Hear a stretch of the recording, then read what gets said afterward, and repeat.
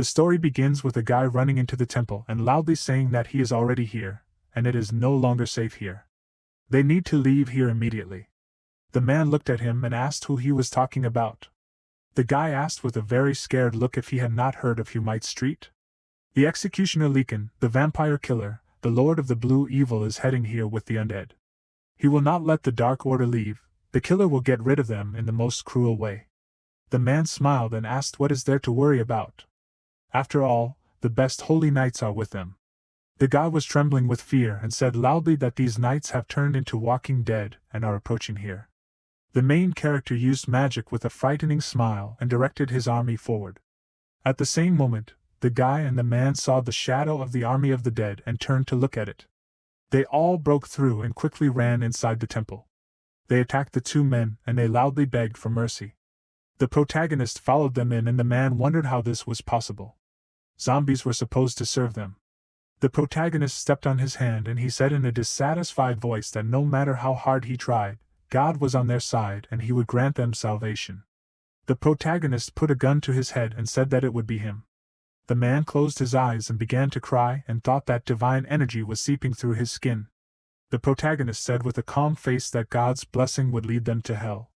Some time ago, people asked if they had heard about the expulsion of the seventh prince. This is a disgrace to the Holy Emperor. How was such a person even born in the Holy Empire? He is an unprincipled scum of humanity. Do they know what happened to the archbishop? The prince harassed the archbishop's daughter and was noticed. He was supposed to accept punishment, but he made a mess in the archbishop's hall. Then the Holy Emperor lost his temper and sent the prince to the land of dead spirits. The emperor sent him there to reflect on his actions, but he only made a noise and attempted suicide after being rejected by a girl. Luckily, he survived. Surprisingly, after that, he became a completely different person and began a humble life in a monastery. Many people in the city are obsessed with him, but even more people are suspicious of his sudden changes. For blasphemy, a demon entered his body. The prince made a contract with the devil. He saw a dead man wandering around the monastery. There are many rumors. What do they think about this? The protagonist stood in front of several living dead and the system notified that he was Alan Elfals, 16 years old, the exiled 7th Prince, Necromancer class.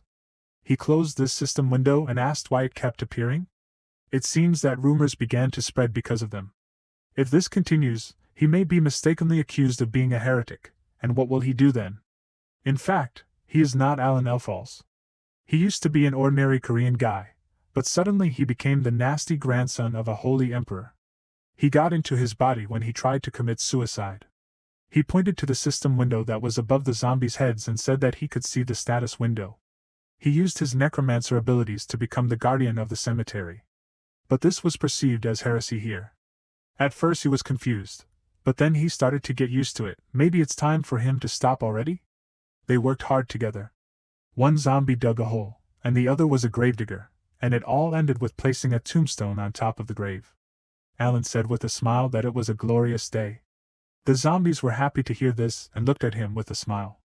He surprised them very much by saying that it was time for them to say goodbye, however. They were very unhappy about this and made loud noises, and Alan said that they should calm down. He picked up a shovel and said that it seemed like they were furious now. His first life was wild, but he would try to live his second life more peacefully. He approached them and said that they had become close, so he would think about it some more. Do they agree to this? The 3 zombies immediately gave him a thumbs up in agreement. Alan said that they should get to work then. At the same time, 2 guys were walking through the forest, and one of them asked if he heard that. The guy who was pulling a cart with corpses said that he should stop talking already. Or does he want to die like them? They need to get to the prince quickly and asked him to help this damned village. After a while, Alan asked, "Are these the last corpses?" The 2 men agreed and said that they didn't seem to have any more. That's right, everyone ran away and only corpses remained. He felt awkward asking, but could he please go to the village? Alan looked at them and asked why he would do that. The men said that almost the entire village was dead. It seemed like they would be safer with the prince. It seemed that they themselves had not died yet because they often visited him when they were transporting the corpses. Alan looked at them and thought that the blasphemer prince did not have such powers. He was very unhappy that the men grabbed him and said that they were begging him to come with them. What would happen if they got sick too? They were safe with him. Alan thought with a serious expression that there seemed to be a misunderstanding. What did they want from him? After a while, when they came to a village, he walked ahead and said that the village was really creepy. One of the men said that the drains were no longer working, so he should be more careful. Alan turned to them and said loudly that they should stop hanging on him. One of the men said in a scared voice that the amulet should be kept close to the body. Someone ran past them and Alan said that if he were in their place, he would search another house. He heard it and asked what was that. The man said that he shouldn't scare them, it was probably just a rat. Alan went into a dark alley and said that he would check everything out now. The men became worried about this and said loudly that he shouldn't go there, because he can't go alone. He continued walking with a serious expression on his face and thought that he had a bad feeling. He was sure that he wasn't imagining it, it was emitting a murderous aura. He turned around abruptly when he heard a loud sound, turned around and saw a rat that had come out of a hole in the house. He was about to say something, but he couldn't finish speaking, and the rat was looking at him with red eyes. The rat made a very loud sound and immediately after that, many other rats came out of the hole. They all started running along Alan, and he asked loudly, "What the hell is this?" "These are zombie rats." He started waving his arms and said loudly that it turns out that the settlement died out because of them. He hit the ground with his shovel and released the magical energy he put into that hit. Right after that, the rats stopped and Alan was very surprised by that. The rats came up to the rats that died after that hit and started making loud noises. They all ran towards him, and he said loudly that he didn't do it on purpose and he didn't want that. The rats attacked Alan and he fell on the ground because of that. His shovel fell into a puddle behind him. It started glowing because of the magical energy, and he loudly told those freaks that they should stop attacking him. Are they trying to kill him? The water from the puddle started flowing towards him, and the system announced that the skill swamp of death was used. Alan was splashed with water, and he asked with a displeased look what was that. The men came up to him and asked loudly where so many rats came from. The puddle of dirty water turned into holy water. How did he do that and how did he cleanse the rats? The rats must have spread the disease. Alan reached out to grab the shovel and thought that he had just learned that he could use other skills besides raising zombies. He even used necromancer skills to purify. His body was filled with holy power because he belonged to the grandson of the Holy Emperor. That was probably what sanctified his skills. Holy blood, holy necromancer, that was why the zombies were so kind. A girl came to them and said that she thought everyone was dead. The men called her Charlotte, and said that she lived next door after all. They started waving at her and said that she should come here, it was good that she was okay. Charlotte was hiding a knife behind her back, she ran past the men very quickly and hit them hard. She attacked Alan, but he managed to block it with the shovel. He tried his best to hold back her attack and thought, is she a zombie? He pushed her away and thought that considering she was holding a knife, she had not completely become a zombie yet. Charlotte clenched her teeth and growled loudly. Alan was a little surprised because she asked where her mom and dad were. She ran up to him very quickly and stabbed him again, and he blocked the blow and fell to the ground. His shovel started glowing and Charlotte was surprised because of it. Alan looked at her hands and thought that holy water burns zombie bodies. It would hurt her if he stabbed her. He was able to knock Charlotte to the ground and she fell into a puddle of holy water. She started screaming loudly because of the pain and Alan said loudly that she should endure it because there was no other way out. He continued to hold her in the holy water for some time and after that she stopped screaming. After some time, some villagers entered the building and the old man said that they heard that he cleared out the rats that were in the village. It seemed that he was the one who saved that girl named Charlotte. He wanted to ask him to help them too. Alan was leafing through a book and said that he didn't save anyone. He closed the book, turned to them and said that she was dead. The surprised villagers asked, was she seriously dead? He calmly asked, how was he supposed to save people? He had the blood of the Holy Emperor in him, but he had no powers. The villagers sadly asked what they should do with the village. They had come a long way in the hope that he could save them. Alan asked, who told them that he saves people anyway? He was about to say something, but suddenly a man ran into the hall and called loudly for the prince. He said with a happy smile that Charlotte had woken up and it was thanks to him.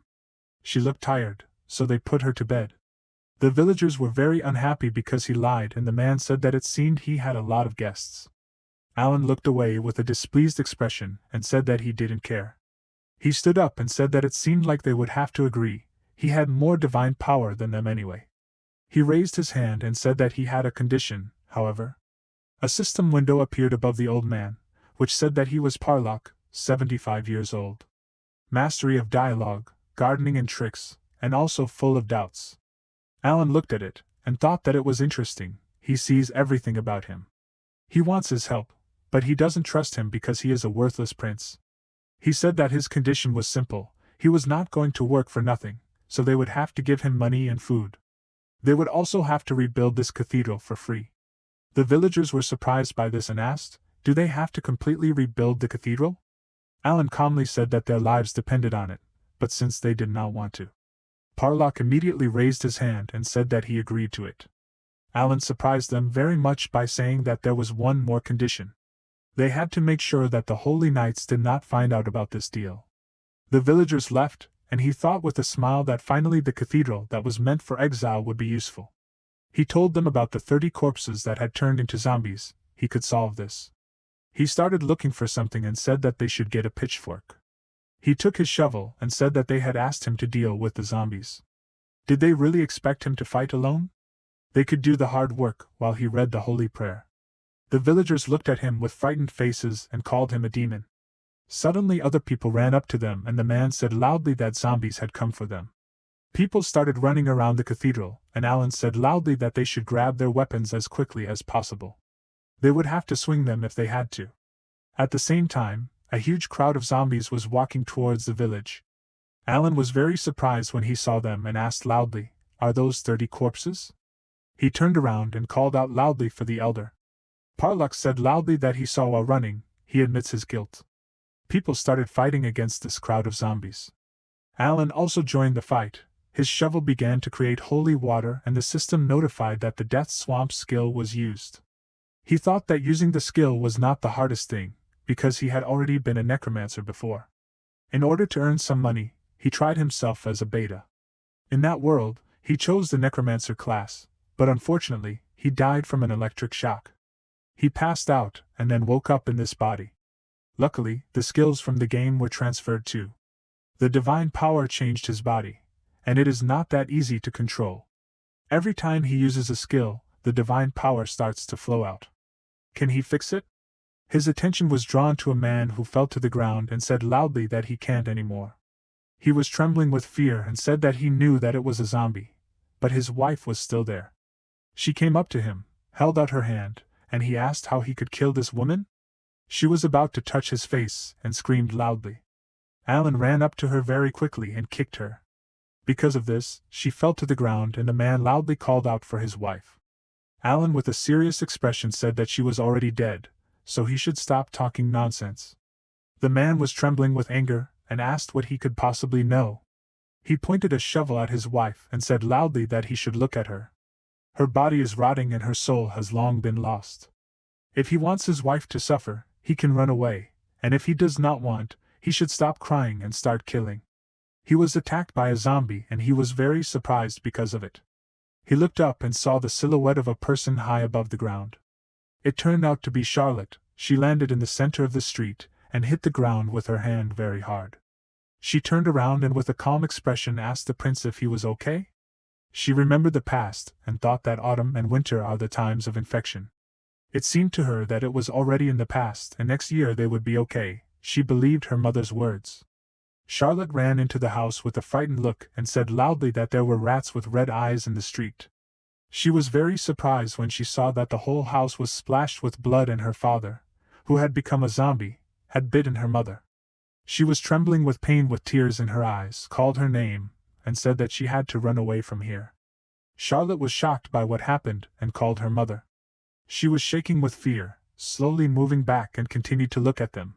Suddenly, her mother also became a zombie and looked at her with an angry look. Charlotte thought that after that she almost did not remember anything. Street rats and her own parents were chasing her. She tried to protect herself from them with everything that came to hand. After that, she was stained with blood and was sitting by the wall next to the window. Her eyes began to turn red and she thought that the people in the village had become strange. The rats that were trying to eat her stopped paying attention to her. Was she really becoming one of them? Now it did not matter, because no one would save her. She began to cry and thought that if only someone, just one person, would save her. After that, she met Alan, who was able to save her. After that, Charlotte woke up in her room and was breathing heavily because of a terrible dream. She wondered who it was and how she got such memories. A girl came up to her and said that the prince asked her to take care of her. There were zombies outside, so she'd better stay quiet. Charlotte looked out the window and heard Alan say loudly that he should stop crying and start killing. Someone loudly warned the prince that he was being attacked from behind, and she looked at what was happening with a worried look. After that, she opened the window wide, was about to jump, and the girl asked loudly what she was doing. After Charlotte punched the ground, she looked at him and thought that she would save them. After a while, Alan looked at something with a very displeased look and said that this can't be. He looked at the pile of defeated zombies and asked how she dealt with them alone. He looked at the villagers throwing Charlotte up and thought that they should praise her even more, although he was the one holding back the zombies. It seems that the purification before turning into a zombie somehow affected her. He doesn't even know what kind of ability he has. Alan approached the villagers and said that they need to deal with the remains of their relatives. He knows that they are tired, but it is better this way. They suffered, and they freed them from pain. The people began to cry and said that they will help with the ritual. After that, Alan began to perform the ritual and thought that the ritual is quite simple. You need to bury the dead and wish them peace, so that the spirits do not wander around and rest. That is why he was banished here. He looked up and thought that in the spirit lands themselves, there is a high chance of zombies appearing. Someone had to deal with the dead. This is all quite strange. He has never heard of so many villages being destroyed at once. However, it is still too early for a wave of death. Alan called the elder, approached him and asked if everything was calm in the village. Did he notice anything strange? Pollock said that there was nothing like that. The infection started spreading about a month ago. Alan said that this means that it is quite possible that this is planned. He was about to say something about a necromancer, but he couldn't finish because the villagers were very surprised and asked loudly, "What did he say?" A necromancer, is it a murderer who spreads infection? A demon that captures spirits? Just the thought of it makes him angry. Alan covered his ears with his fingers and thought that he didn't want to discuss them. If his theory was right, whoever was controlling the zombies should be nearby, but how could he find him? He waved to them and said that he was going to sleep and that they should take care of the rest. The villagers looked at him and thanked him for what he had done. Alan went to his room and said that he used to be a simple worker. He lay down on his bed and immediately began to fall asleep and thought that he needed to rest, because the funeral was hard. The next morning, Alan woke up because someone was shouting loudly in a dissatisfied voice. He opened the window and asked what had happened there so early. The villagers surprised him greatly by loudly saying that the zombies had stolen a man. Alan went outside and asked if what he had said was true. One guy nodded his head and the second agreed and said that they had seen it with their own eyes. They took the opportunity, because the villagers were tired after a sleepless night. Then the people saw a zombie running away with a person who was loudly calling for help, and they called Morian. Alan asked with a puzzled look who she was. The guy said that she was a young girl who collected herbs. She used to help the villagers a lot, and after she helped the wounded. Alan did not listen to him, and asked if he knew her. This question worried the guys, and one of them said that she was beautiful, and refused the prince. Alan was embarrassed because of this and thought, are they talking about this again? The guy said that from such an insult he almost hanged himself. He did not listen to him, and said that he already remembered himself, so they should shut up. The guy said that they need to form a search party and go look for her. Alan thought with a displeased look, are these idiots so worried because she is beautiful? However, he needs to check, because he sees a zombie steal a person for the first time. He needs to clarify what the matter is. He asked calmly, is it possible to track them? The guy said that Gantz, a hunter from their village, might be able to help.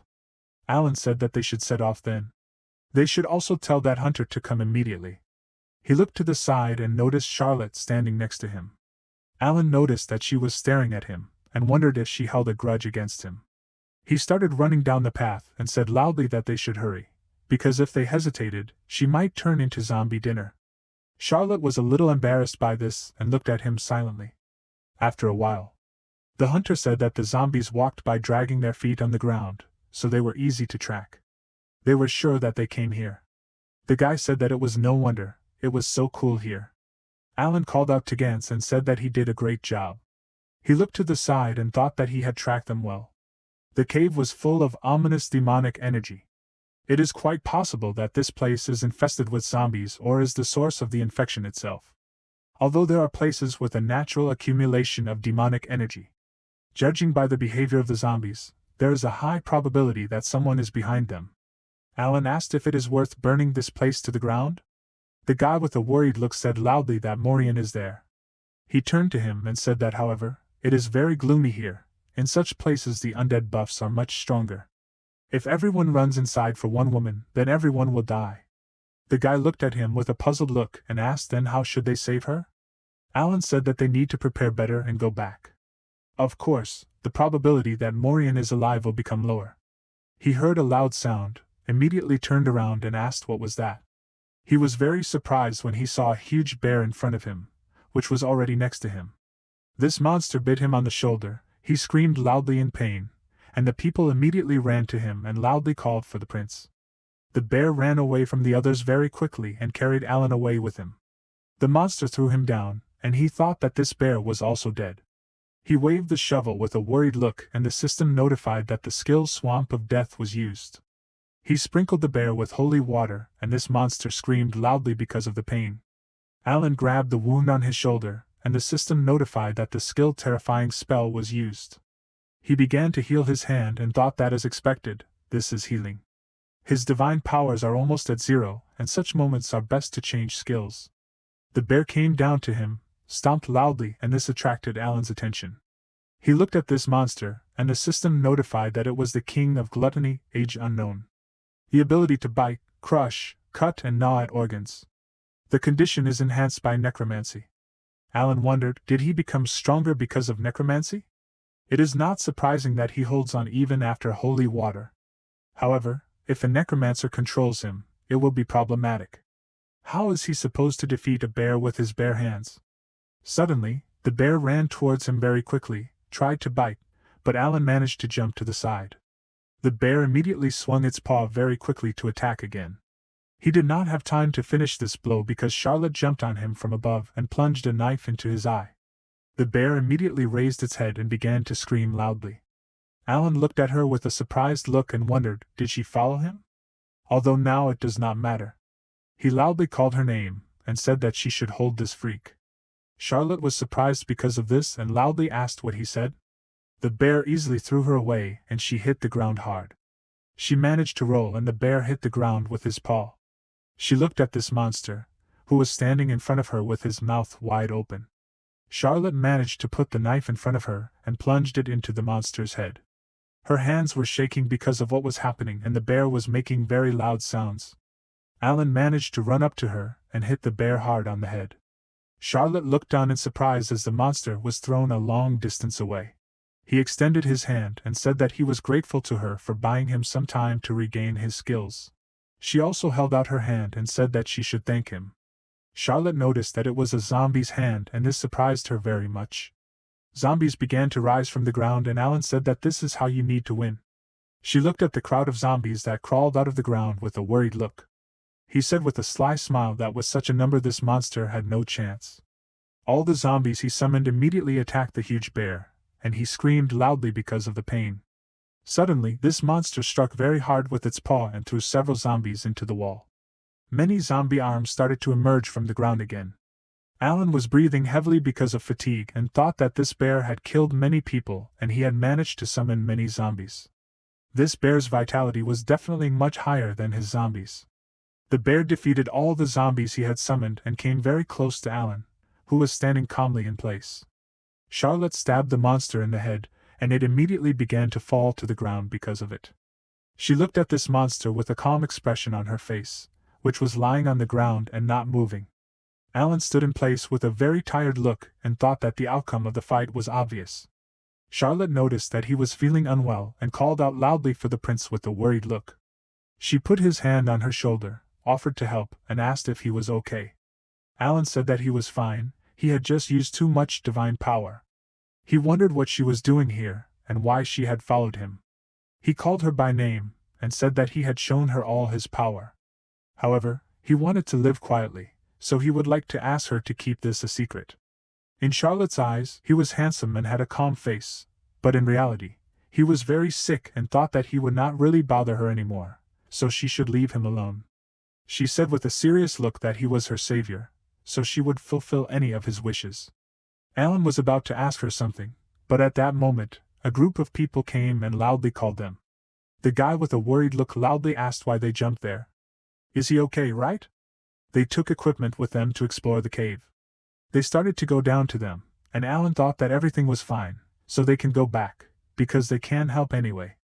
The guy who went down first was very surprised by what he saw and asked who dealt with the zombie and the bear like that. Was it the two of them? This bear is known as the king of gluttony. No one knows how many people have already suffered from it. Their attention was drawn to the fact that Alan said that he thought there was a necromancer in the cave. He tried to turn the cave into his refuge and killed the bear. When they arrived, he was already dead. The guys said that this is logical, and necromancers are scary. Alan thought that they were so simple, probably Morian was already dead. The necromancer tried to lure them here too, so that together with the bear they could kill more people. The guy asked with a worried look, what should they do now? Alan said that they needed to go further. The guy asked, was he absolutely sure about that? He agreed with a smile and said that he needed to see how good this necromancer was. After that, they went further into the cave and he said that it seemed like there was nothing to be afraid of. They reached the entrance and looked out from behind the corner. The guy was a little surprised by what he saw and told the prince that Morian was there. The guys immediately ran to her, called her name loudly and said that they came here to save her. Alan looked at her with a surprised look and thought that the necromancer used her as bait to make it easier to kill her and take control. He had a guess about her and a system window appeared in front of him. Morian called the prince with a kind smile and asked if they all came to save her. Alan quickly walked up to her and suddenly hit her in the face with a shovel. Because of this blow, blood flowed from her mouth and it surprised everyone who was present. He said with a calm expression and said that it was his fault, he should have hit with the sharp part. The guys walked up to Morian and loudly asked if she was okay. One of them turned to the prince and asked what was the matter. Alan said that he could see everything. The system window said that it was Morgana, 63 years old. Skills: honey trap, necromancy, curse and murder. He thought with a calm face that Morian was not a bait. Morgana looked at him with a worried look, called the prince, and said that he must have misunderstood everything. Alan said that he was not going to listen to her, they should not be deceived by her, after all, she is a necromancer. The guys were very surprised by this and asked loudly what he said. Alan surprised her very much by saying that it was not her name and age. Morgana said with a frightened look that a necromancer dragged her here and tortured her. Alan asked with a calm look, did she really think that they would believe her for such an innocent face? He took out a small bottle of holy water and said that then she should drink it. If she was a necromancer then her organs would melt, but for humans it was the best medicine and all wounds would heal immediately. Morgana looked away with a worried look and said that he shouldn't give her such valuable things. Alan said that he agreed that it was very valuable, so she should drink it. After that he brought the bottle to her face with a scary smile, and it scared her very much. Morgana looked at his face with a very frightened look and wondered how he guessed. She had a perfect disguise, no one suspected anything while she was playing Morian in the village. How did the prince manage to see through her? What kind of power does he have if he could deal with a bear? Alan looked at her with a displeased look and asked, is she not going to drink this? The prince gives it right into her hands, and she does not lift a finger? Morgan's face began to change, a dark aura emanated from her, and she said that she was going to get rid of him during the death wave. She attacked very quickly and broke the bottle that Alan was holding in his hand. Her disguise finally disappeared, she summoned the dead and said that now he only accelerated his death, and she tried to prolong his life. She said loudly with a wide smile that he will have to die here. Alan quickly defeated the skeleton she summoned and asked, how dare she treat him with such arrogance? They must leave here while he is kind. Morgana didn't notice Charlotte, who quickly came up behind her and asked what was going on here. She pushed her to the ground with one hand with a calm expression, and held a knife in the other. Alan stroked the skeleton's head with a smile, and said that she had done a great job. Morgana asked loudly with a worried look, Who was he and what did he do with her skeletons? Was this shovel the source of his power? Alan walked towards her, agreed and said that they were making good shovels now. She said loudly that this was definitely not an ordinary shovel, it was probably a sacred relic. He looked at her with a smile, and said that this was the last thing she should find fault with. She would do better to think about herself. Morgana looked worriedly at the blade of Charlotte's knife, which he held to her throat. After some time, she was hit hard in the face, her hands were tied and she said that her name was Morgana, she was a necromancer 63 years old. The guys were very surprised by this, and Alan asked if she was going to confess. She said loudly that she would tell who ordered to kill him, so she was asking for mercy. He asked, so it was someone's order? Morgana agreed and said that she was ordered to lure him and disguise it as suicide. Alan was surprised by this and thought, so he was forced to commit suicide? Does this mean he was not that pathetic? Morgana was confused by his expression and thought why he was so indifferent. She quietly said that the Dark Church ordered to kill the 7th grandson of the Holy Emperor. With the help of the bear, she realized that he was also a necromancer, and if the church found out about this, they would not let him go so easily. Alan approached her and asked, so she saw him? He called Charlotte, and said that they would have to kill her. She agreed and immediately put a knife to her face. Morgana was very scared because of this and said loudly that they should stop, she will keep all of this a secret. She will tell him everything about the Dark Church. Alan with a wide smile slapped her in the face, and said that if she can tell everything so easily, then it is not worth it. Her fate will be decided by the villagers. The guys with a very angry look looked at her, and he said that there are many people here who have lost members of their family because of her, and sins must be paid for. She begged for mercy and screamed loudly when the guys started to beat her. Alan with a calm look asked what he was going to do with her. The guy looked at her, and said that she should receive as much evil as she did. The guys started to carry her away and one of them said that they will torture her to death, and then leave her in the forest. Then her body will be gnawed by animals and her remains will become undead. Isn't this a worthy death for a necromancer who mocks the dead? Alan agreed with him and thought that it was expected of them, quite brave. After a while, he put some books on the table, remembered the past and thought that he couldn't find out everything, but he managed to steal a couple of books. He opened one of the books and thought that it would be great if he could talk to spirits, but it seems that he won't get such a skill here. Alan remembered Morgan's words and thought that this woman mentioned a death wave. He needs to read more about this and about the murder. Are his brothers behind this? Since he is a prince, maybe they tried to get rid of a competitor for the throne. Alan closed the book and said that this is a struggle for power. How confusing everything is this the reality of a member of the royal family? What if he really gets killed? He thought that he needs to improve his skills as soon as possible. Charlotte thought with a slightly worried look, will His Highness be killed? Everyone says that the prince has changed. He is not very big, but he is always the first to rush into battle. He single-handedly saved many lives and even held a funeral. He remembered that one of the villagers had said earlier that while she was recovering, the prince had been taking care of her parents' bodies. Currently, Charlotte clenched her fists, and thought that he had saved her and her parents. She wanted to thank him, but it wouldn't be enough. She looked at the books he had brought, and thought that it was dangerous to be around him, but right now he needed protection. She picked up a book called the Imperial Swordsmanship Manual and thought that then, in order to protect the great prince, she would have to become stronger. Alan read the book and thought that the undead evolve over time. When zombies' bodies decompose, they turn into skeletons, but if they manage to keep their bodies, they become a stronger version ghouls.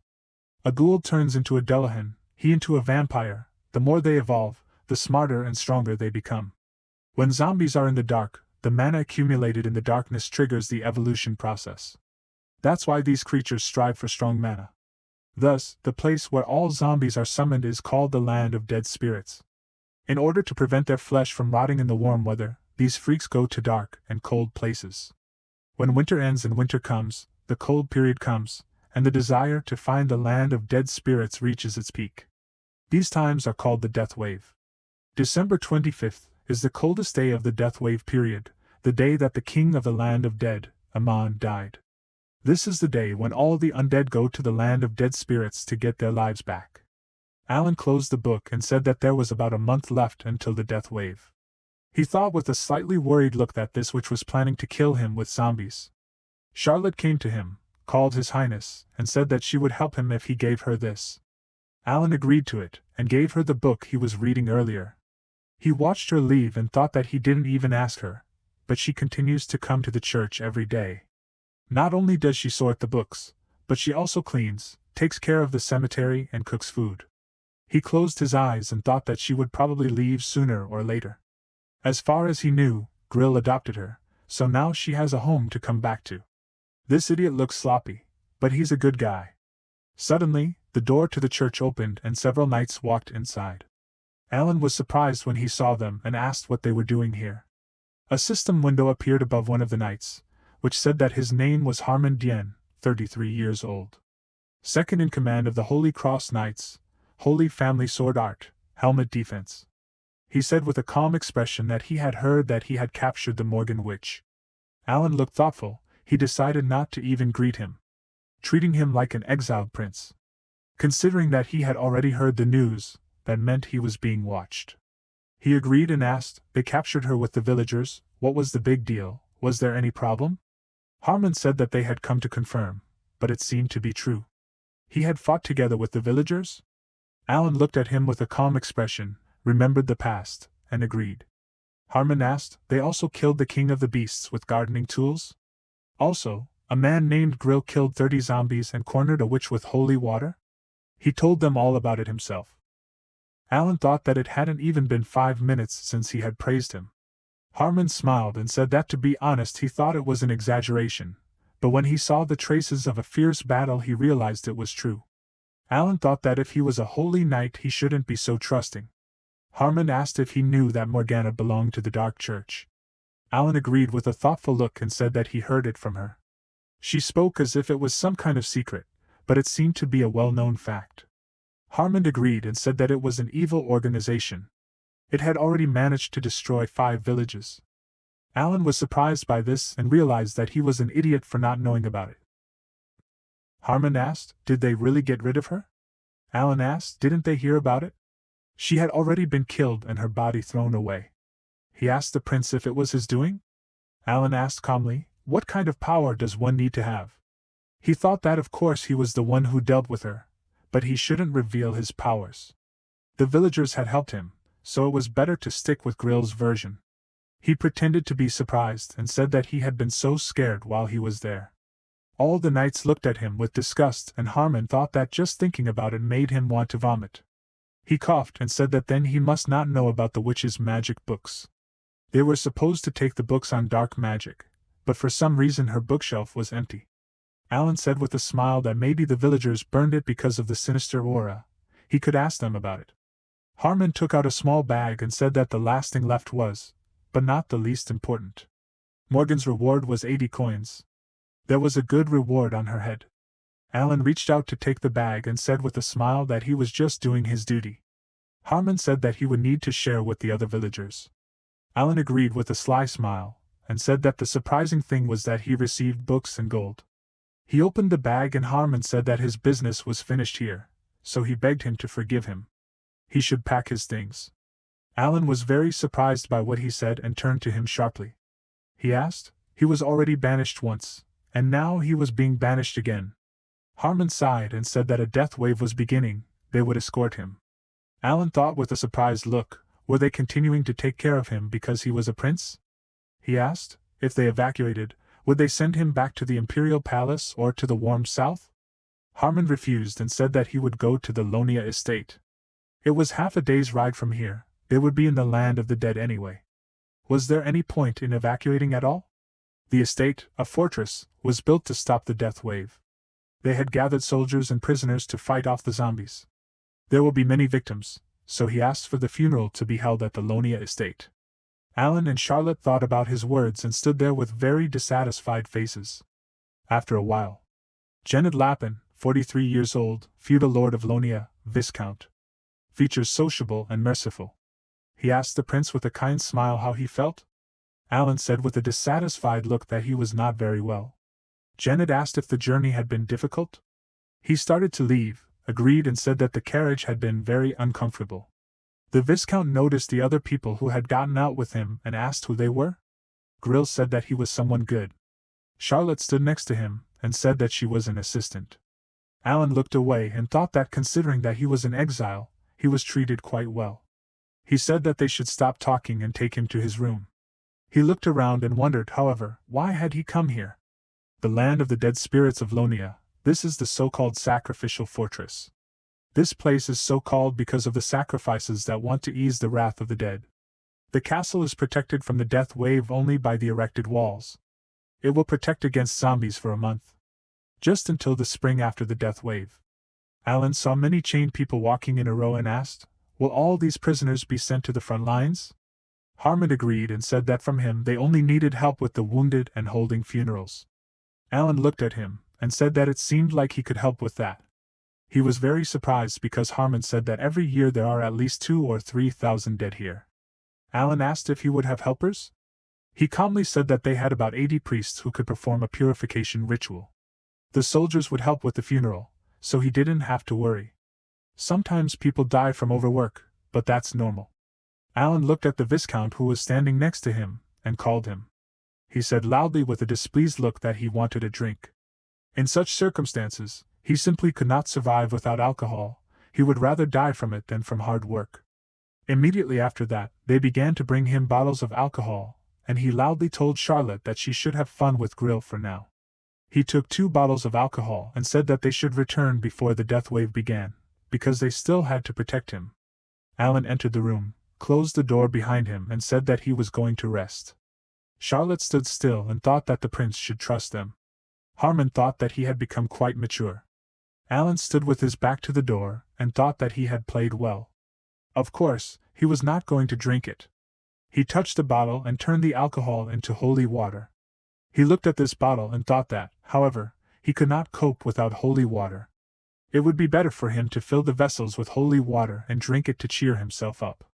If he continues to transfer energy into the water, he will learn to control the power better. Alan's attention was drawn to the gun hanging on the wall. He picked it up and thought that he had read that there were guns in this world, but he didn't think that they were so common. In this world, almost no one uses them and people prefer melee weapons. This is because the world is teeming with monsters, and guns are only used for fun. The thing is that the gun needs mana instead of gunpowder. It can be charged by filling it with mana or holy water, but the mana consumption is too high. That's why experienced mages can only shoot 5 times. It takes 5 minutes to create a bullet with mana, no wonder no one uses it. Alan began to charge the gun and said that in movies, zombies are killed with 1 shot. He needs to create a bullet, aim at the zombie and shoot. He pulled the trigger, fired a powerful shot and the system announced that he had successfully created a bullet with holy water. Alan looked at the hole in the wall left by the shot with a very surprised look, and the system announced that the divine energy was activated. Everyone heard the shot and called out loudly for the prince and asked what the noise was. After a while, the soldiers looked at Harmon and one of them quietly said that the deputy seemed to be in a bad mood. He was probably worried about the approaching wave of death. And he thought it was all because of the 7th prince. Harmon screamed because he heard what they were talking about. He turned to them and asked with a displeased look if maybe they would rather watch the prisoner instead of talking to each other. They agreed and left immediately. Harmon closed his eyes and thought that they were right about something after all. He had heard a loud noise yesterday. He remembered Alan saying yesterday that they shouldn't peek into a sensitive teenager's room. They were invading his space. Harmon had passed by a hole in the wall, called him an idiot, and said that he was sure that he had broken something. He remembered Parlock saying earlier that he had changed a lot after the suicide attempt, as if he had lost his memory. He had done everything that was necessary at the cemetery and had even fought against a squad of zombies and saved them. Harmon looked up with a thoughtful look and thought that the villagers were talking nonsense. It was quite possible that he was blackmailing them. How did that idiot manage to defeat such a powerful necromancer like Morgana? It seems like the guy named Grill is really strong. Things are only getting more confusing. It would be better to write a letter of recommendation so he can take the Holy Night exam. He heard loud screams, turned around and wondered, was it the prisoners rebelling again? He ran out from around the corner and asked loudly, what were they doing before the big battle? He was very surprised when he saw Alan holding a shovel to a guy's throat. He looked at him with a very displeased look and asked, "Does he really not know who he is?" The day after arriving at the Lonia mansion, people started dying from illness and overwork. Alan was digging graves and thought that it was no wonder they cared about him so much. He just wanted to put him to work. He had a mask and the system announced that it was a bird beak mask with a cleansing spell cast on it to prevent infection. Alan wiped the sweat off his face and thought, "Isn't time running out yet? It seems like the zombies aren't even getting any closer yet." Someone screamed, which caught his attention, and the man said that he was calling the one who raised his head. One of the guys asked with a smile if he wanted to rest for a while. The system announced that it was Hayes Hedren, the eldest son of the Earl. He said that judging by his face, he was a student of the academy. Alan walked up to them and asked, "Did he mention the academy?" Hayes asked, "Isn't he here because of disciplinary punishment?" The other guys said that children from noble families can easily get an exemption. It's obvious that he's just a guy from a village on the outskirts. If he wants to live peacefully and quietly, then he better listen to him. After all, he is the eldest son of Earl Hedren. Hayes said with a smile that he wouldn't have come all this way if he hadn't been looking for a servant. He pointed to Charlotte and said that she would do. Alan said her name and he asked, "So she's his servant?" He liked her because she looked pretty good. He said he would take care of her, but she ran away in fear, and then made him raise his hands. Alan started to leave and thought that he would rather dig graves than talk to these idiots. Hayes noticed this and asked if he was leaving already. He screamed and called the servants, which made Alan stop. Charlotte looked at him and asked if he was talking to her. Hayes agreed and said that she should come here. He grabbed her hand and said that it would be better if she had fun with them, and not with her busy master. Charlotte refused and said that she had no time for that now. Hayes asked with a smile, didn't she understand what was going on? No one was going to have fun with such a commoner. He did not have time to finish and began to scream loudly in pain because Charlotte squeezed his hand too hard. This surprised his friends very much, and they called him loudly. Alan watched calmly and thought that she could have broken his arm.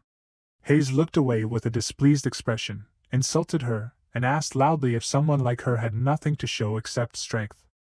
Alan sighed calmly and said that she should stop. They were both very surprised when Hayes said loudly that she showed what monstrous freaks her parents were. She must be a lot like them, considering that half of the dead people in the country become zombies. Her parents were destined for the same thing. Alan was very angry about what he said, walked up to him and swung the shovel. He stuck the shovel into the ground next to him, and Hayes was very scared because of this. He reached out his hand with a very scared expression and tried to ask something, and Alan said that he made a little mistake while digging the grave. Hayes was about to ask something again, but he immediately hit him in the face and said that his hand slipped. Because of this blow he fell to the ground and his friends loudly called his name. Hayes with a displeased and scared look asked if he even knew who he was. Alan leaned over to him, put the shovel to his throat, and asked if he knew him. Harmon walked up to them and loudly said that he should stop. He pushed him away and loudly asked if he was going to cause trouble again. Hayes said his name and loudly said that he had hit him so he needed to be punished. Charlotte with a worried look said that it was not like that. Alan raised his hand and used magic called silence. Harmon was very surprised by this, and thought that he could not say anything. Was this a spell that used holy power? Alan with a calm look looked at him, called his name and said that he should tell this idiot who he was. Harmon said his name, and said that he was the 7th prince, and the grandson of the Holy Emperor. Alan looked at the frightened Hayes with a calm expression, and asked if he now understood whose maid he had been so rude to and to whom he had not shown due respect. He noticed that he was shaking from fear and said that he need not worry so much. He smiled and said that if he sincerely apologized, there would be no problem. After some time, Alan was locked in the dungeon.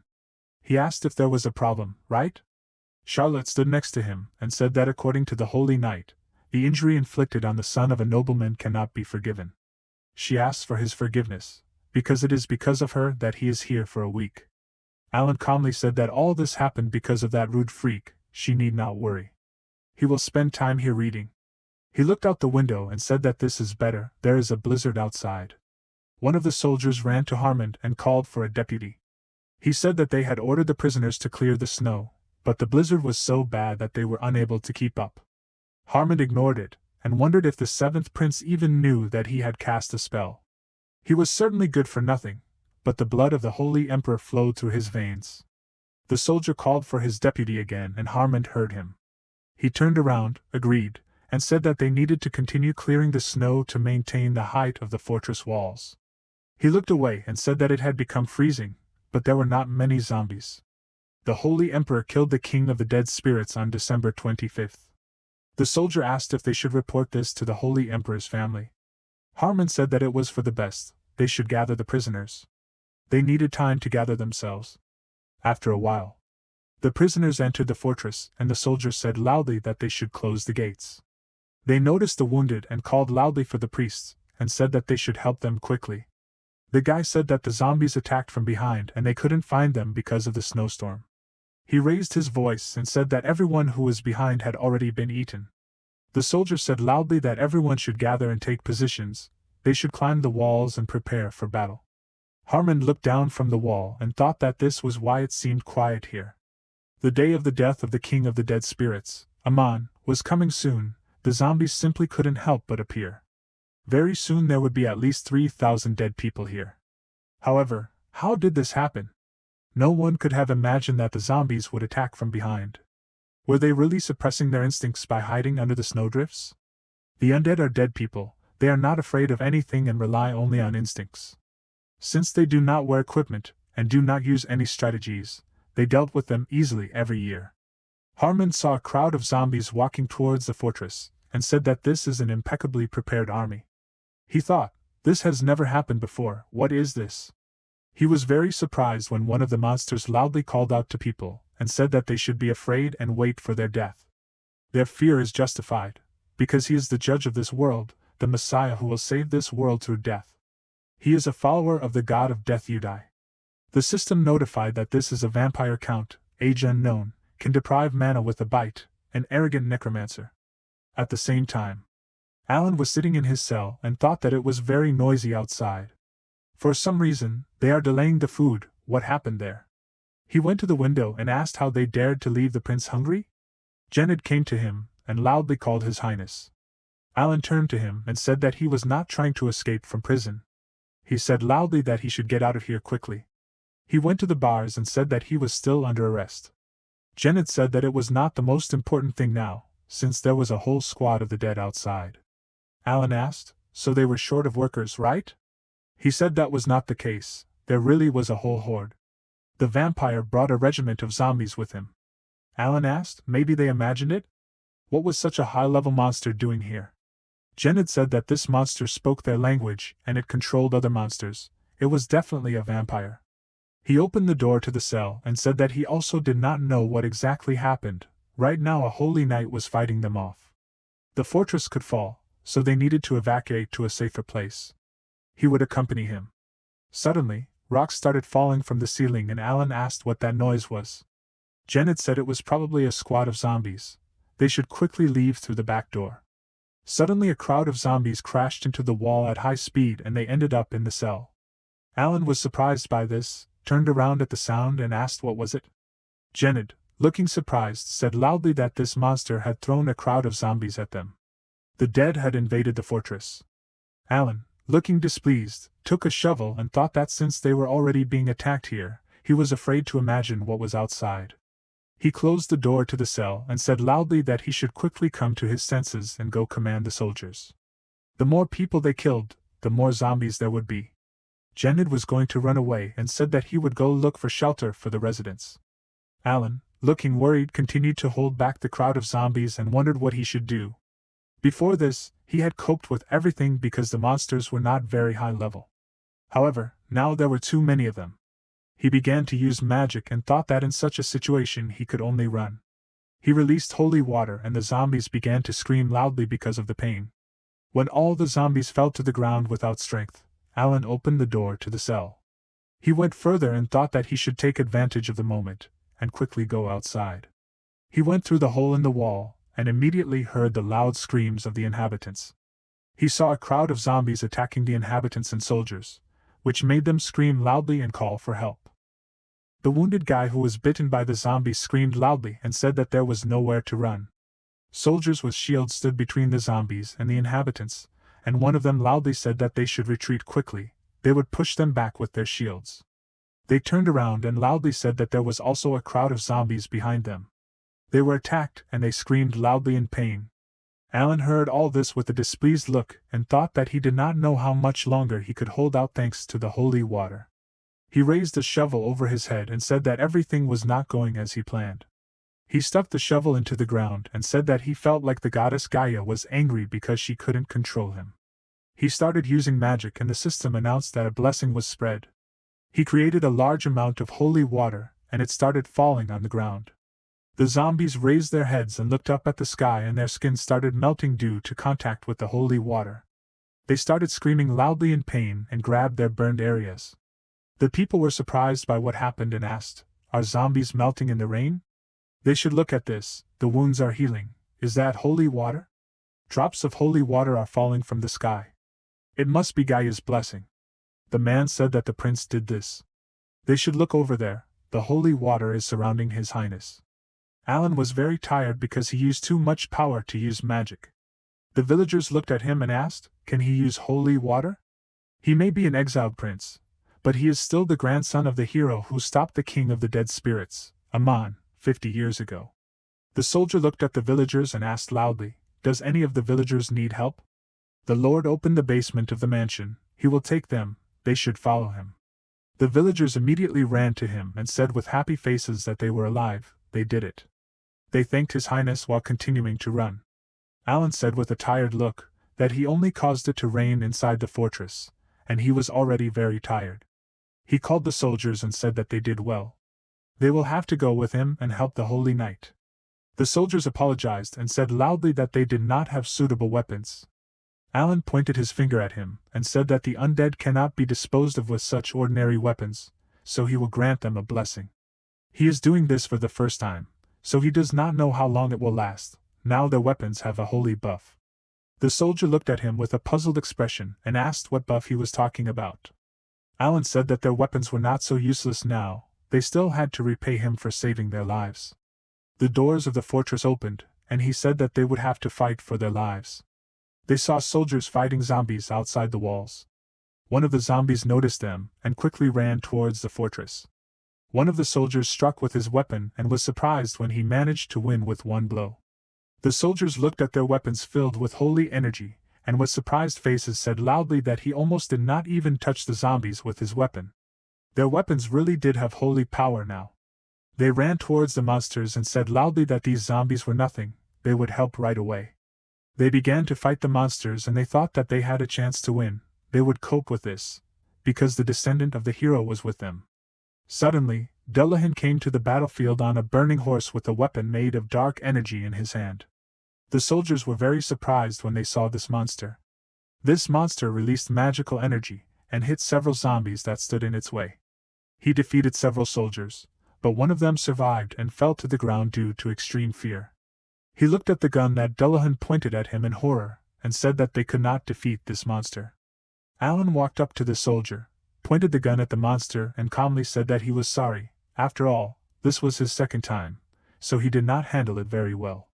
At the same time, the vampire looked at the battlefield and thought that he could feel the energy of life. There was fresh meat there, which he had not feasted on for 50 years.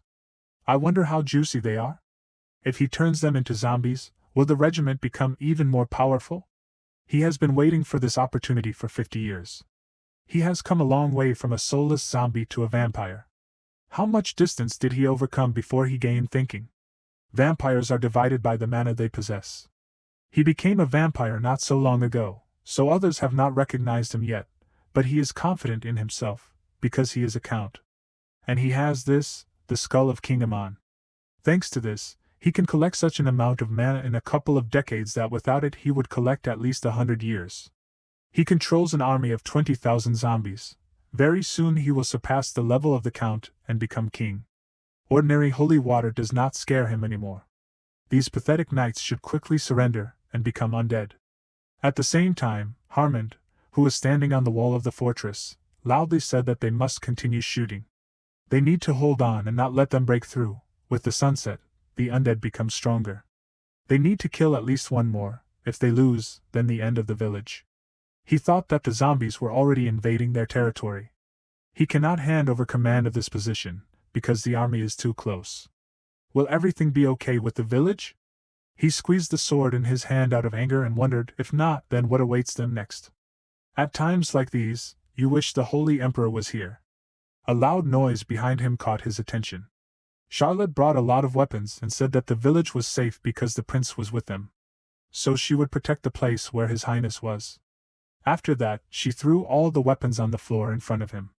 She said that she heard that he wanted the weapons to be carried up to the walls of the fortress. Harmon looked at her with a surprised look, and thought that he thought she was just a servant. Even experienced warriors can't carry so many weapons, so where did she get such strength? He said that even a child like her is trying, but he is not weak either. He looked towards the battlefield and thought that they should be able to handle it. At worst, he will break through and cut off the vampire's head. At that moment, a huge monster was putting zombies into a catapult. They looked to the side, saw a ball of zombies flying towards them, and the soldiers said loudly that a whole crowd of the dead was flying into the castle. Harmon stood in front of Charlotte, and said loudly that it was dangerous, so she should stand behind. He began to concentrate energy in the sword, called Heim, the god of war, and said that he was asking him to grant strength. He was surprised when he saw Charlotte run in front of him, and swing her sword. She quickly pulled the sword out of its sheath and struck the crowd of zombies with a very strong blow.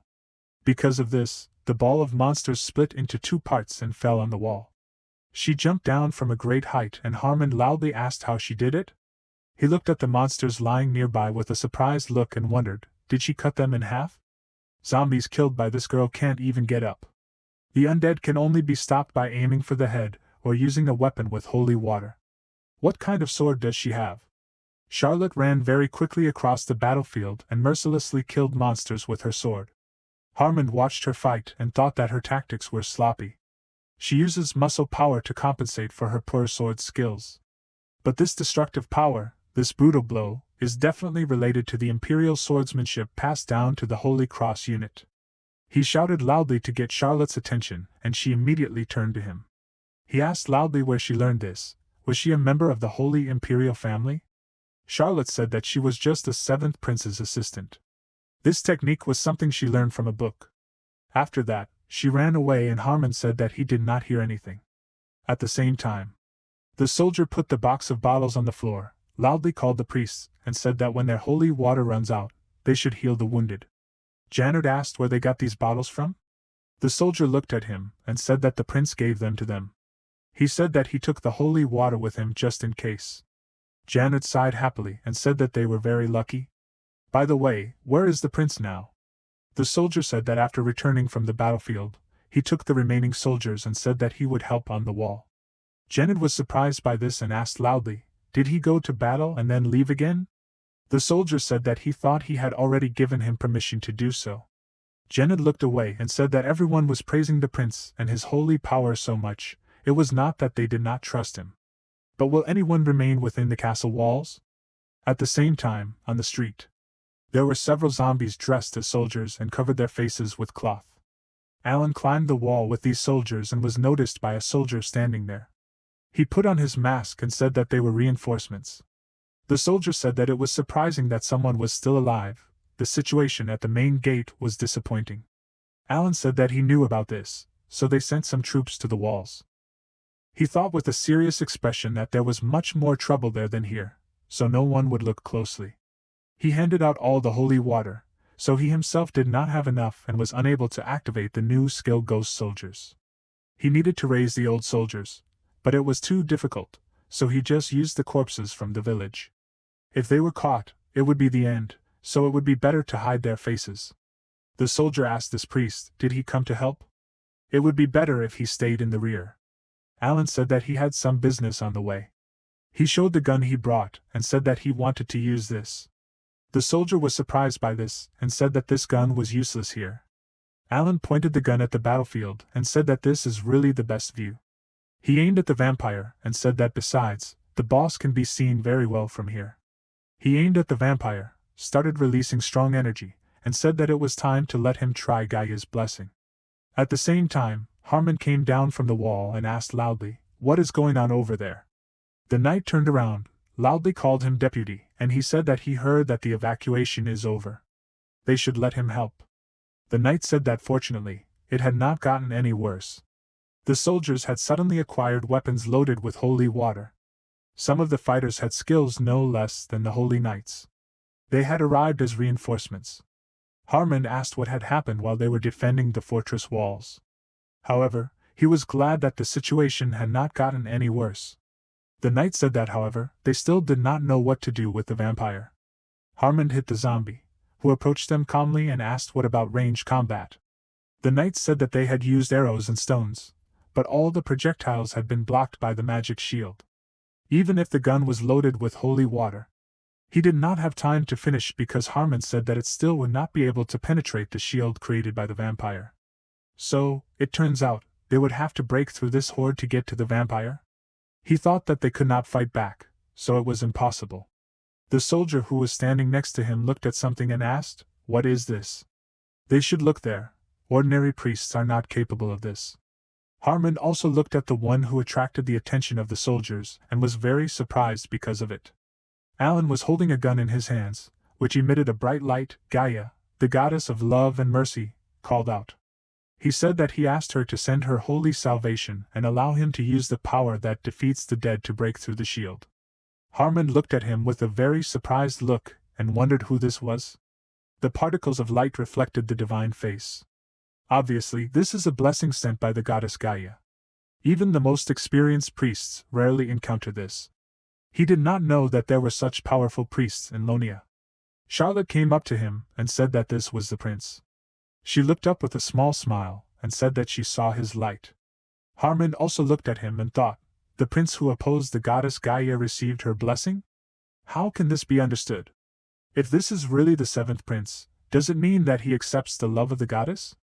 Alan fired a gun and said that this vampire must be afraid of the goddess's powers. His shot flew across the entire battlefield, wounding the monsters along the way, and that energy collided with the vampire's shield. He was very surprised because that shot destroyed his shield and hit him between the legs. Because of what happened, he began to scream loudly in pain. Some time ago, Alan thought that the method of gathering holy power was detailed in the Book of the Holy Emperor. What is noteworthy is that while magicians use spells and mana, priests use prayers and holy water, and necromancers use life and magic power. In essence, he would have to give up life and magic power, but is it worth it? Doesn't he have enough holy water just because he is the grandson of the Holy Emperor? If he could use his powers without sacrificing his life, then one could give the role of a priest a chance. Currently, the vampire screamed very loudly due to the pain, while the place where he was hit was burning. He loudly said that he needed reinforcements right away. Alan thought that because of this shield he had to work hard, but he did it. He was breathing heavily due to the fatigue from the shot, and the soldiers next to them were loudly saying that the zombie squad was retreating, they should help the wounded. Alan thought that he was sorry that this monster did not die, but at least they bought some time to gather their things. He looked down and saw many soldiers looking at him. He raised his hand with a smile and asked if it was time for them to help the wounded. Right after that, he and his zombies started to leave, and one of the soldiers said that this was the first time he saw the blessing of the goddess. Is this some kind of experienced priest? Then the wounded should be healed quickly, they were very lucky. Harmon looked up with a slightly surprised look and wondered, is this really a prince? A worthless guy who deserved to be exiled is capable of such a thing? He turned around and thought, I wonder how a girl with such skills could become an assistant to the prince. Harmon remembered that he did not trust the village elder, and wondered if he really became different after losing his memory. Did he really forget about what happened on this day in the past, and became the same? He means who he was before the death of Her Highness Julia. She is the mother of the first and seventh prince. An ordinary village girl, a representative of two races of the Holy Nation and Southern Aslan. Races that have been in hostile relations for hundreds of years. Because of this, many members of high society simply did not accept her. However, the son of the Holy Emperor fell in love with her with all his heart. They got married and thus the first prince was born. However, the Holy Imperial family had too much influence, and two ladies of noble blood were assigned to the son of the Holy Emperor. After that, several more children were born, and Julia gave birth to the seventh prince. When the prince was 10, she died.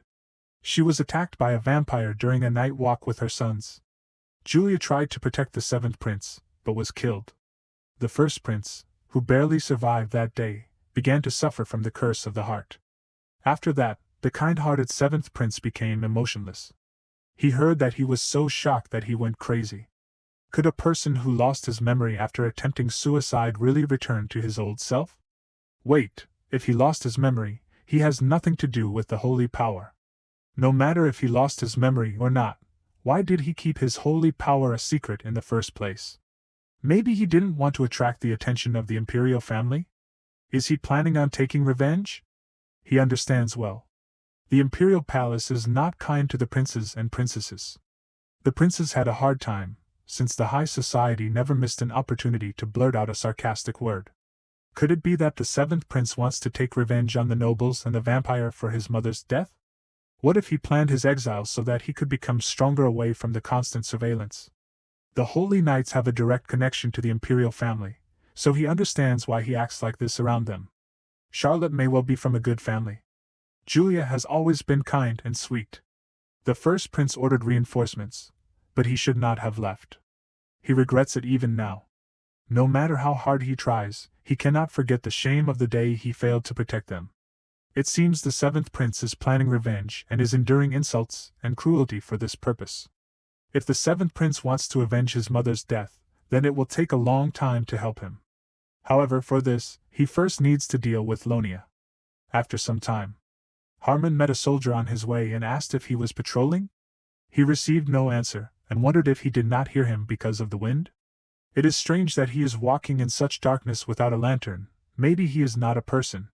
He quickly drew his sword and ran towards that soldier. He stabbed with his sword and the soldier blocked the blow. Harmon was very surprised when he saw his face and asked if it was really a zombie. Suddenly, 3 arrows were pierced into the floor near his feet.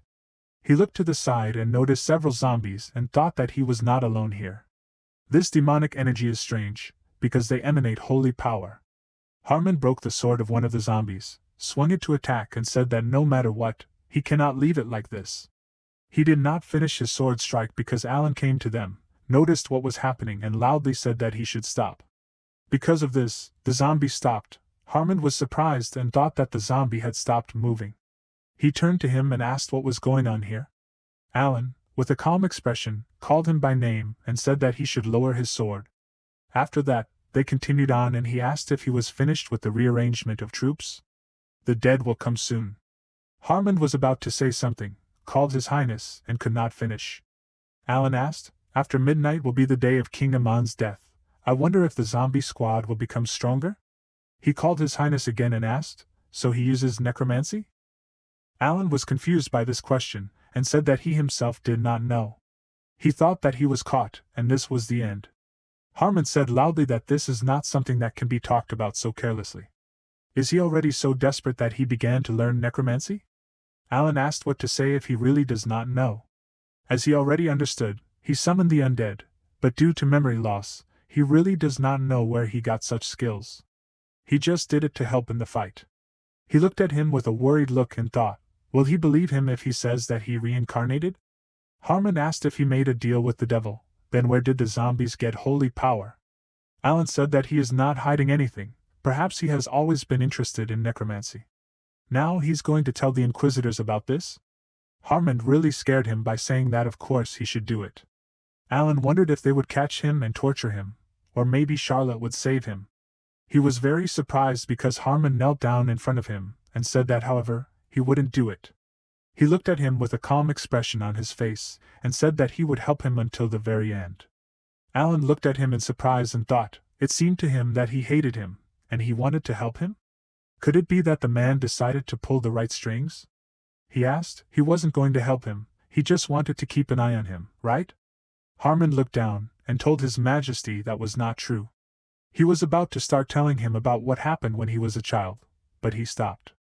Alan said that he should forget about it. First they needed to do what they had to do. It seems it's time, they won't waste precious time with saturated mana in vain. He turned to Harmon and said that he congratulated him on Christmas and Happy Halloween, as a bonus. At the same time, the vampire loudly told all the dead that their time has come. They must eat the living and reproduce. He promises that they will also become kings. He took a deep breath, opened his mouth wide and released a powerful stream of dark energy. The soldiers were very surprised because of this, and one of them said loudly that they should hold their positions. One of the soldiers was very scared and said that he did not think that he could do it. The part of his face where the prince hit still hurt, and in this state it was impossible to do anything. Genid worriedly wondered if this was the right decision.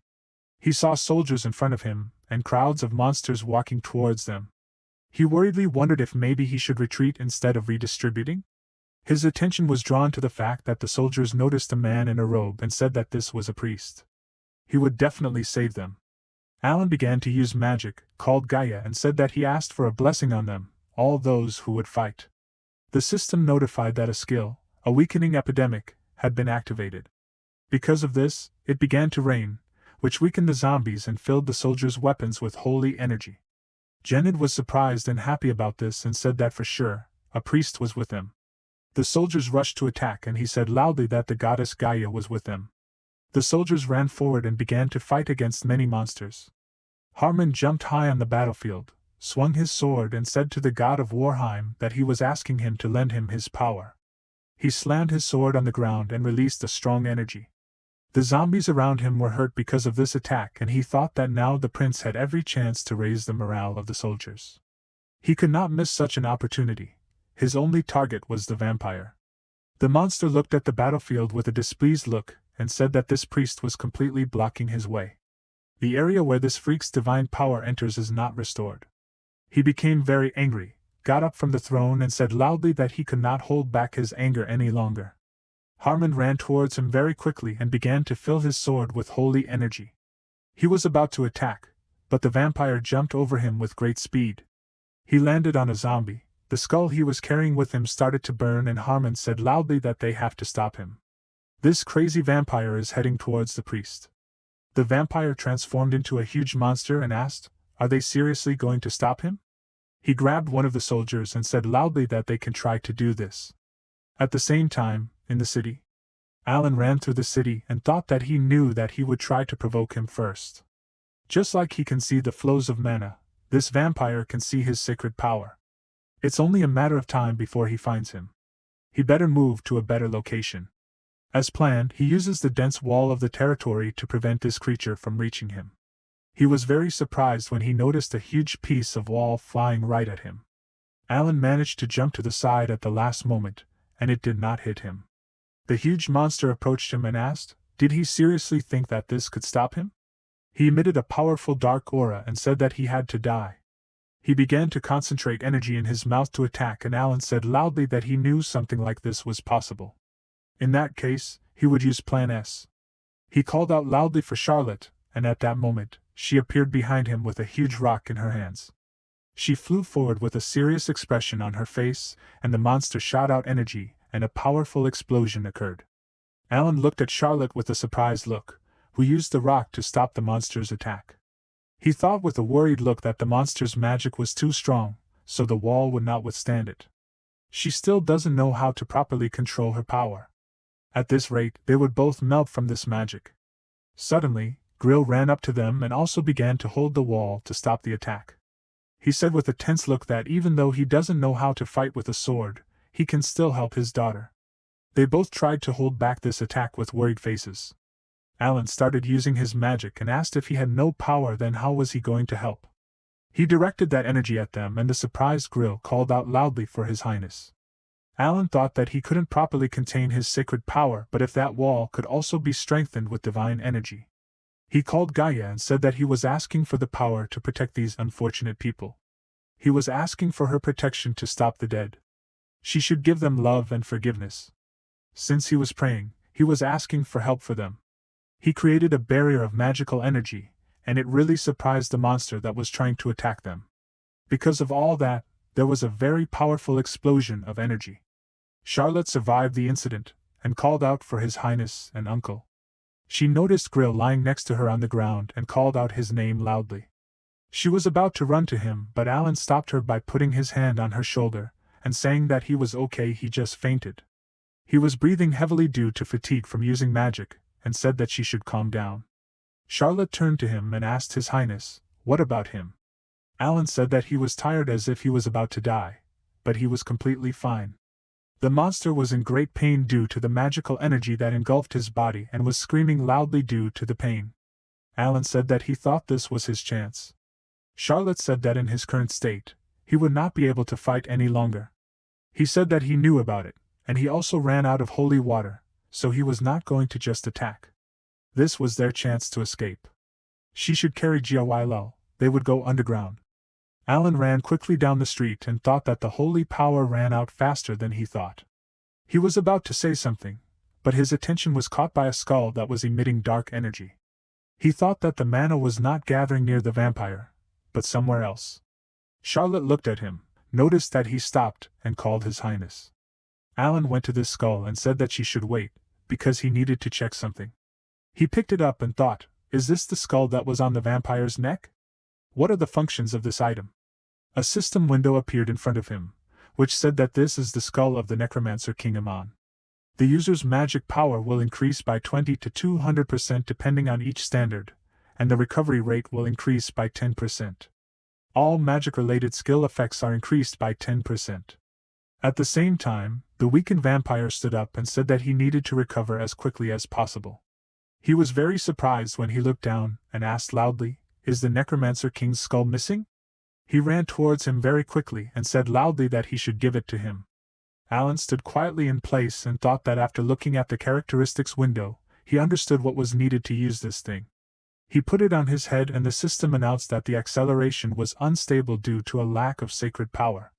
A temporary strengthening equipment. He created chains of energy and said that he was a legion, the Emperor of the Gaia inheritance. The system announced that the activation words were confirmed. Immediately after that, 2 knights appeared behind the vampire and shackled this monster. One of those skeletons said that he could smell death. He was a heretic who broke the rules of this world. For this reason, they were created? He would understand after he heard the order. The system window said that they were sacred knights.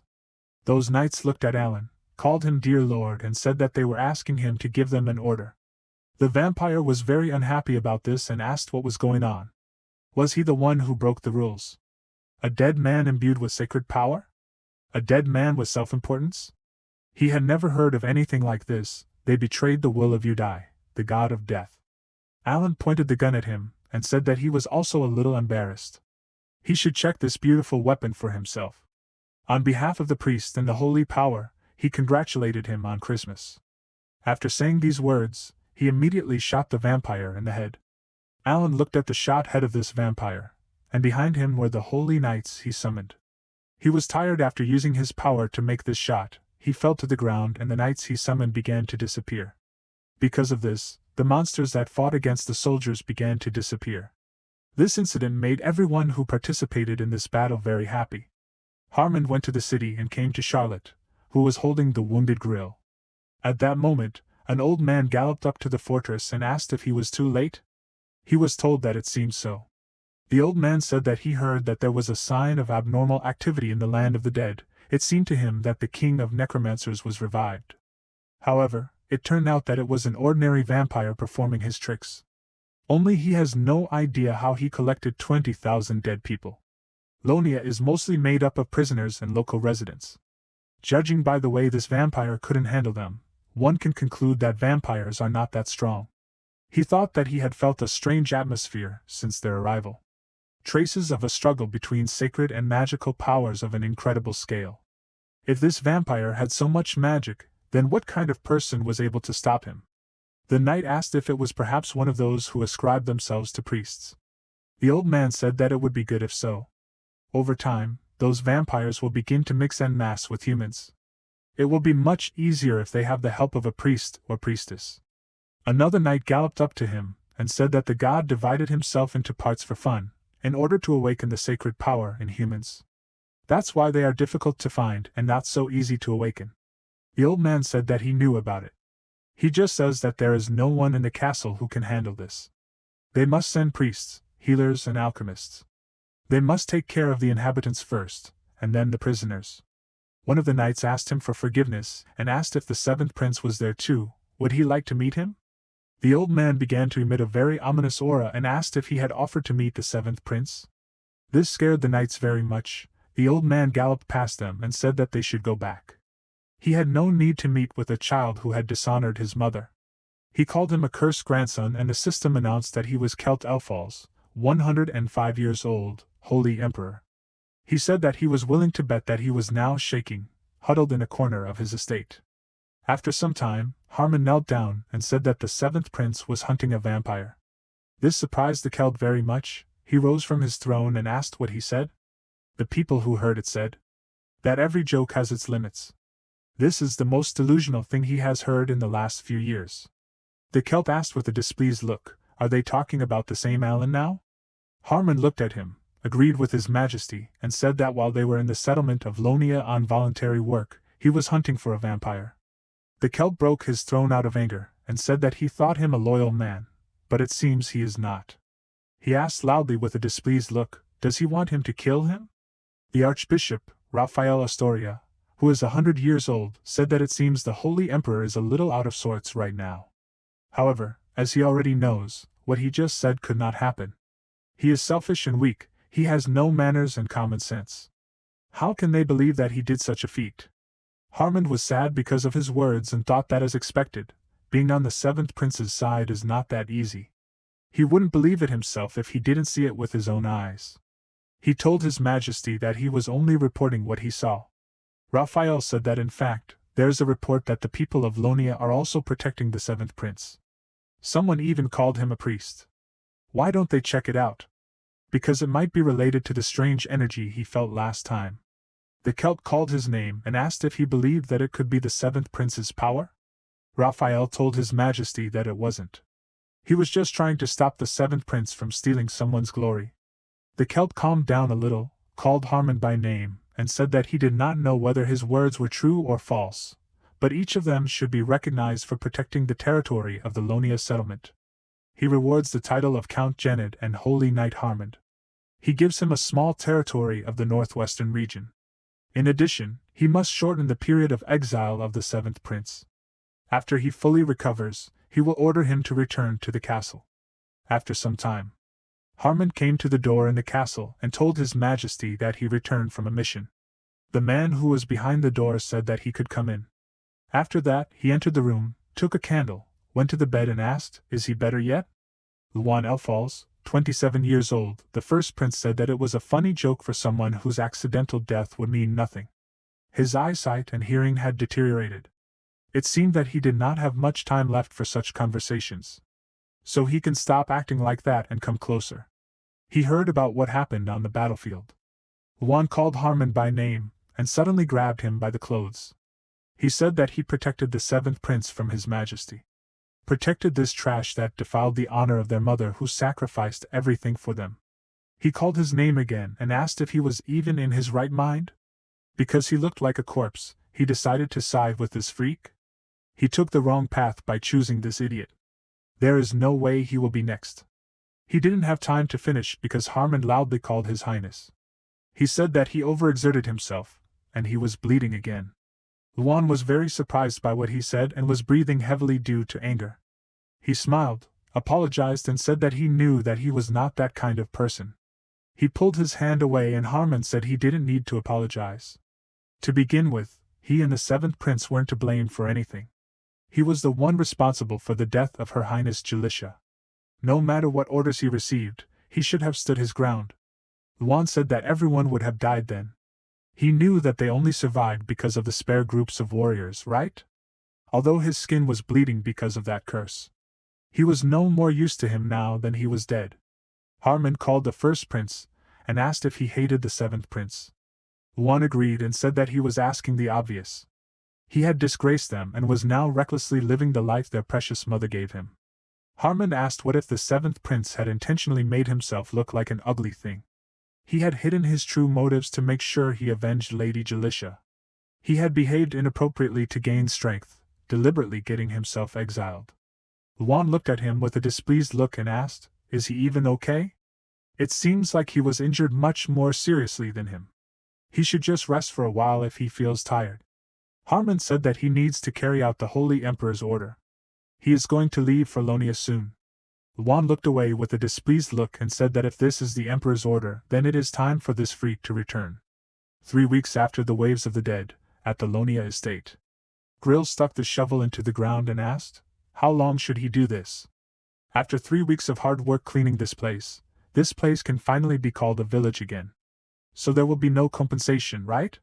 He wondered, shouldn't they be obligated to help each other in difficult situations in life? There is no way he would leave Charlotte in a place like this. He looked at the box and wondered, are these the things of the dead? If these are the things of those who died centuries ago, then it must not belong to anyone anymore, right? If he wipes it, it will shine like new. They should let him become the new owner of these things. He started rummaging through the things and said that he had worked so hard to help the village. This should be enough as payment. Grill's attention was drawn to a piece of paper, and he asked what it was. It had not aged at all. He picked it up and asked if it was expensive. After some time, Charlotte asked His Highness if she needed to bring more food. Alan refused and said that he had not eaten this much in a long time. She said that he had just finally woken up after 3 weeks. The doctor said that he needed to eat as much as possible. He agreed and said that the doctor said that he needed to recover his strength. He said that the fact that he woke up was already a miracle. The doctor asked His Highness how much of his sacred power did he use up. The amount of sacred power he used could have been enough to turn a person into a cripple. However, he recovered thanks to the sacred power, as well as medicine. It was incredible. His body is still exhausted, so he will have to stay in bandages for the rest of his life. Alan asked if he could become a corpse. Charlotte began to untie the bandages and the doctor asked why he said such creepy things. These are his special methods of treatment. To be honest, the person next to him looks more like a corpse. While he was unconscious, he was treating the girl standing next to him. Sacred power and mana, maybe he was somehow connected to these things? Alan asked what it is there any problem? The doctor said that in normal cases, people can be cut, have limbs cut off, or even killed. An ordinary body does not develop like this person's? It was as if he saw His Majesty 50 years ago. While His Majesty was in a coma after being defeated by Amon, the king of necromancers, his body received enormous damage from the sacred power and mana, so he heard that he had to be put back together piece by piece. At that time, his body developed beyond any human limits. He heard that the reason why His Majesty was able to defeat Amon was because of his superhuman body. Does this person have the same strength? Alan looked at Charlotte, and a system window appeared, saying that she is a hard worker. High concentration, superhuman body, and more. She will do anything to help him. She was a little worried about this and asked what was wrong with him. Alan thought that people like this should be heroes, not a weak person like him. He said that he was a little bored, so he wanted to read books. Can she bring it? Charlotte agreed and started to leave, and he thought that it was good that he had Amon's ability, but the backlash was too big. His body can't handle it. Sacred power needs to be used often, but it's hard to do because of the completely different mana. So he needs to start with theory. Charlotte brought him some books, authored by Raphael Astoria, which are called Theory of Magic from the Sacred Emperor, Sacred Power and Dawn, The Doctrine of Resurrection. Alan started reading and thought that it was good that everything was written in such detail in the book. In this book it was written that he dedicated this book to the great goddess Gaia. This confused Alan a little, and he thought that his faith was so strong, like that of an occultist. In any case, he will quickly learn to control his sacred powers and use zombies correctly. He heard a knock on the door and said that they could come in. Harmon entered the room and told His Highness that he was glad that he had woken up. Alan said that he was wondering who had come to him. Several days had passed since his awakening. He heard that he was in the castle. He came back earlier than he expected. Harmon agreed with His Highness and said that he had news, so he hurried to come here. Alan thought, he gave him a huge reward while they were in the village. Will he do the same this time? Maybe he will give him money or leave. He waited for him to say with a happy look, and Harmon said that His Majesty gave a personal order. He ordered him to come back. This news shocked Alan, and his face changed dramatically. After some time, Harmon was thrown out the door. He called His Highness and said that he needed to go back. Charlotte said that it seemed like someone was calling him. Alan said that she should ignore him. Harmon continued to stand at the door and call His Majesty. Charlotte asked, does he not want to go back to the castle? Alan said that of course he does not want to. Why should he want to go back to such a dangerous place? He thought that he still didn't know who was behind Morgan's case. As expected, he should have asked her before killing her. Charlotte stood there with a little sadness and thought about the danger. Alan said that in any case, he would take care of it himself, so she could just ignore him. But even after that, Harmon continued to ask. After that, Charlotte came out of the room and said that this was a message from the prince. He asked what the seventh prince said. Had he finally decided to return to the castle with him? Charlotte said that he asked to convey that he must get lost until he sprinkled salt on him. After that, Harmon asked if she was going home. She agreed and said that she would stay in a hut with her father outside the castle. He said that she should let him see him off, because it was already night outside. Charlotte politely refused and said that he didn't need to do that. He said that he just wanted to know the reason why the prince continued to refuse to return to the castle. Maybe she knows something? Charlotte said that he said that the castle was a rather dangerous place. Harmon thought about her words and said that the prince's position there was really not the best. She thought with a displeased look that, as she thought, even his relations with his relatives were not the best. Someone wanted to kill him. If only she were stronger. After that, she came to the village and was met by Grill, who waved to her and said that she had come quite late today. Wait, is that Mr. Knight? Harmon asked if he had fought here too, like earlier in the village. Grill was embarrassed by this and said that of course he had, because they should help each other. He was about to go into the house and Harmon said that it was very commendable of him. If he didn't mind, could he tell him what he did in the battle? Charlotte went into the house, and Grill said that he had only killed 50 large zombies. He also managed to take the fangs of the vampire count. She noticed something in the house and asked what it was. She brought the piece of paper he had stolen earlier, and said that there was a document on the dining table that she had never seen before. Grill said that you could say that it was his talisman that he hadn't taken out for a long time. It looks so old, right? That's because he hadn't touched it for a long time.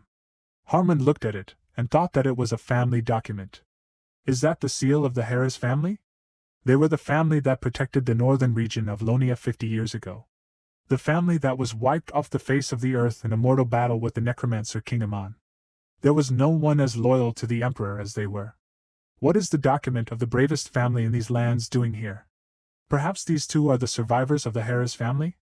That's right, now he understood where these two got such strength. Even though they are now living in the shadows, due to the fall of their family, but they still care about the prince, although no one even knows. It's because of their endless loyalty to the emperor. He said that he respected his wish to keep his mission a secret from everyone. Then they would accept this letter of recommendation. He could help his daughter improve her skills. Also, it seemed that they still wanted to be with the seventh prince. Later, he would write them a recommendation to become holy knights. They were both very surprised by what he had just said. Grill asked loudly, would Charlotte really be able to go to the castle? Harmon agreed and said that in addition to that, she could gain the status of an aristocrat. It would not be that difficult to do. If she wanted, they would teach her the art of the Holy Empire sword. Then she would be able to help His Highness even better. Charlotte immediately approached him and said with a serious look that she agreed to it. However, if becoming a holy knight meant that she would have to be away from His Highness, then she would not do it. Harmon said that if her mission was to protect the prince, then he would work harder to protect the prince with her. He thought that he would do whatever it took to escort the Harris family and the prince to the castle. After a while, Alan said that he agreed they could go. Harmon looked very surprised by this, and said that he was ready to go to the castle. After a while, they were riding in a carriage along the road and Harmon asked why he had suddenly changed his mind. Alan was sitting in the carriage and asked with a displeased look what he meant. He looked at him and said that only yesterday he was slamming doors in his face because he did not want to go to the castle. A while ago, Alan was reading a book and said that this book was something incredible. How did they even think of using sacred power like that? If he could practice it. In the present, he said that it was because the royal library had all sorts of books. Harmon told His Majesty that it seemed that he had studied magic in depth. Alan said that since he only got rude looks in the castle, he should just lock himself in the library. Harmon said that he could still relax, since it had been a long time since he last visited Lawrence's. These lands were much more fertile than the lands of the dead, so there were many things to do here. Harmon and Charlotte looked out the window at the city with surprised faces, and he said that there were so many people here. She said that it was because it was the capital. Harmon told His Majesty with a smile that the capital had developed even more during his absence. Does he like this place? Alan surprised them all by saying that it smelled very bad. He called Harmon by name, and said that he should let him ask one question. He covered his face with a handkerchief with a displeased look and asked, "Are there any dead people in the capital of this sacred kingdom?" After that, Alan ran down the street very quickly and pushed a woman who was selling fruit. Harmon ran after him, asked her for forgiveness, and said that however they were in a hurry now. Many other people were talking on the street, and Alan ran forward with a serious expression and thought that this street may seem busy, but he was sure that it was the smell of a vampire. If he followed this stench, he would definitely find him. Harmon ran to him and asked His Majesty, did he smell something? He called him again, and Alan saw a head lying on a box. It was the head of a girl who was lying with flowers with tears in her eyes. The color of her skin changed dramatically. She opened her eyes, which were red. Suddenly she opened her mouth wide and began to scream loudly. Alan ran to her very quickly and hit her head with a weapon with holy energy. Charlotte looked at it with a surprised look and asked, was it a dead person? Harmon said that he had heard of similar cases, but this is somehow. Alan didn't listen to him, noticed the body on the ropes and wondered, did the head belong to this body? It looked like the entrails had been removed and only the skin was left. Suddenly, in the alley next to him, someone said that they were being followed. Alan turned sharply to the person who said this, and this attracted Harmon's attention. The unknown person said that it was a red-haired middle-aged man. The man had just run away. Harmon said that then there was a high probability that this was the culprit of the incident. Alan said that was probably true. It was hard to track him down now because the stench had spread everywhere. Harmon said that he would report it once they arrived at the castle. Alan sighed with displeasure and said that after all, he only came here to study magic. However, for some reason, he had a bad feeling about this. He thought that Lawrence was in a state of chaos. It turned out that similar cases of murder had already occurred the other day. On the street because of them, and in the castle, because of the visit of the scandalous Prince him. These places had been thrown into chaos for various reasons. As for him, the man who had become the subject of discussion, he had entered the castle in complete safety. Harmon, with a slightly displeased look, said that he begged him to stand still. Regarding this matter, he had already reported, so he could just stand there. Since there was a banquet tomorrow, he shouldn't do anything today. Alan, with a displeased look, said loudly that he had already figured it out. How many times was he going to tell him that? Harmon said calmly that he was still a child. By the way, about Charlotte. He didn't get to finish because she was going to look around the castle. He said that if anyone asked who it was from, she could just say his name. He was the vice-captain of the holy troops. Alan said that he would go and lock himself in the library then. Harmon said that he should just go down the hall and turn right at the courtyard. Charlotte said resolutely that she would join him after she finished looking around. Alan said with a displeased look that he really did feel like a child. He walked down the hall and thought, by the way, he thought he was mistaken, but he could still smell the stench. A vampire must have gotten into the castle. Since the smell was quite ominous, it would be better for him to stay quiet, as he was told. Maybe he should just run away after he found the book? Wouldn't it be better to just take the book than to get dragged into all this? First he will go to the library, and he will think about it later. Alan walked along this corridor with a displeased look, and said that it seems like he is walking around the same place. His attention was drawn to the statue that stood in the courtyard, and he asked whose statue it was. He came closer, looked at the inscription, and wondered, is her name Julia? From the inscription you can tell that she has been dead for a long time. He was surprised when he heard someone scream loudly because of the pain in their back. He looked out from behind the statue and wondered, is it the gardener? The Celt was sitting next to him, and said that he shouldn't have relied on those idiots. In the end, they made the old man do everything himself. Maybe he should cut their necks and use them as decorations? Alan was scared because of this and wondered, is he a murderer? The Celt asked how they can be so lazy, although they are paid from the taxes of ordinary people. He turned around and said loudly that if he had come he should have come and greeted him. He should bring him that shovel and the bag of earth. Alan said with a displeased look that he was not a gardener. Celt said in an angry voice that it seemed that this tree lacked decorations, his head would do perfectly. Alan immediately smiled and said that he would bring everything now. After that he picked up the bag of earth, was very surprised by the weight, and thought that he should have put on the new clothes that Harmon gave him. It seemed that he mistook him for a new gardener because of his clothes. He put the bag on the ground, put down the shovels and asked, "Is this enough, right?" It seems there was a misunderstanding, so he will go. His hands are all in the earth. Does he want him to lend him his handkerchief? He handed him the handkerchief and said that if possible, he should not work alone and ask others to help him. Kelt grabbed his hand and said that it seemed like he really had lost his memory. Not only had his personality changed, he couldn't even recognize his own grandfather. After a while, Alan stood in front of the opening door with a very worried look, and someone said that the seventh prince was coming. He entered the royal hall and saw Kelt, who was sitting on the throne. Alan stood there with a dissatisfied look, remembered the past and thought that he couldn't believe that it was the Holy Emperor. Kelt said that he heard that he took an active part in protecting the Lonia estate. He also heard that he killed the vampire count. Is that true? Alan thought with a slightly worried look that he needed to think about it. Even the people of Lawrence's had heard about this murder incident. So it was impossible for the Holy Emperor not to know that a vampire was behind this incident.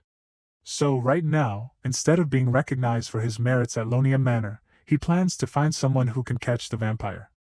While he checks the details of the case, he agreed and told His Majesty that it was he who did it. However, he wouldn't be able to catch it again by himself even if it died and was reborn. He was only able to do something like this with the help of a lot of people. Harmon, Charlotte, and Lord Genet all contributed in a certain way. He also received a lot of help from the people of Lonia Manor. It wasn't just his strength. He thought that he would just spread the merit to prevent a problematic outcome. Kelt said that he understood and heard him. Alan looked at him and thought that he still looked annoyed. Is that all? Kelt said that he had come all the way here and was probably tired. He needed to get a good rest. Alan agreed and told His Majesty that then, he hoped that he would be able to finish hunting the vampire without any problems. After that, he left, and Kelt thought, did he learn about this from Harmon? Half a year ago, he was a nasty guy, but now he accepts others' help with dignity.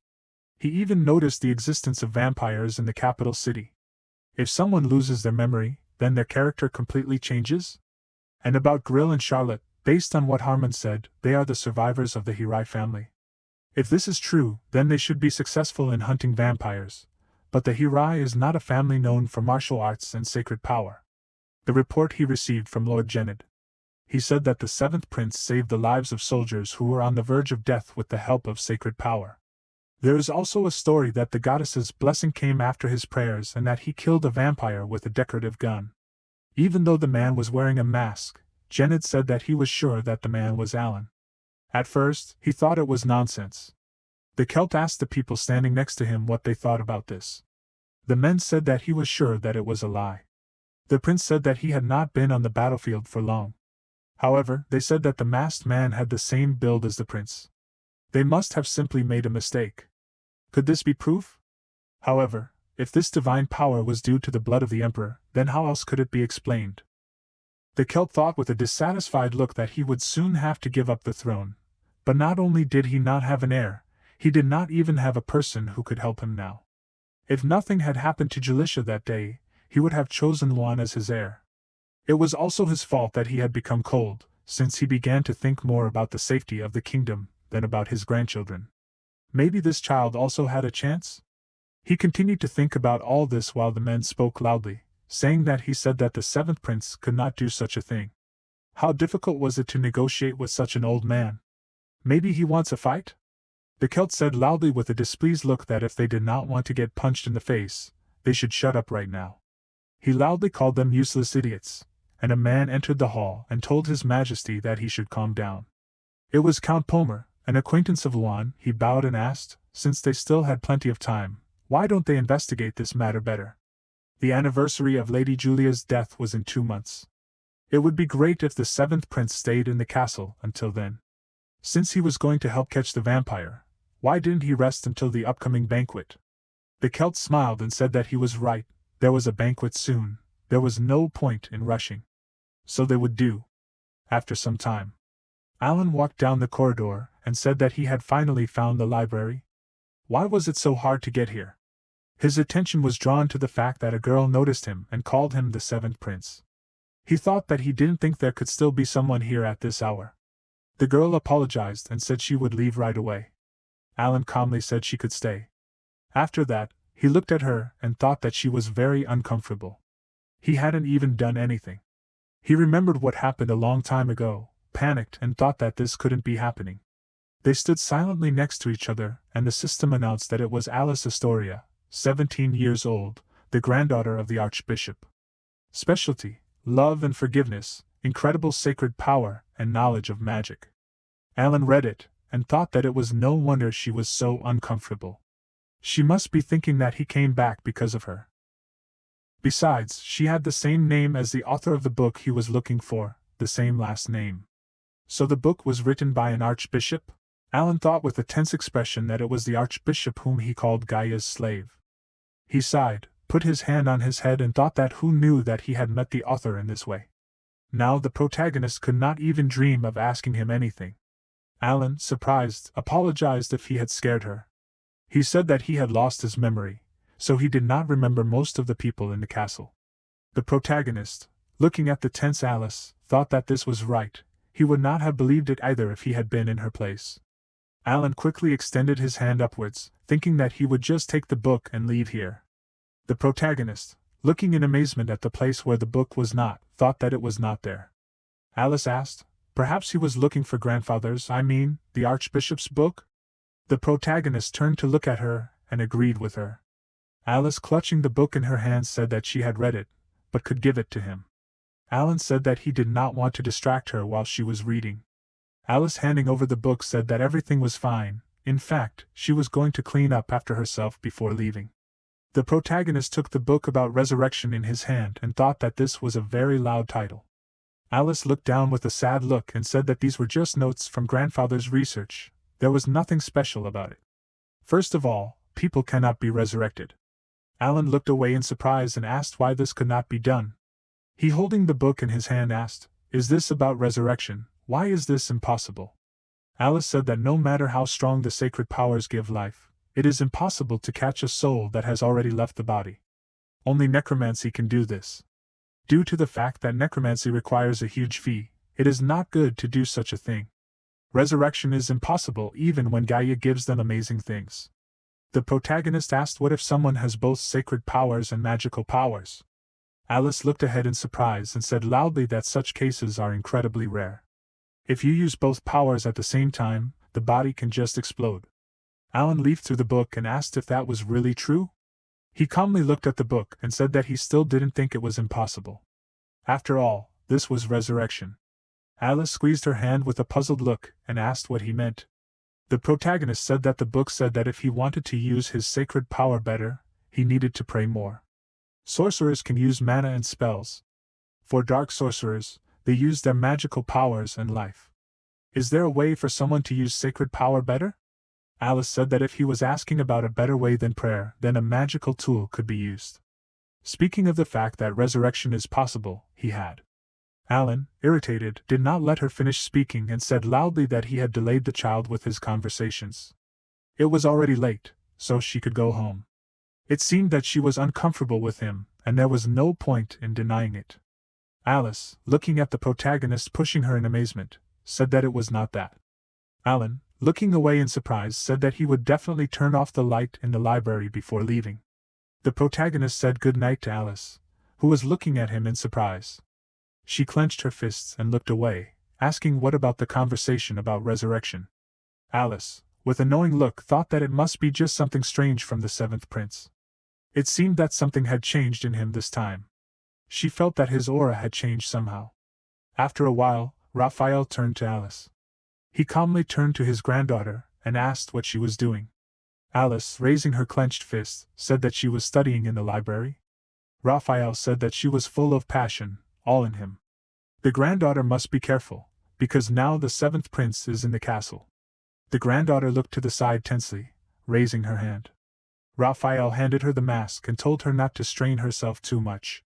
Alice was chosen by the goddess and has incredible talent. The work that she has to do carries with it a great responsibility. The granddaughter smiled, looked at the mask in her hands and said that she already knew it. She clenched her hand into a fist and said loudly that he still should not worry, because she is strong. Grandfather proudly said that here she is, his granddaughter. Then they can go. After a while, they looked to the side with serious faces as they entered the room. Luan, tormented by pain, raised his hand, making sounds. Raphael said that they will begin today's treatment. Alice tensely looked forward and raised the mask to her face. Bright energy surrounded her body, emitting light rays throughout the room. Luan threw his head back with a terrifying look, enveloped in energy, and screamed loudly. Alice clenched her hands, emitting energy from them, and thought that her grandfather had spoken the truth. Against the backdrop of the first prince's cursed body, even her powers were useless. At this rate, he really didn't have much time left.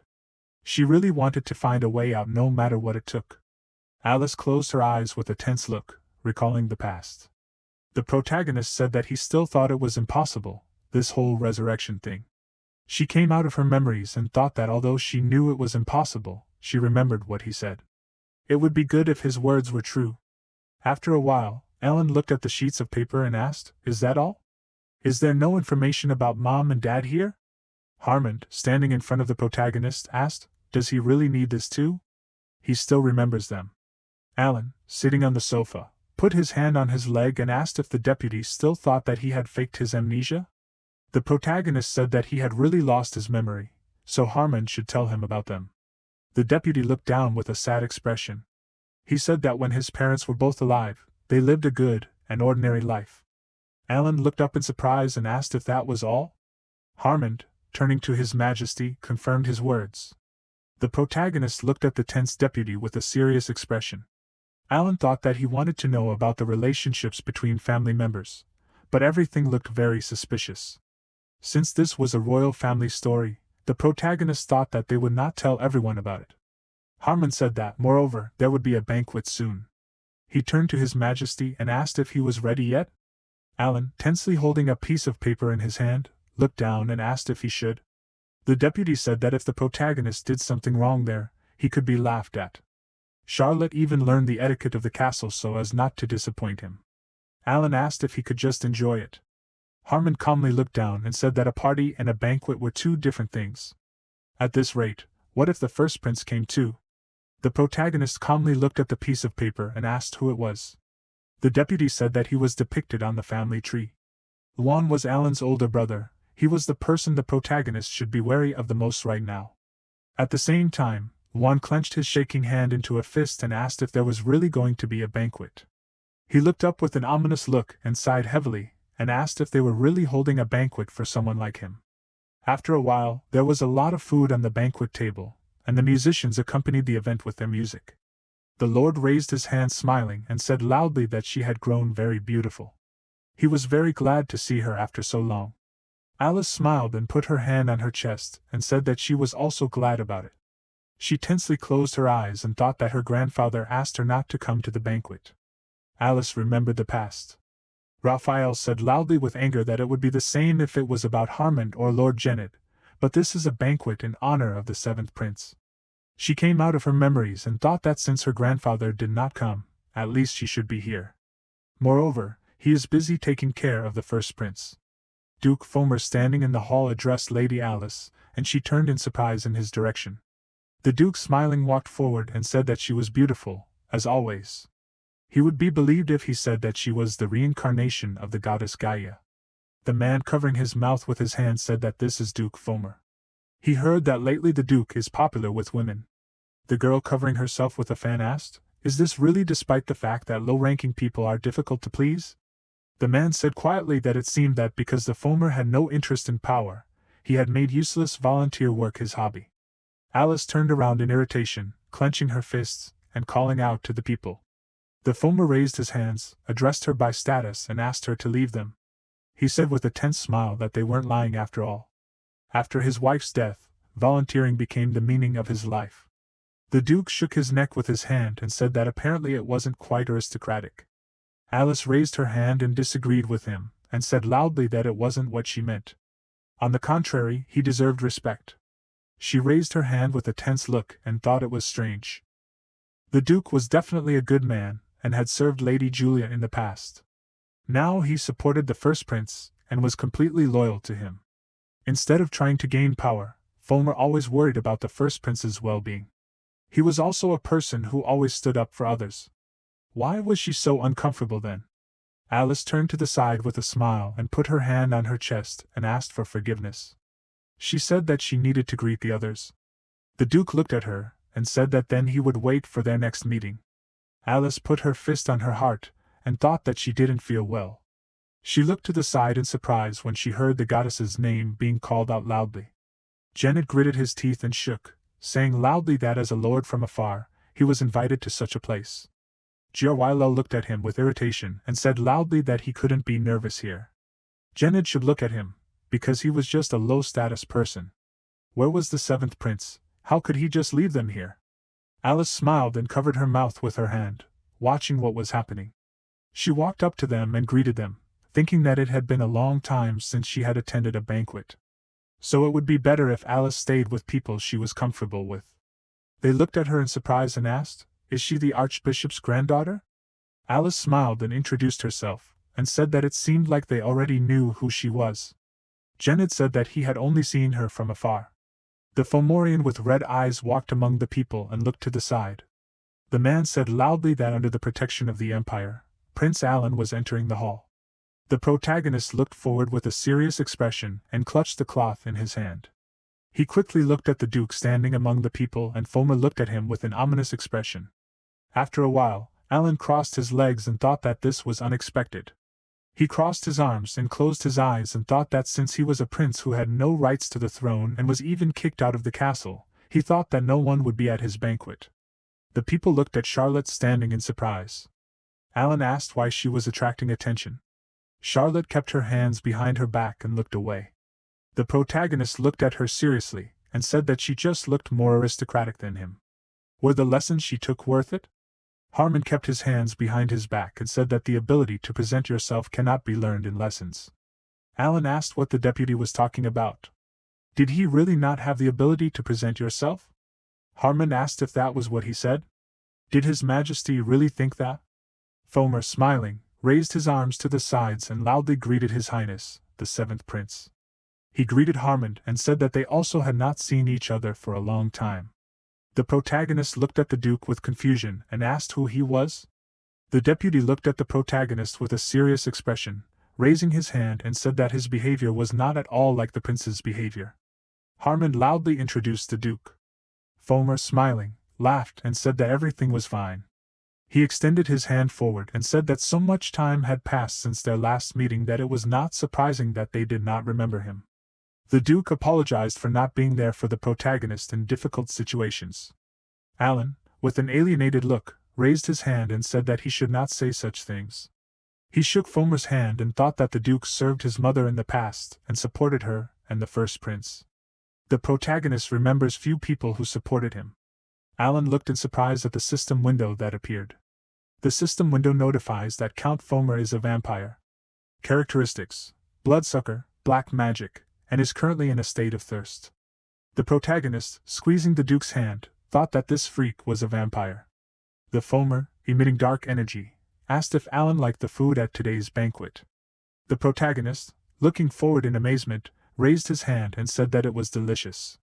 He thought that he had unconsciously released his sacred power, but the vampire did not act. The Fulmer, with a smile on his face, leaned over and said that it was a relief for him. After all, the last time Alan tried royal cuisine was a long time ago. The protagonist, looking at him tensely, wondered since when this guy has been in the castle. The Duke, holding his hands behind his back, addressed His Highness. The people standing in the hall had red eyes. Alan looked in amazement at the many windows appearing. The Fulmer, raising his hand, asked if he was looking for something. The protagonist, getting up from the sofa, said that if he thought about it, he remembered something that upset him during the meal. The Duke asked what it could be. Alan pointed at the glass of alcohol and loudly asked to give him one. He quickly squeezed the glass in his hand and said that it was, of course, alcohol. The protagonist instantly turned the alcohol into holy water and said that it would be very sad if they did not drink alcohol during the meal. They looked at each other with confidence and smiled. Alan grinned maliciously and turned to the Duke and asked why he shouldn't drink a glass too. Fulmer, smiling, took the glass in his hand and said that he would drink it with pleasure. The protagonist, looking confidently to the side, thought that let him drink. Alan put holy power into this water, and now it is also holy. The Duke should drink it quickly and show him his true nature. The protagonist is sure that this guy was that silhouette. If Fulmer's identity is revealed, then it will become clear who the killer was who committed that murder scene. The Duke quickly drank the glass of holy water. He, smiling, said that maybe because he drank so quickly, he already feels drunk. Fulmer put his hand on his head and asked for forgiveness from His Highness, and said that he was weak when it came to alcohol. Alan said that he did not look drunk. The Duke smiled and said that it was because he was not that drunk yet. The protagonist quickly grabbed the bottle of alcohol and asked, "Is that so?" The people looked away in surprise and asked loudly, "What is the seventh prince doing?" Fulmer looked in fear at a piece of the bottle rushing towards him. Alan, with a stern look, hit the Duke's hand with a piece of glass with great force. Harmon loudly called out to His Highness and asked, "What is going on here?" The protagonist looked in amazement towards the flying blood and fragments. The Duke, shaking, put his hand on the wound and asked him to calm down.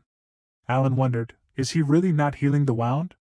Fulmer is a vampire, that can't be. The deputy angrily covered the protagonist with himself, and asked for forgiveness, and said that it looks like the seventh prince is already drunk. Why doesn't the Duke go inside to treat the wound?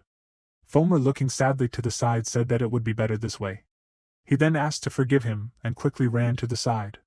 Harmon walking to the side, Alan asked why he did it.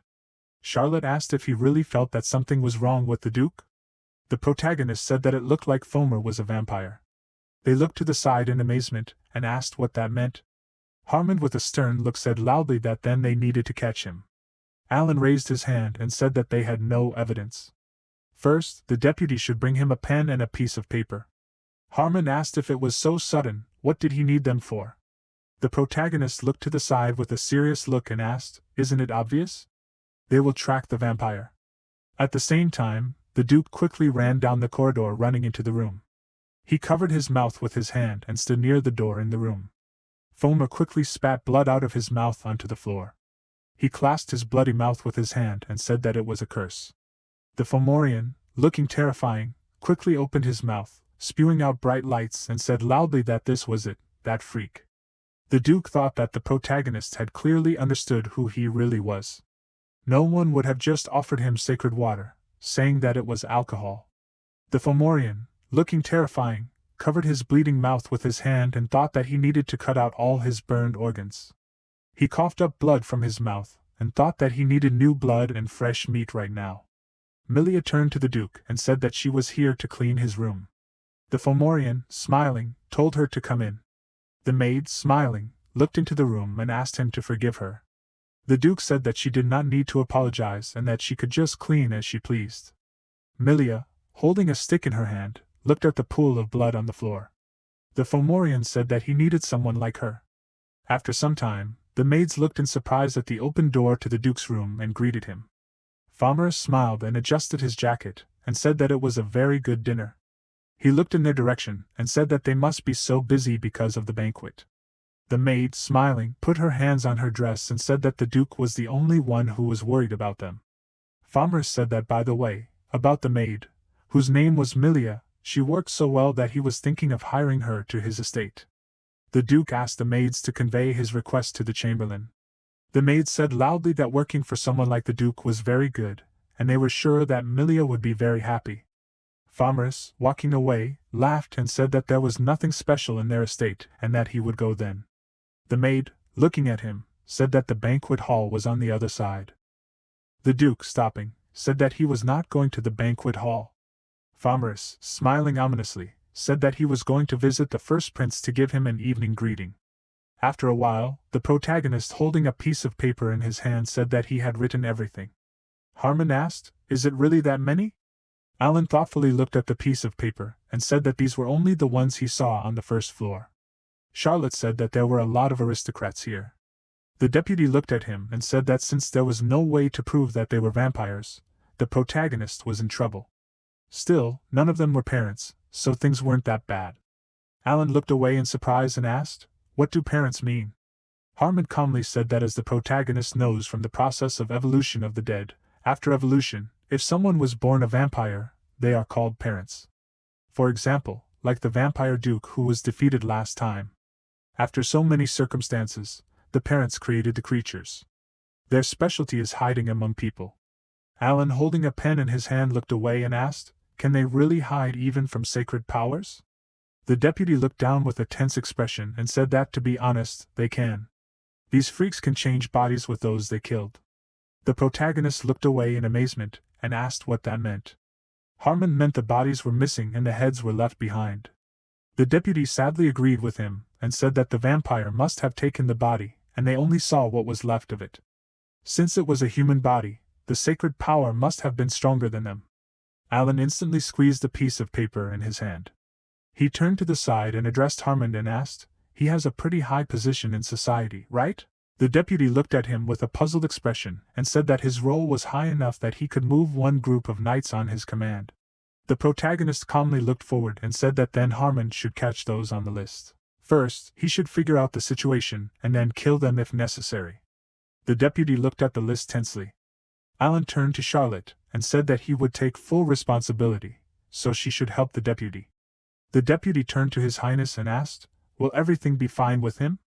Harmon thoughtfully looked at the protagonist, said that managing a military force during a banquet would look like. Alan, without letting him finish, asked why the deputy was worried only about him. He needed to worry about himself. Since there was no way to prove that they were vampires, they would kill them first and watch them turn to ashes. The Duke had probably already noticed that the protagonist had revealed his identity.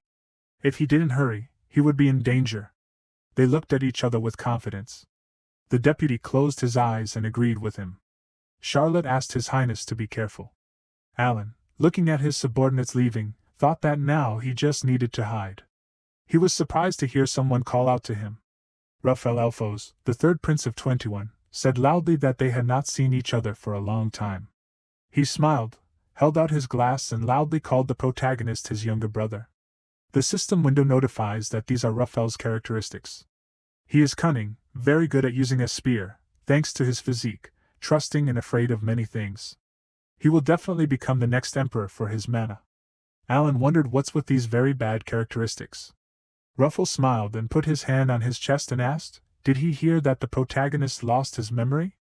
This is very sad for him." He said with a sly grin that he is his esteemed one. Alan interrupted him and said that he is the third prince. The protagonist raised his hands with a smile on his face and thought that Harmon told him about the third prince. Raphael loves his mother very much, even the Holy Emperor recognized him as such. A prince with almost zero presence of divinity. Raphael yawned and brought his fist to his mouth, and said that it seemed like the protagonist had not forgotten him. Alan did not confirm his words and said that the deputy told him about him. Raphael smiled and said that let it be as he said. None of the other brothers attended today's banquet? The protagonist shouldn't be upset, they must have more important things to do. Since they even forgot to come to Alan's Thanksgiving banquet. The protagonist smirked and thought that the others needed to see the prince. Was he trying to anger the protagonist? Alan turned to his brother and said that he would be enough. Raphael arrogantly placed his hand on his hip and said that he was able to come here because his schedule was free today. The third prince placed his hand on his shoulder and said that he saw that the protagonist still didn't like cleaning up everything. Raphael was very glad that Alan didn't lose his reckless thoughts. The third prince smiled ominously and said that if the protagonist came to their castle to demand the place of the next prince, then they could become enemies. Alan looked at the hand on his shoulder in annoyance. Raphael told him to just continue living as he had been living before. The third prince turned to the side, raised his hand and said that he would be leaving. The protagonist looked away tensely and thought that even if he weren't here, Raphael still wouldn't be able to become the next prince. He should forget about this fool and focus on work. Alan walked away and thought that since he didn't know how strong the Foma was, he needed to conserve his energy. He would hide until Harmon and Charlotte did their job. The protagonist instantly stopped when he heard his name being called loudly.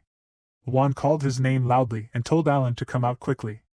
The protagonist angrily put his hand on his face and thought that it was good that someone actually shouted his name throughout the hall. How did this guy ruin everything for the others that they were looking for him like this? Someone loudly called out to Prince Juan and asked him to stop because he couldn't move too much. Alan quickly turned to the side. Someone loudly said that something really bad could happen at this rate. The protagonist looked in amazement towards the prince standing in the hall. The system window informs that his characteristics are a tendency towards generosity and vice. He has a rotting body, a talent for wielding a sword, and the first prince has the qualifications to be a wise ruler. He has the qualifications to become a tyrant. One wants to punish the person who did this to his mother. Alan looked at him and thought that this rotten smell and magical power are amazing. One is still alive, even living in a body that looks like a dead person. His willpower is worthy of respect. The first prince quickly grabbed him by the shirt without giving him time to think. Luan looked at the protagonist angrily and loudly asked, "How dare he insult his subordinate?" The count is a person who served their mother, and the prince does not think that Alan did not know about it. Why does he constantly insult God and do everything against him? The first prince, with a furious look, coughing up blood from his mouth, loudly asked, "Why does Alan continue to denigrate the honor of their mother?" The Celt walked forward and asked what they were doing under the divine protection of the Holy Empire. The assistant said loudly that the ruler of the Holy Empire, His Majesty, is here. The Celt looked forward and asked why no one was answering him. He quickly sent a stream of light energy forward and asked loudly what they were doing.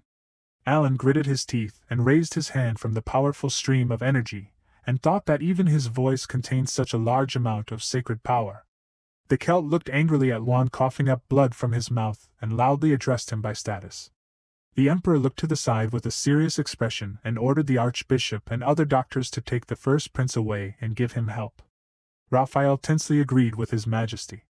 The Celt looked forward and asked the seventh prince to explain himself. He heard that the protagonist insulted the Duke of Fomer. Is that really true? Alan looked to the side with a serious expression and said that it was true. The Emperor asked what was the reason for this. The protagonist looked ahead in confusion and thought that he couldn't say that he was hunting him and not trying to insult him. Maybe he should just try saying that the Fomorian was a vampire? The Celt would definitely not believe him. The protagonist said that he had drunk too much, so he was wrong. The Emperor asked sternly, was he really wrong? Was he really telling the truth? Alan looked at him irritably and wondered what kind of reaction this was. He felt like the Celt was expecting a different answer, just like last time. The Emperor looked down at the protagonist with a tense expression. Alan turned to His Majesty and said that there were no other reasons. Luan, leaning his hand on the table, rose from the floor and told them to leave. He quickly grabbed the glass with his hand and threw it with great force onto the floor, breaking it into many pieces. The Celt turned his head to the side and loudly called out to the first prince. Luan put his hand on the wound and asked to forgive him for his rudeness, and said that Alan had insulted his man. He looked away with a calm expression and said that it was not something he could ignore. Juan wanted to ask permission to duel him. The Celt asked angrily, how could the first prince say such things with his body?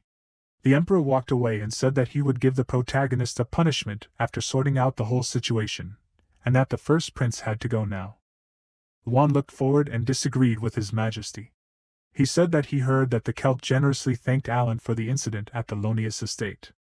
If the Emperor allowed the protagonist to fight him, didn't he think that he would be able to see his true nature? Is he capable of hunting vampires, or did he just take someone else's glory? Juan looked at the Emperor with a calm expression and asked, wasn't he also interested? Raphael smiled tensely and turned to His Majesty, and said loudly that he needed to stop the first prince. He looked at the Emperor, who turned to the side and loudly addressed His Majesty and asked where he was going. They needed to be stopped immediately. Juan with a bloody body turned to his younger brother and said that the Holy Emperor approved of their battle. He quickly pointed his finger at the protagonist and said that he would rid him of his arrogance. The first prince confidently said that Alan had better prepare. The protagonist looked forward with an arrogant look and thought that they didn't even ask his opinion about all this. The people standing on the balcony looked down and quietly said that the seventh prince was up to his old tricks again. They had better leave here quickly. The man, walking away, told him to follow him. Grill angrily said loudly that their seventh prince might be a complete freak, but he was still a good person. Janet quickly, not letting him finish, covered his mouth with his hand and loudly told him to calm down. He smiled and apologized to Lady Alice and said that his friend didn't tolerate alcohol well. Alice ignored him and looked down, putting her hands on the railing. She looked ahead and said that she thought the seventh prince had given Harmond a note. Maybe they knew what was written in it. Janet looked at her in surprise and said that he had not seen it. Could it really be something important? Alice looked at them smiling, clenching her hand into a fist, and said that she was just a little curious. She wondered why the seventh prince had poured the Duke of Fomra a drink? As if he was waiting for something to happen. Alice looked tensely to the side, raised her hand and thought that now was not the time to think about that. She needed to focus on the first prince, because he could not overexert himself. She looked at them confidently, clenched her dress in her hand, lifting it up and said loudly that she would go down first. She determinedly walked down quickly and thought, what if something bad happened to the first prince? Their duel should end without losses. Alan held the stick in his hands and thought, why is he in the body of a person who has such a terrible relationship with his relatives? He looked at the first prince with confusion and wondered, are they really allowing a dying man to fight a duel? After all, he looks like he is about to die. The protagonist calmly turned his head to the side. He thought that he did not know what they expected from the duel, but it seemed that the Holy Emperor was not going to stop it. The Archbishop was only worried about the first prince and would not side with Alan. Raphael looked down sadly and said that for safety reasons, it was forbidden to use sacred powers. Not only because the first prince's body would not be able to withstand sacred powers. If it was true that the seventh prince was hunting the vampire parent, then the protagonist did not rely only on sacred powers to fight him. You could say that this was an opportunity to test his martial arts skills. Alan looked to the side in confusion and thought, so that he would not be so bad. The protagonist only used his sacred powers. He doesn't even know how to use a sword. The two who are supposed to protect Alan aren't here at all. He instantly clenched the stick in his hand and thought there was only one way out. Luan looked at him in surprise and asked what happened. Did the protagonist finally decide to get serious? The first prince smiled and raised his stick and addressed His Majesty, asking him to perceive this duel as a neutral incident. They confidently pointed their sticks forward with the intention of attacking. The Celt closed his eyes and said that they should not forget to respect each other, they are brothers. The Emperor quickly raised his hand up and lowered it, and said that the duel was beginning. Alan ran towards his brother at great speed. He instantly bent down in front of the attacking Luan. The protagonist resolutely looked forward and raised his hand back, clutching the stick in it. The first prince sternly looked forward, throwing the stick back. Alan quickly put his hand on his stick. He instantly knelt down and raised the stick in front of him and loudly said that he surrendered. People watch what is happening with blank expressions. The protagonist, kneeling, threw a stick on the floor and said his name. He closed his eyes, folded his hands in front of his face, and said loudly that he surrendered to Luan because he was very afraid of him. People watch what is happening with blank expressions on their faces. The Emperor angrily hit his face with his hand and wondered if Alan did it because he didn't want to fight? Or because he was worried about Luan's condition? It doesn't matter what the reason was. The Celt called the protagonist a fool. Alan said that they asked them to respect each other, because they are brothers. Luan angrily clenched his teeth and, shaking, turned to the seventh prince. He quickly hit the floor with a stick, breaking it into pieces, and loudly called Alan a freak. The protagonist, looking frightened, instantly removed his hand from the place of the attack and looked away. He looked at the first prince in surprise and addressed him by his status. Luan lowered his head and sighed heavily. Not only did he insult his man, but now Alan dared to insult him, that he looked like a walking dead. The first prince looked away with rage and loudly asked, were all the protagonist's insults really aimed at him? He quickly hit the floor with a stick and loudly called Alan a freak and trash. The protagonist looked forward in fear, turned to the side and loudly addressed his brother, and told him to have common sense. The first prince angrily quickly raised his weapon up, enveloping it with energy, and loudly said that he did not care about common sense. He could not forgive him for what the protagonist did. Alan looked tensely towards the energy, leaning his hand on the floor, and thought that Luan was using his sacred powers. If the protagonist did not block the attack, his body would explode. He gritted his teeth and thought, would grandfather not stop them anyway? Alan instantly concentrated the energy into the weapon. The people looked at the changed weapon in amazement. They asked loudly, where did this shovel come from? The man looked ahead in surprise and said that he didn't know that the seventh prince could use spatial magic. The masked guy said that it wasn't magic, because he didn't feel the flow of mana. It was definitely a divine aura. The protagonist quickly blocked his brother's blows with his shovel. He tensely covered himself from the attacks and wondered how Luan was even still standing with such a body. The first prince would be in danger if they continued. Alan quickly looked at the Fomer standing in the crowd of people with an amazed look. The Duke grinned and looked ahead through the crowd of people. The protagonist looked ahead in fear, holding a shovel in his hands. He wondered, was this really this freak's plan? Alan couldn't leave him unpunished. Everything would be decided if this guy was killed. The protagonist quickly put away his weapon and turned to his brother and said that he was sorry. Lon looked at the bright light in surprise. Alan confidently clenched his teeth and pointed the energy-shrouded shovel forward, loudly telling his brother to accept it. He hit Juan's body with a shovel at high speed, throwing it back and raising streams of smoke. The protagonist, stressed, quickly looking away, loudly promised his brother that he would take revenge on his enemies. The first prince, with blood flying out of his mouth, falls down. Alan raised his hand back, concentrated energy in it, and loudly addressed His Highness. He quickly created a weapon, extended his hand to it, and said that it looked like there were many of them in the castle. People watching the situation loudly said that another weapon suddenly appeared in the seventh prince's hand. Could it be that it was also from his divine aura? The protagonist confidently raised the rifle, pulling the trigger. Raphael, smiling, loudly addressed His Majesty and said that he should stop them. Even if the weapon is not capable of killing the enemy, shooting at such a distance is still dangerous. Alan directed the energy from the weapon towards Luan and said that it was on behalf of Gaia. He thought that the Archbishop should not worry. The protagonist fired a beam of powerful energy from his weapon, cutting through the air. The Foma looked at the beam rushing towards him in fear. A powerful stream of energy hit the Duke in the head, giving off a stream of air. The man looked in amazement at the Foma falling from the attack. Alan angrily pressed his lips together, and thought that because he could only pray for a short time, the power of the shot was too small. He needed to shoot again. Luan, lying on the floor, screamed loudly and said that the seventh prince had gone crazy.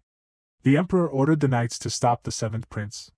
The knight, looking at him, loudly agreed with His Majesty. The protagonist looked at the knights walking towards him in surprise. Alan, looking away with anger, said loudly that he had not finished yet.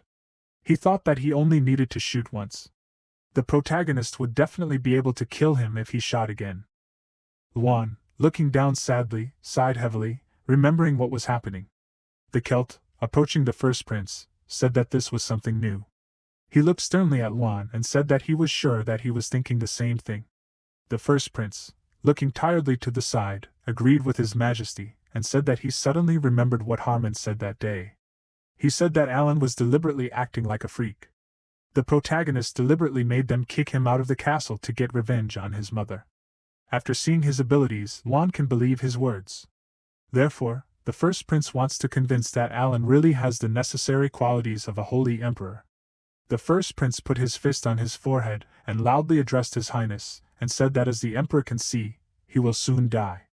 Luan, holding out his hand with blood on his palm, said that he wants to do whatever it takes to free himself from the curse and become the next emperor.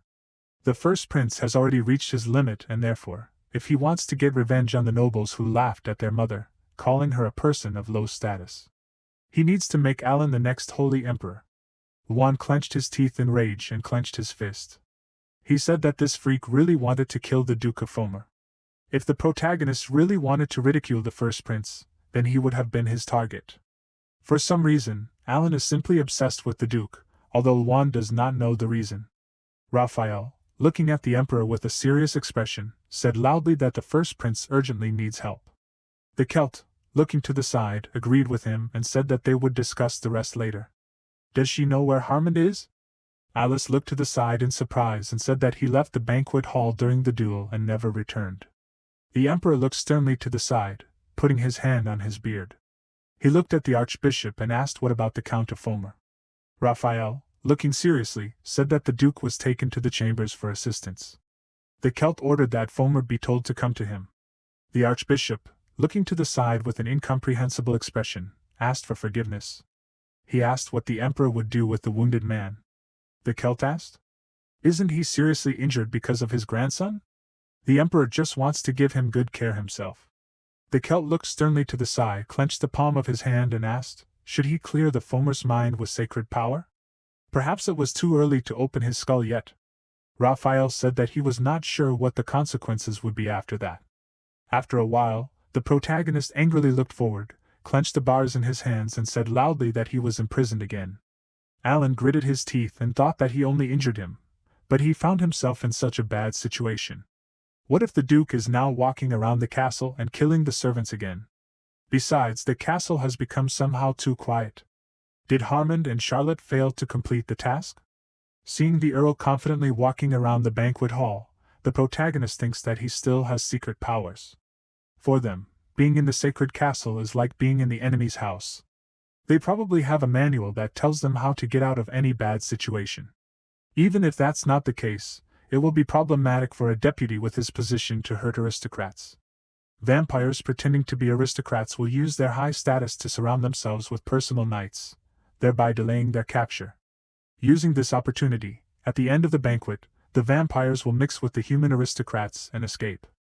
Alan will be convicted of attempting to kill the Duke.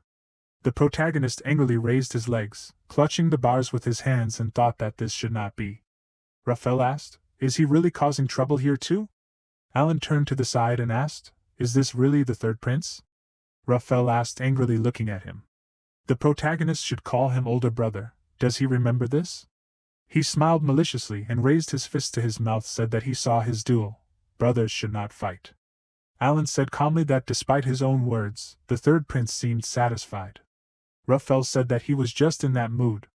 Alan looked away calmly and thought that it was probably because he got rid of one pretender to the throne. The third prince was very happy about this. After all, this freak was also a prince? That means he has the right to let the protagonist out of here. Alan turned to his older brother and asked if he could help him get out of here. Raphael asked why he would do that. If the Holy Emperor reprimanded the third prince for letting him out of here. The protagonist asked with a smile, "Isn't the first prince in critical condition now? If Raphael has a debt, it would be better to pay it back right away." That's why Alan wanted to visit the first prince. The third prince knows what he's like, right? Raphael covered one eye and put his hands on his hips. The protagonist smiled ominously and approached the bars and said that if the third prince lets him out, he will see something very interesting a little later. After some time, Alan asked, "Does the third prince dislike the first prince so much?" Raphael not only helped him get out of prison, but also brought him to the weapons warehouse. The protagonist remembered the past. The third prince, smiling, pointed to the side and said loudly that Alan should visit the first prince, and he should not forget to take his gift. The protagonist asked, "Really from there?" Alan, coming out of his memories, asked once that he was freed from prison, but what should he do now? In the Imperial Palace, he does not have anyone who could help him. The protagonist thinks that the vampires have already finished sharing information with each other.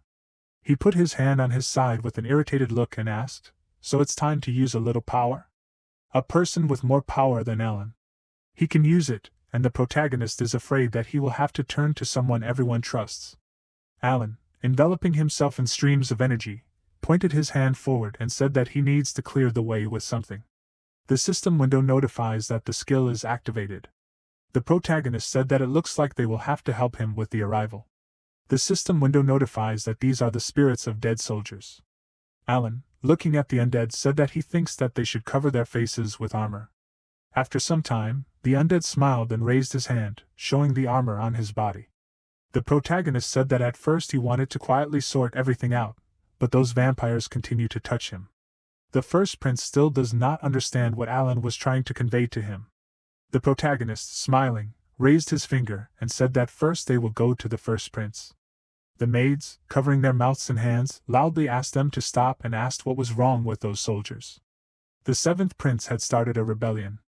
Alan quickly ran towards the knights. He angrily pointed his hand forward and loudly ordered the knights not to kill anyone, but simply to clear the way for him. They must bring more soldiers here. Someone said loudly that the protagonist was heading to the first prince's room. The knights decisively attacked the opponents, clearing the way to the room. Alan looked back smiling as he walked to the side and said loudly that this was very good.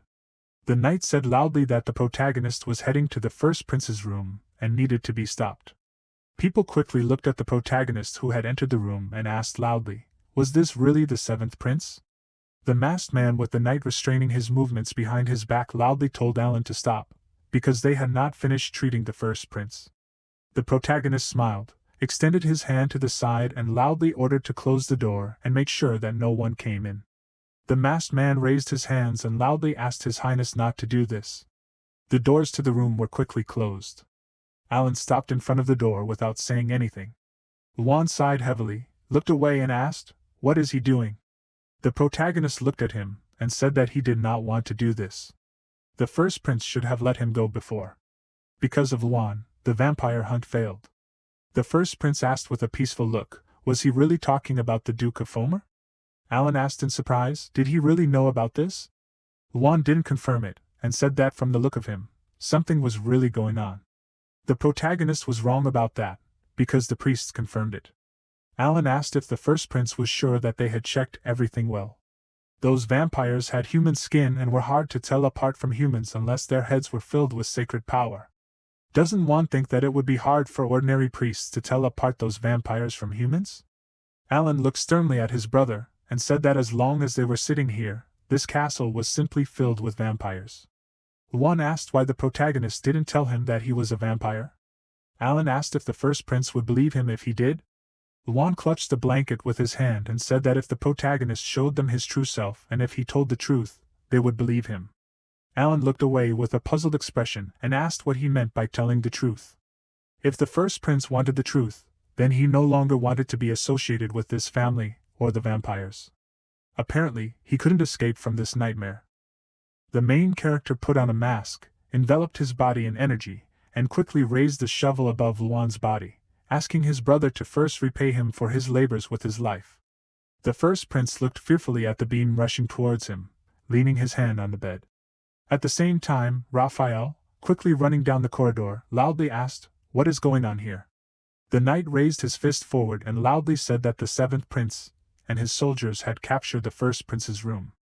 The archbishop asked loudly with a serious look, had he left his post for just a minute, and they allowed him to come in? Raphael, looking at the crowded knights, called them fools. The archbishop quickly struck the knights and loudly asked, how could they be worse than this old man? He looked in surprise at the fallen body of the undead. Raphael, looking at the zombie, wondered, is this really a dead man?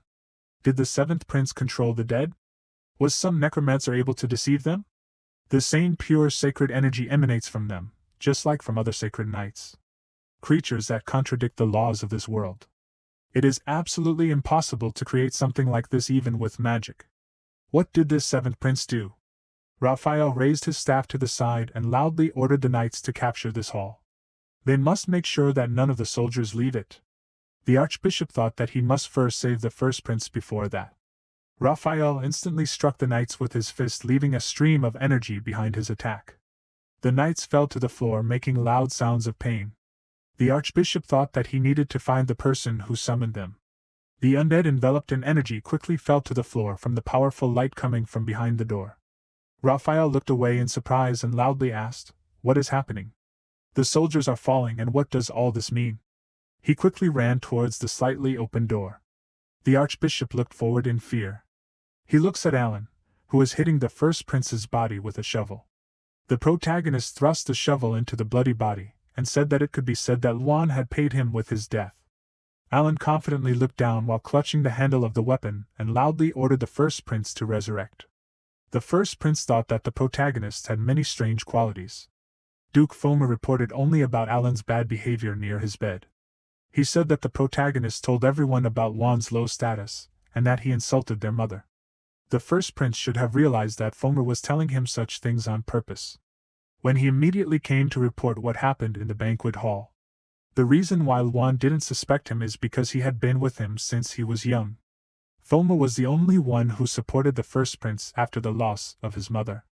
Luan didn't realize that the duke was actually a vampire. He was such a fool. So the first prince could understand why Alan wanted to kill him. The first prince clenched his hands, throwing his head back and coughing up blood from his mouth. His spirit quickly flew out of his body. The spirit embraced the protagonist, illuminating his body. Alan gritted his teeth with the mask falling from his face and clenched his hands, enveloping the weapon in sacred energy. The protagonist, pointing his weapon down, said that he was a legion and the heir of Gaia. The soul quickly combined with the directed energy. Luan, with his chest illuminated by the soul's impact, quickly rose and screamed loudly.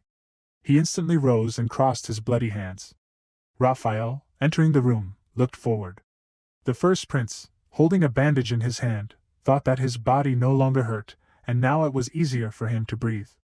The protagonist, smiling, raised his hand, looking at him. He asked how long was his new life? The first prince, looking at his hand, freeing it from the bandages, said that his skin had returned to him.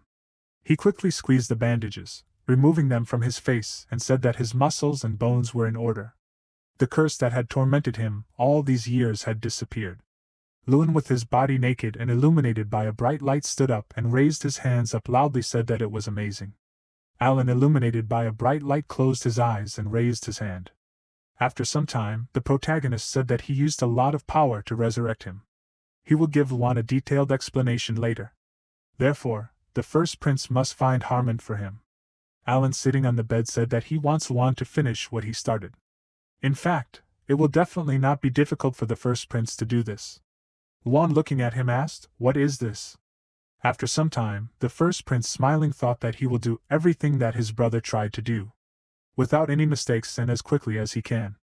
The knight raised his hand, said that they cannot let him go, because the Marquis was very angry. Harmon, sternly looking down, said that he said so. Luan quickly stood up next to the knight, put his hand on the deputy's shoulder, and said that this guy only listens to his commands.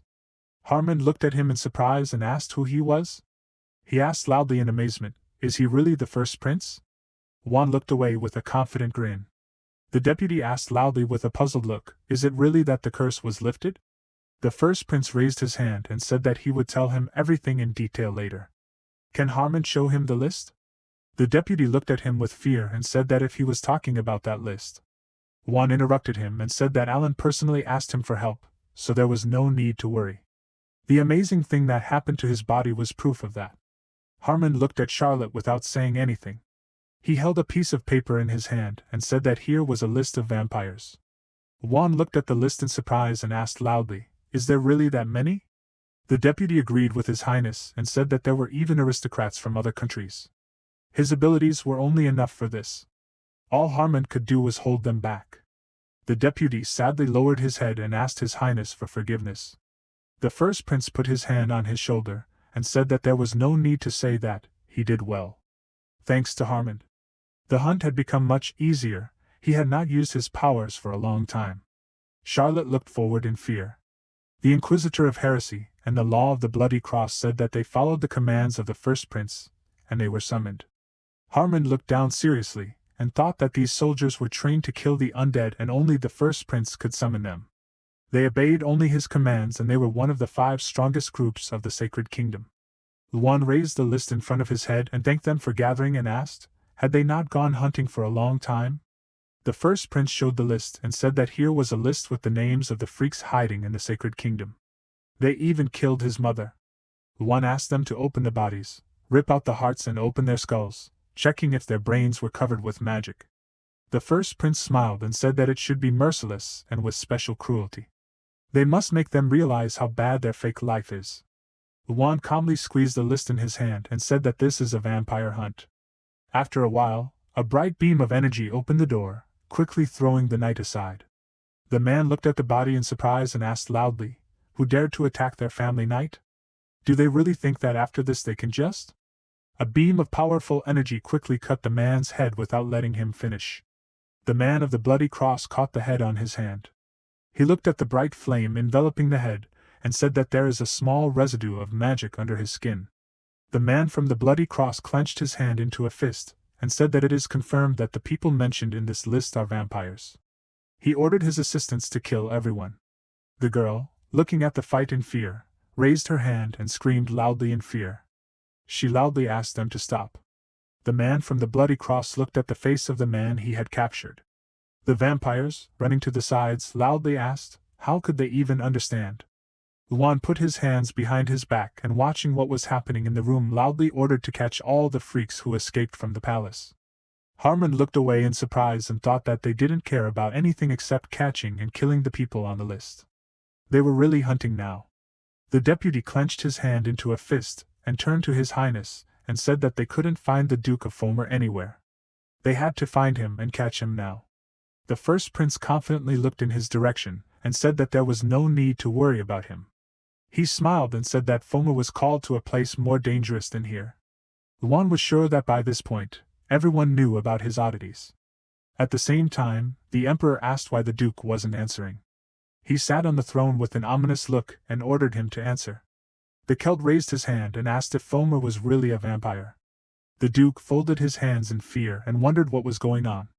When he heard that the Holy Emperor would treat him personally, because of his grandson's disrespectful attitude, Foma was about to politely refuse him. The Celt raised his hand with a terrifying look and asked, was he asking too bluntly? He apologized for not showing enough respect. The emperor said that if the duke was an ordinary man, he would ask for his forgiveness later. The Celt looked forward sternly and said that if Foma was a vampire, he would not be able to let him go. The duke turned to his majesty and asked, did he doubt God? His human nature was confirmed. The emperor said that he did this because he did not trust the priests. The Celt hoped that Foma would help him so that he could trust him. The duke looked up and turned to his majesty, and thought that he could hear the sounds of death from all directions. They were chasing and hunting those who even left the palace. This should have ended peacefully after Foma put the seventh prince behind bars, but why now? How could vampires become victims of hunting? Foma looked away with fear and thought that he needed to get out of here as soon as possible, but being detained by the emperor would be difficult. The Celt looked forward seriously and asked the duke to look at him. The emperor extended his finger and asked how someone younger than him could have hearing problems. Foma thought, if he looked around there were no weapons or holy knights anywhere. The duke knew that the emperor was the hero who killed the king of necromancers, Amon. Right now, he was just an old man who was not afraid of death. Unlike them, who had immortality, the Celt was just a living creature with limited time. Perhaps for Foma, who had almost reached the level of his parent, it would be easy. The duke laughed with a smirk on his face. The emperor looked at him and asked why he was laughing. Did he really say something funny? Foma bent forward and laughed loudly. He loudly insulted the holy emperor and said that he was just an old man. The Celt said calmly that hearing how rudely he addressed him. The Foma asked if the emperor was asking if he was a vampire. The duke said loudly that he was a vampire. The Foma quickly bit the skin, spraying blood to the sides. The Celt quickly looked at the bleeding duke. The Foma smiled with a torn-off hand and said that he did not have to speak politely to a fool like him. The duke with a rapidly growing hand said loudly that he was a predator devouring the same people as the emperor. He would eat his body, a relic of the past, and receive the recognition of other vampires of the parents. A huge arm appendage quickly moved towards the emperor. A piece of fabric with great force hit the place where the Celt stood. The Foma quickly raised his hand and loudly said that as expected, now the emperor was powerless. The hand clenched its palm into a fist, spraying blood to the sides. The duke looked forward in fear, squeezing the fabric of the huge hand with his hands. The emperor with a terrifying aura in his eyes looked forward, getting out of the grip. The Foma looked at him and asked, "What is this?" The Celt instantly tore the tissues of his hand and clenched the palm of his hand into a fist, pointing it upward with the intention of attacking. He struck forward with great force, directing a powerful beam of energy and cutting through the air. The emperor asked, "Foma is not even a vampire parent, so what made him believe in himself so much?" The Celt, standing on the ground, asked, "He killed Amon, the king of necromancers. Does the duke really think that he cannot cope with one simple vampire?" The Foma looked away with a frightened look and a bloody face.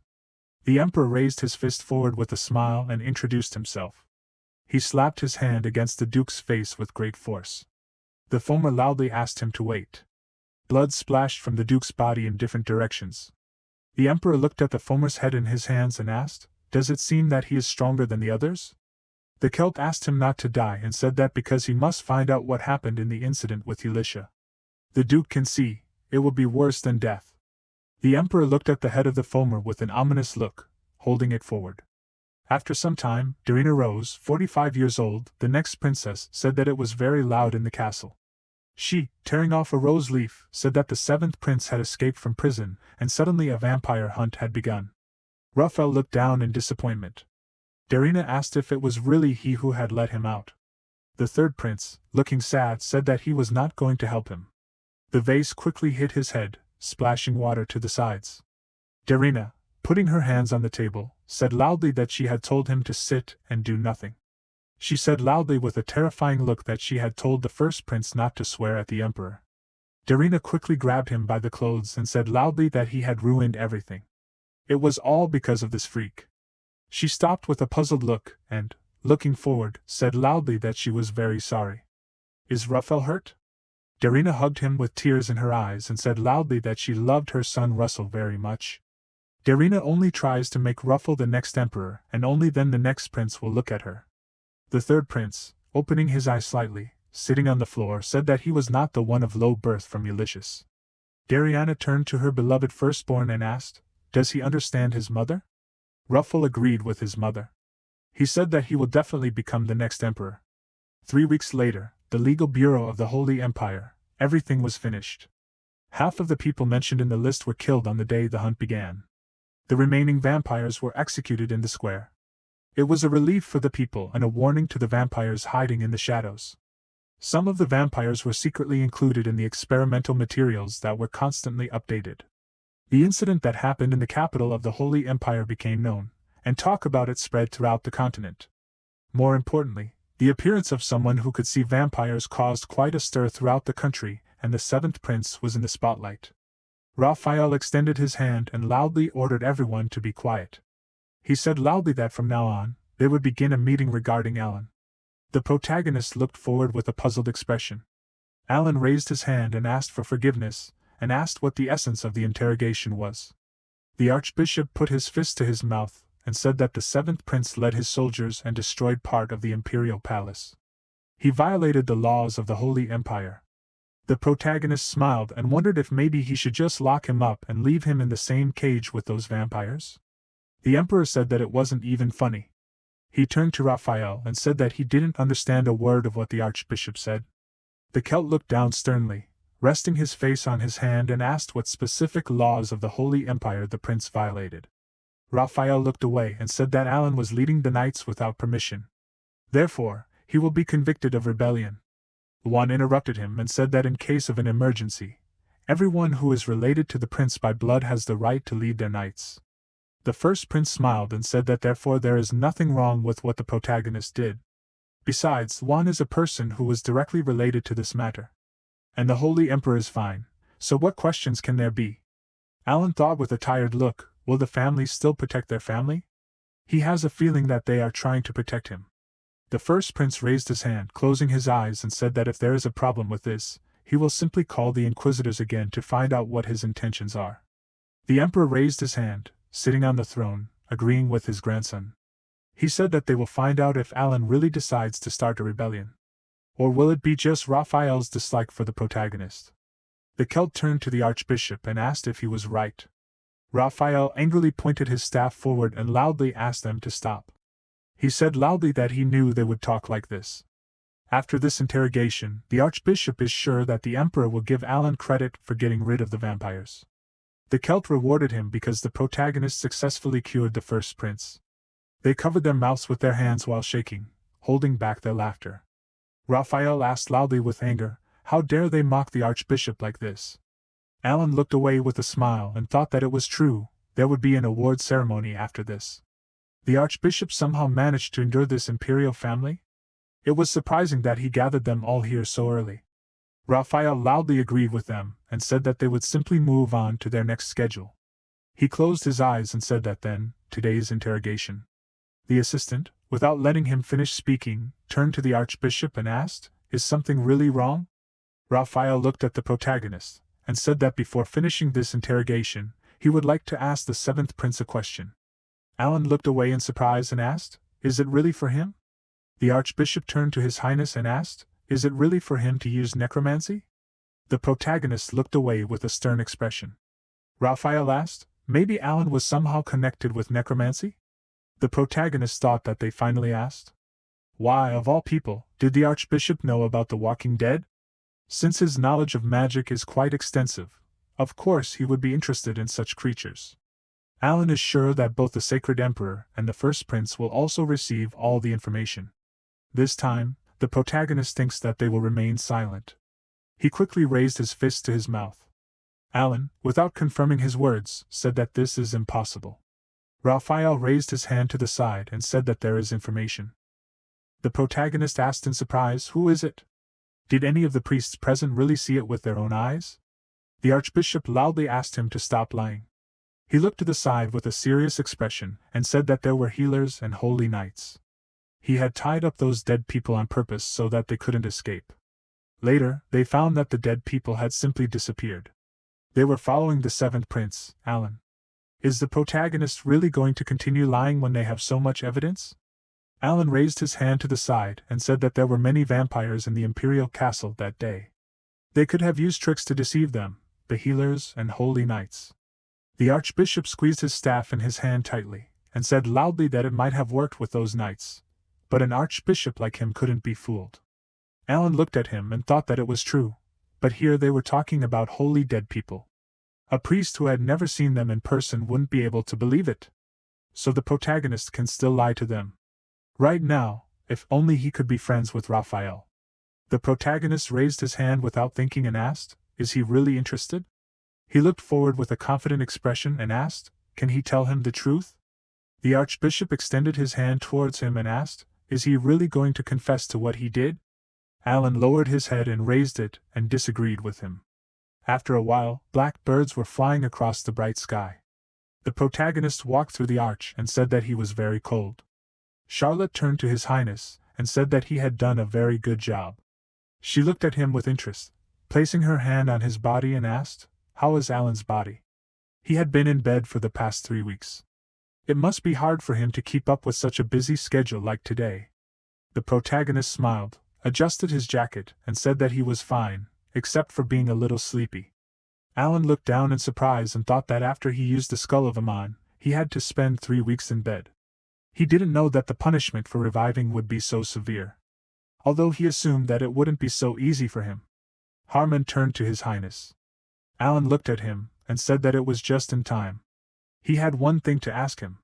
The deputy asked for forgiveness with a puzzled look. He walked towards the protagonist and turned to His Highness and asked what it was. Alan said that his shovel was broken into pieces. Since night would soon fall, Harmon should get him a new one. The deputy looked away in amazement and asked if Alan was really going to use shovels in the future too. Why didn't he learn the art of wielding a sword? The protagonist clutched his clothes in his hand with a puzzled look and asked why a priest needed a sword. Harmon asked, what was the point of a priest using a shovel? Alan said that his hand had gotten used to the shovel because all this time he had been doing nothing but digging. So there was nothing he could do about it. The deputy asked with a surprised face, if that was the reason, why didn't the protagonist just make a new one? Alan asked with confusion, really a new weapon? Harmon raised his hand to the side and said that in the northwest there is a mine where metal and magic stones are presented. This is the territory of Hilda, the lands ruled by the first empress. This region is called the largest weapon empire. They signed a contract with the dwarves to create various things. If the protagonist goes there, he will be able to buy not only ordinary weapons, but also magical ones. Alan asked, does that mean he can make a musket too? The protagonist smiled, looked at Charlotte, and said that he thought it was a good idea. Why don't they go there when she has a day off? Harmon looked ahead and said that before that, in fact, he came here to ask Charlotte. She looked to the side in surprise and asked, really not the seventh prince? The deputy confirmed this and said that it was a little unexpected, but the sacred emperor was looking for her. Charlotte asked with a surprised look what he was talking about. After a while, the emperor asked if he really thought Raphael was telling the truth about the sacred dead. Luan put his hands behind his back and agreed with His Majesty, and said that Alan had done the impossible, he had resurrected him. The first prince looked at the hand in surprise and said that the other priests doubted the archbishop's words. Their reaction alone was enough to make the people at the scene fall silent. As for Luan, he believed him.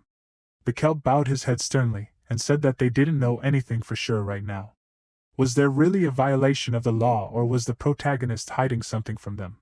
The first prince asked then why didn't Alan tell him the truth. The emperor looked at his grandson and said that it was because he didn't trust him.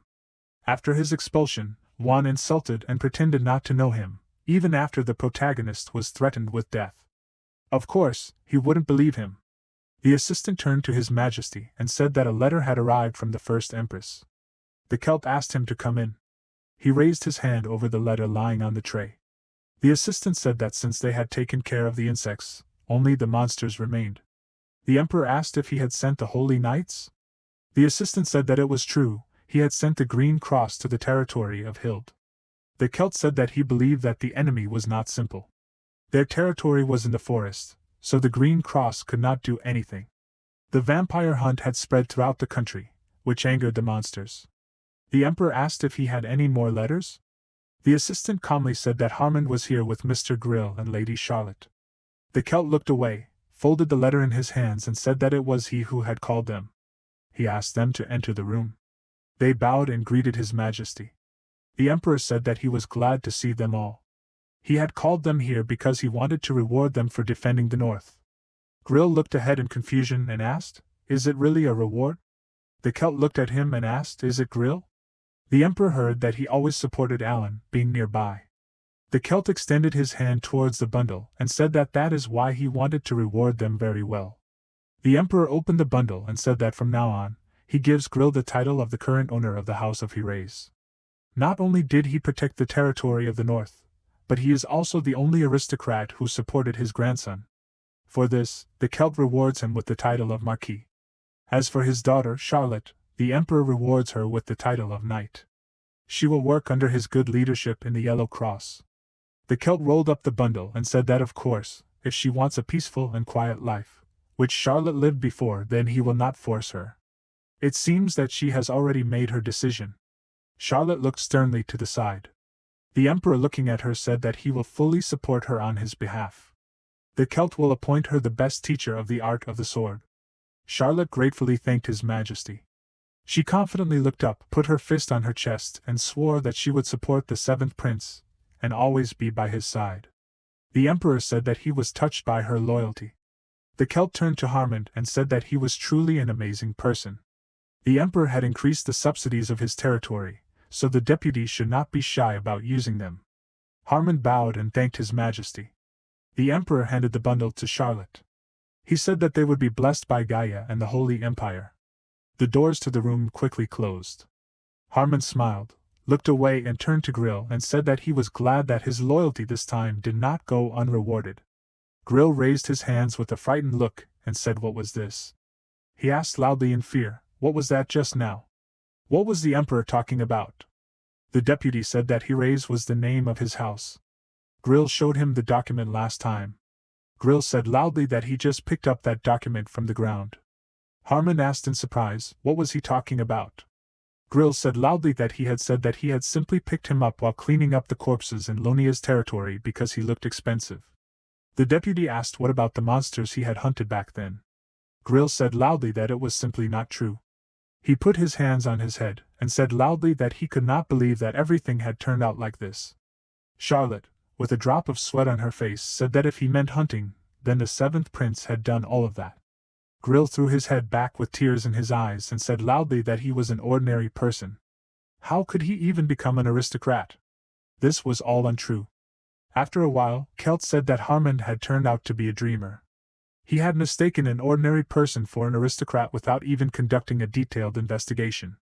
That was why the deputy could not yet advance to the position of vice captain. One said with a smile that, to put it mildly, he was simply naive. Harmond was as pure as his thoughts. The emperor said with a calm look that it was still nice to have such a confused person nearby. Now Celt wondered if Alan really had exiled himself on purpose. The first prince looked at him with a serious expression and asked if the emperor really thought the protagonist had lost his memory. Celt said that at least it was true that Alan had not recognized him back in the garden. One said that he disagreed with His Majesty. It wasn't just from somewhere, the protagonist came from the land of the dead and hunted vampires there.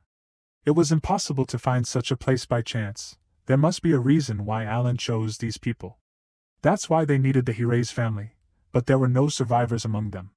The first prince knew this better than anyone because he had fought against them together. Celt looked forward sternly, and asked if he thought the child named Charlotte wasn't so bad. One asked with a calm expression if the emperor was talking about that girl.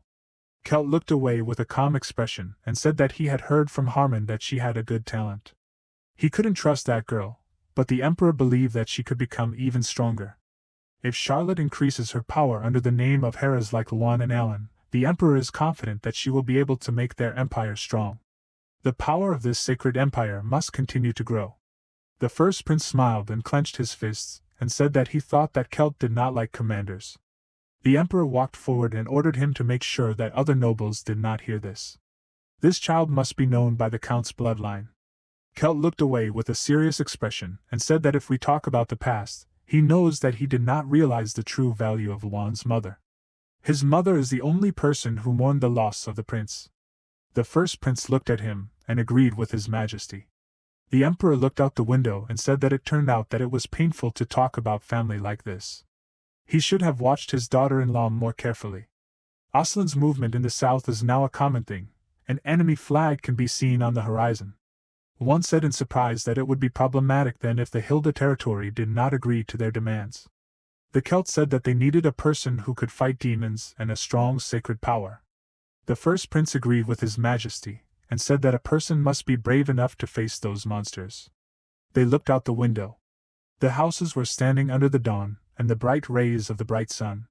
At the same time, the people said with a smile that it was all thanks to the sacred emperor that this village had come to life. Did she just belittle the seventh prince's work? The girl heard that he had changed, as if he had been reborn as another person and had become a priest. The villagers slammed their mugs together. The girl said that her friends from the Lonia estate had told her. They loudly exclaimed the goddess and said that the protagonist had saved the entire area. He really was a priest. The villagers said loudly that this was their priest. Juan looked at the emperor with enthusiasm. He held a piece of paper in his hand and asked to send this letter to Hilda. The first prince said that his beloved brother had not left the house for a long time. After some time, the protagonist thought that 3 weeks had passed since the vampire hunt. All this time he was unconscious. Now Alan is in the library, and not in his cozy bed, and the reason for this is that many people were looking for him. It seems that the Holy Emperor ordered everyone not to talk about anything. Somehow, the conversation still got to the people. In the village, everyone calls him a priest. The protagonist, putting his hand on the shelves of books, said that he wanted to go back to the monastery. Harmon turned to His Highness. Alan, frightened, turned to the side and said loudly that he had said that he would not answer any questions. The deputy, looking forward in surprise, said that it was him. Harmon accompanies the first prince. Juan, smiling, raised his hand and said that he asked the deputy to accompany him. Alan, covering his mouth with his fist, asked for forgiveness and said that he did not recognize. The first prince said that it seemed that the protagonist was very tired because of all these people. Harmon agreed with his words. Alan turned to his older brother and asked, "It seems that his last days were a success?" Surrounded by various young ladies. Juan laughingly said that it was all thanks to him. The first prince smilingly apologized and said that he knew that the protagonist found out. He came to tell Alan about an event that he needed to attend. The protagonist loudly asked if his brother couldn't refuse his name. Juan calmly said that he didn't know if his brother was joking or just pretending not to know about it. The anniversary of their mother's death was coming soon. Alan was obliged to attend the memorial service this year. The first prince put his hand in his jacket pocket and said that also, the protagonist needed to find time for a vacation. Alan asked in surprise, "What do you mean, vacation?" Juan asked if it was easy for him to live in the castle. He handed over Hilda's letter and said that in fact, his brother just needed to make a small delivery. The first prince asked him to visit Hilda's estate, where their sisters lived. Alan, looking at the letter, thought that he was interested in this place. He asked with a tired look, if he really had to go there? Juan said smiling that he made it the reason why the protagonist needs to leave the castle. Hilda's estate is preparing for its hunting season. There, Alan will not need to maintain the image of a prince. The brother will be able to make himself any weapon and walk around the estate. The protagonist should definitely enjoy his vacation to the fullest. There you can also meet beautiful girls. Alan said that they will end there. Juan said that in any case, the brother should convey his greetings. The protagonist calmly took the letter and agreed with him. He said that he will take into account his brother's request and rest a little. After some time, a statue stands in the courtyard among the rays of the sun. Alan looks away holding flowers in his hand. He thought it was a statue of a princess protecting her son from a vampire attack. The protagonist walked up to the stage and bowed, laying down the flowers. He said it was time to go to the Hilda estate. After a while, Alan smiled and lay down on the sofa and said loudly that it was very good. He remembered the past. Charlotte, holding a scroll in her hand, asked for forgiveness, and said that she needed to go to one place. Harmon closed his eyes and said that he also had a lot of work left. The protagonist, smiling, came out of his memories and wondered how long he had not parted with these two. So that's how it is to feel freedom. Alan pushed the curtain aside with his foot and said that the weather for a walk was just good. He quickly closed the curtain without finishing. The protagonist angrily raised his hands, remembering the past. Luan, smiling, raised his finger up and said that he was worried because there was no one to accompany his brother. He asked him to take a bloody cross with him just in case. Alan came out of the memories and thought that he certainly felt more confident, but he felt very gloomy with them. He shouted loudly as he rose up in the shaking carriage. The protagonist looked out the window in surprise and asked what was wrong. The man looked at him sternly and said that there was a carriage opposite. Before he could finish speaking, someone loudly ordered the carriage to stop. The man loudly said that he didn't know where such people came from, but they would have to give them everything they had. The man from the bloody cross turned to His Highness and said that it looked like a group of bandits. The protagonist asked, "Don't they look like a group of fools? Are the bandits sure they want to attack them?" The man asked His Majesty, "Does he really see them that way?" The bandit loudly asked what they were doing. The bandits would let them go if they gave them all their things. Alan calmly closed his eyes and said that he heard that there was a festival going on at the Hilda estate now. Apparently, the bandits mistook them for a circus troupe, so they shouldn't hit them too hard. The man from the bloody cross looked at him and said that they would just cut off their limbs then. The protagonist thought about it. He said not to hit them too hard. What are these scary guys? Alan felt relieved because this situation turned out to be such a stereotype. A traveler who is attacked by bandits and a protagonist who kills the bandits. Of course, the protagonist is just controlling other people. A monster with red eyes looks forward while sitting in the bushes. He quickly jumped towards the bandits. One of them looked fearfully into the open mouth of the monster. A bright beam of energy instantly cut the bandit's neck. They sat down on the ground in fear and said loudly that it was a monster.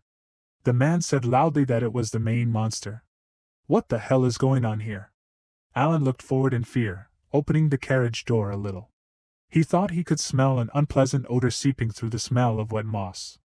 Those red eyes and sharp teeth, it's a werewolf. The monster quickly moved upward. The man from the bloody cross asked, "Is it a werewolf?" Judging by its wolf-like appearance. Maybe because it is just a creature. Usually creatures are weak in physical strength, but they are very contagious. Alan said loudly, "Then they need to deal with the main monster first." He quickly created a weapon in his hand and loudly ordered everyone to prepare for battle. He wondered, how strong is this werewolf? Alan does not want to overexert himself because he has just recovered his strength. He remembered the past. The protagonist asked, "Is this just a vacation? Does one think that this is a bit too much?" The first prince said with a smile that they are coming with him not only as an escort, but also for their own business.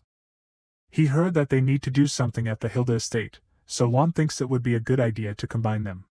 He will also prepare different carriages for both of them in case they are uncomfortable being with each other. So Alan should not quarrel with Raphael.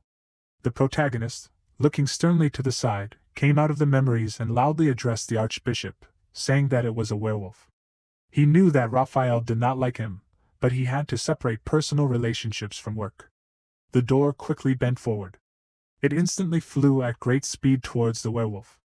The monster looked at the door approaching him in fear. He quickly flew to the side, shaking the ground from the blow he received.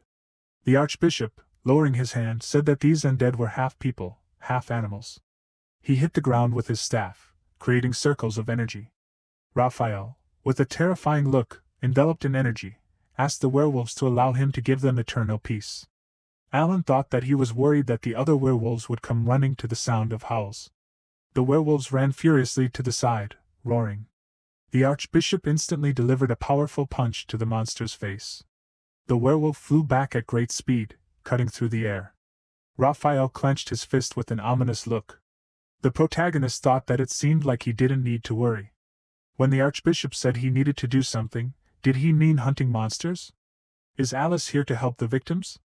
Alan thought with a frightened look. Does that mean he needs to work here too? This can't be. Why is he even thinking about such things while on vacation? The werewolf quickly headed towards him. The man from the Red Cross loudly addressed His Highness, and said that the monster was on the right. The protagonist quickly looked at the werewolf holding a weapon in his hands and loudly called him a freak. The arrow flew to the side at great speed, cutting through the air. The monster roared after receiving a powerful blow to the head. Alan lowered his head with a tense look. He looked to the side and asked, "What was that?" An arrow just flew by. Hilda Alphons, 24 years old, interrupted him loudly and said that there were more werewolves ahead. Raphael raised his hand and quickly looked to the side. She, sitting on a horse, loudly ordered to kill them all. The werewolves looked at the approaching Green Cross with fury. The Green Cross said loudly that those freaks were running into the forest. Hilda stopped and told them not to follow them. The forest is the territory of those monsters.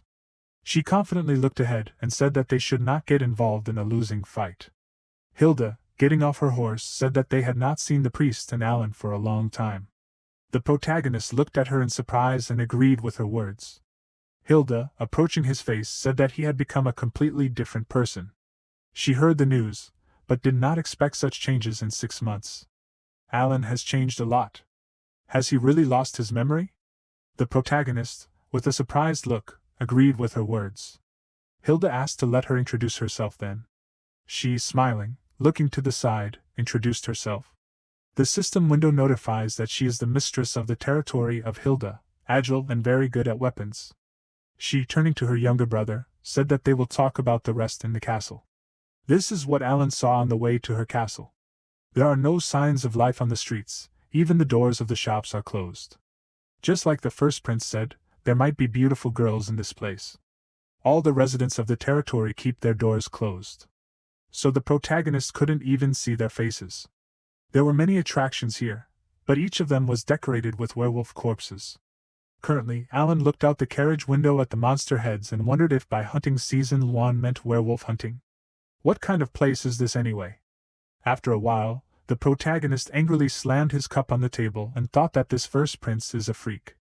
What kind of festival is this? Only the bloody festival can be seen here. Alan saved his life, and he sold him out? The protagonist needs to return to the Imperial Palace as soon as possible and deal with this fool. Hilda said that werewolves are different from vampires. They are the final form of a dead beast that absorbs mana for a long time. She held a letter in her hand and said that they are quite intelligent and have amazing physical strength. There were times when vampires tamed them with magic. They walked with them like pets. The werewolves that live here formed their own packs. Hilda looked at the protagonist and said that if you use magic against them, they will only become stronger. Alan asked, those werewolves did not even understand the language? She smiled and said that it was because they were creatures, and she was talking about werewolf parents. The protagonist asked with a puzzled look why she was telling him all this. Hilda asked with surprise, did not he come to help? She showed a letter in her hand and said that judging by the letter, the Holy Emperor gave it to her. Alan came to help. He lowered his head and put his hand on his face, and said that these are fools. Hilda asked, so they decided everything without him? The protagonist said that he came here to enjoy the festival, and not to hunt. He raised his hand and said that if she wanted, he would leave her a red cross to help her. Hilda said that then things were really bad. In fact, the festival was supposed to be held next week, but it was cancelled because of the werewolves. Alan asked in amazement, so his brother didn't tell him a complete lie? She smiled and confirmed his words and said that therefore he shouldn't be so angry with him. Luan did this because everyone wanted to see the protagonist's talent. Although it was impossible to hold the festival now, she would still help him with everything else. Alan clenched his hand into a fist and asked what she meant. Hilda looked to the side, raised her hand and ordered Blorg to come in. Blorg, a blacksmith working for the Imperial Palace, introduced himself as he entered the room. Hilda said that she heard that the protagonist wanted to find a suitable weapon here. Blorg was the best fit for it. Even though Alan was her half-brother, she had no intention of sending him into danger. Hilda raised her hand with a smile and asked her brother to stay inside the citadel, while he waited for the weapon. The protagonist looked ahead with admiration and thought that he couldn't believe that there was someone in this empire who understood him so well. He thanked his sister loudly. The blacksmith pointed his hand towards him and asked if he had a main weapon. Alan said that he used a shovel. He didn't know what weapon suited him the best. The protagonist just used his shovel because he had been digging for half a year when he was exiled. Blorg asked if he could show him his hands then. Alan held his hand out towards the blacksmith. Blorg said that this hand was not at all trained for weapons. He scratched his cheek with his finger thoughtfully, and said that it wasn't that he couldn't make a shovel. Don't they think that it wouldn't be effective enough if he used only that? The blacksmith closed his eyes and said that they could think about what would suit him the best. Hilda asked if it wouldn't be easier to find a weapon that suited his personality. She put her hands on her knees and asked if Blorg could call the servants. The blacksmith turned to her highness and asked if she really wanted to do something. Hilda said that she wanted to ask them to clean up the training grounds. She quickly slammed her fist into her hand. Hilda smiled maliciously and said that she hadn't fought with her younger brother for a long time. She even missed it somehow. Alan closed his eyes with an angry smile. He looked at her and said that he would like to refuse. Hilda put her hands on her hips and said that he didn't have to worry, she wouldn't be bad. If the protagonist really didn't want to fight, then she would only defend herself. Alan thought with a puzzled look that it would really be more comfortable if he could find a comfortable weapon for himself. He confidently looked at her and asked her to take care of him. Hilda smiled and agreed with him. She asked if they could go to the training grounds then. After a while, she quickly jumped to the side and said loudly that this was a spear, then a mace and a sword. Hilda loudly addressed Alan and told him to try hard. Chains, an axe, a sickle, there were still too many weapons that they had not tried. The protagonist, looking tired, sighed heavily and thought, are there really so many more? Hilda loudly said that this time they would try brass knuckles. Now there would be an axe, chains and a pot. Alan was sitting on the ground with a pot on his head. Hilda said that although he was only her half-brother, she was sorry that she could not take good care of him. The protagonist, looking tired, lifted the pot from his head. The sister, putting her hand on her side, asked, was this their first meeting since Elicius's funeral? Back then, Hilda was too small and busy because of the inherited territory. When she heard rumors that Alan had become a freak, she could not believe that he had changed so much. She looked at him smiling and said that she now believed in it. Hilda does not know what happened to him while the protagonist was in exile. She thanked him with a joyful look for Alan to visit her. Hilda said that as long as he was here, she would definitely take care of him. The protagonist looked away in amazement and turned to his sister. Hilda raised her hand smiling and said that here are his current points. The man said that Alan has the same level of proficiency in all weapons. The assistant said that although he is good with a shovel, this weapon is not at all suitable for battles. The assistants with blonde hair said that this is not true, the protagonist just has a low level of physical strength. Hilda looked down, covering her mouth with her fist. She looked away and said that she had the same opinion as the dwarves. Alan asked loudly, is this how she takes care of him? Hilda extended her hand to him and said that he now needs to know his level. She thinks that they should work on his physical abilities first. The protagonist looks suspicious and says that he will refuse if she asks him to train. He already told her that he came here to rest. Alan gets up from the ground. Hilda asks if she heard that he can use sacred energy, is that true? The protagonist looks away in surprise and asks her for forgiveness.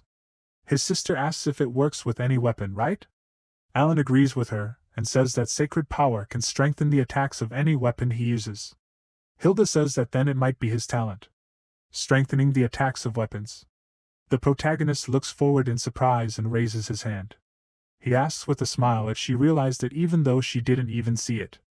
Hilda says that they just fought. His physical training is very poor. Seeing how Alan is able to control himself, she realizes that he quickly understands how to use it. The protagonist frustratedly wonders why everyone keeps calling him weak. The sister said that it would be difficult to pick out the best weapon for him in a couple of days. Alan could rest today, and they would continue tomorrow. The protagonist would waste his abilities if he used any weapon that came his way. The training lasted a week. Some time later, in the library on Hilda's territory, the protagonist laid his head on a book and thought that he was here again. He turned his head to the side with an exhausted look and thought that according to Hilda, it seemed that today's training had not brought any results either. Alan raised his head and thought that he liked reading more than training. Is there any magic that he could use? Alice looked at him with a sad look, holding a book in her hand, and greeted His Highness. Alan thought that this girl was also here. She had come with the Archbishop. He turned to the side and asked if she really liked libraries too? The Archbishop was doing well, right? Alice turned to His Highness and said that Raphael was currently hunting werewolves. They instantly fell silent without saying anything. The protagonist lowered his head and thought that he did not know what else to talk about with her. Alan looked away and asked him to forgive her then. Alice asked, "Is he looking for enhanced magic now?" The protagonist looked at her with a serious expression and confirmed her words, saying that he was just reading about magic. She, clutching a book in her hands, said that the conversation was about the revival that was last time, or rather, she thinks that she can help him a little. After a while, they sat down at the table reading books. Alan, with a calm face, looks at the book in his hand. Alice, smiling with a red face, looked away. After some time, Raphael addressed her by name. Alice raised her head from her hands lying on the table. The Archbishop, putting his hand on her shoulder, asked, no matter how much she loves to study, how could Alice fall asleep in the library? He has been worried about her since this morning. Alice, with bruises under her eyes, looked at him and asked for forgiveness. Raphael asked how she fell asleep here. Alice raised her hand with a smile, and said that she was having so much fun studying that she didn't notice how time passed. The Archbishop said with a happy look that she was just like him. Alice wondered if he knew that she was sitting here with the seventh prince. Would he be angry? Raphael asked what the seventh prince was doing there. He raised his hand to his mouth and said that the protagonist had managed to perform a revival and even summoned the sacred dead. Seeing this freak, Raphael wondered if he had already started to get dementia. How did Alan manage to do such a thing? Alice thought with a calm look that it seemed like her grandfather had a lot of questions for the seventh prince. Since the protagonist was the person who had gotten on her nerves in the past, her grandfather would never ask all these questions. She also wanted to know more about this person. Maybe she should tell him that the seventh prince had changed now. Alice clutched the fabric of her clothes in her hand and turned to her grandfather. She said, why not just ask the person in person? Alice looked away in surprise without finishing and asked what that sound was. Raphael quickly turned to the side and said that it was something in the training hall. He looked to the side in amazement. The Archbishop ran to the door at great speed and said loudly that he was sure that it was the seventh prince who had done something again. Alice looked at the smoke rising behind him and called out loudly to her grandfather. She quickly ran after him and said loudly that it was not the seventh prince. Alice thought that yesterday Alan was so carried away by books. Now the main character is a completely different person. She stopped in surprise and looked to the side. Raphael walked forward and asked loudly, what is this? What is going on here? Alan looked in surprise at the stick broken in half in his sister's hands.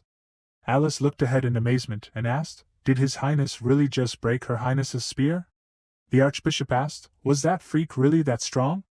Hilda's spear is known for being the best on the continent. Hilda looked at the broken spear and turned to Alan and said that they would try again. The protagonist, with a puzzled look, held the weapon enveloped in energy in his hands and asked for forgiveness. He asked, didn't he just do a good job? The sister asked with a serious look, did Alan enhance the weapon with holy energy? This is very surprising. The dwarf raised his hands to the side and said that it simply increased the endurance of his weapon. The second dwarf said that the protagonist could just randomly hit different targets and still get the same result. Hilda said that Alan made a good hit after all, so he needed to be more patient. They could try another weapon. The protagonist closed his eyes, crossed his arms, and said that it was easy to say, but it was still hard for him to get used to another weapon. He confidently looked to the side and said that he hoped there was a way. Alan looked at the standing Alice and stopped talking. He clutched the spear in his hand and said that they could try. Sister said that it was a good attitude, and this time he should try to be more serious. Hilda smiled and stood in a fighting stance, fluttering gusts of wind around her, and said that it was because she would also fight him with all her might. Alan quickly headed towards her with the intention of attacking. He looked ahead in surprise and wondered what Alice had said last night. The protagonist remembered the past. Alice pointed her finger at the book and said that the sacred power was associated with the energy of life. She could strengthen the weapon, but it would react more to Alan's body than to the weapon. Therefore, he should not focus so much on the weapon. The protagonist should try to learn to use his power freely so as not to depend on the weapon. Alan came out of his memories and released the weapon from his hand. Hilda looked in surprise at the tip of the weapon sliding along the ground. She quickly looked to the side and asked, "Did he really lower his spear?" The protagonist raised his hand, concentrating energy around it, and thought that he did not know exactly how to cast a spell. If Alan tries to do what he did with the musket. He quickly clenched his hand into a fist. The protagonist clenched his teeth in rage and lowered his hand, leaving streams of energy behind it with the intention of attacking. Hilda looked at the fist rushing towards her in amazement. Alan instantly hit her shoulder with his attack, tearing the ribbons. The wall broke into pieces with great force, raising streams of air. The protagonist looked at his fist in amazement. The dwarves loudly asked, "What was that?" "That was very amazing. How many points did he get for that?" "A huge dent in the wall from just one wave. That is truly amazing power." "His stance and poor body position. They quickly showed 0 points." Hilda lowered her hand and said that Alan was amazing. She approached him smiling and said that he was able to learn magic in one night. The protagonist said that he had just done with his body what he had done with the spear before. He had help with that. Alan didn't have time to finish speaking and looked towards Alice, who was showing him a sign not to talk about it. The protagonist put his hand on his head and thanked his sister, and said that he didn't know that he would become so strong. It's good that she managed to dodge. Hilda put her hands on her hips and said that if she had blocked the blow, all the windows would have been knocked out. Alan did it from such a bad stance, but that blow would have definitely been the end. The protagonist asked with a puzzled look that if she said that it was bad, then he really had no skills in close combat and weapon handling? The sister closed her eyes, smiling. Alan thought that there was another way to look at it. If he had no talent in weapon handling, did that mean that he could use any weapon he wanted? Hilda said that he had worked very well. Now the protagonist should have a good rest so that they could continue tomorrow. Alan agreed with her, smiling, and said that he would go after he examined all the weapons. Raphael loudly called him a freak and asked, so he was really interested in all this. He said loudly with an angry look and an aura around his body that he had previously been sure that Alan was a freak. He was trash that no one could save.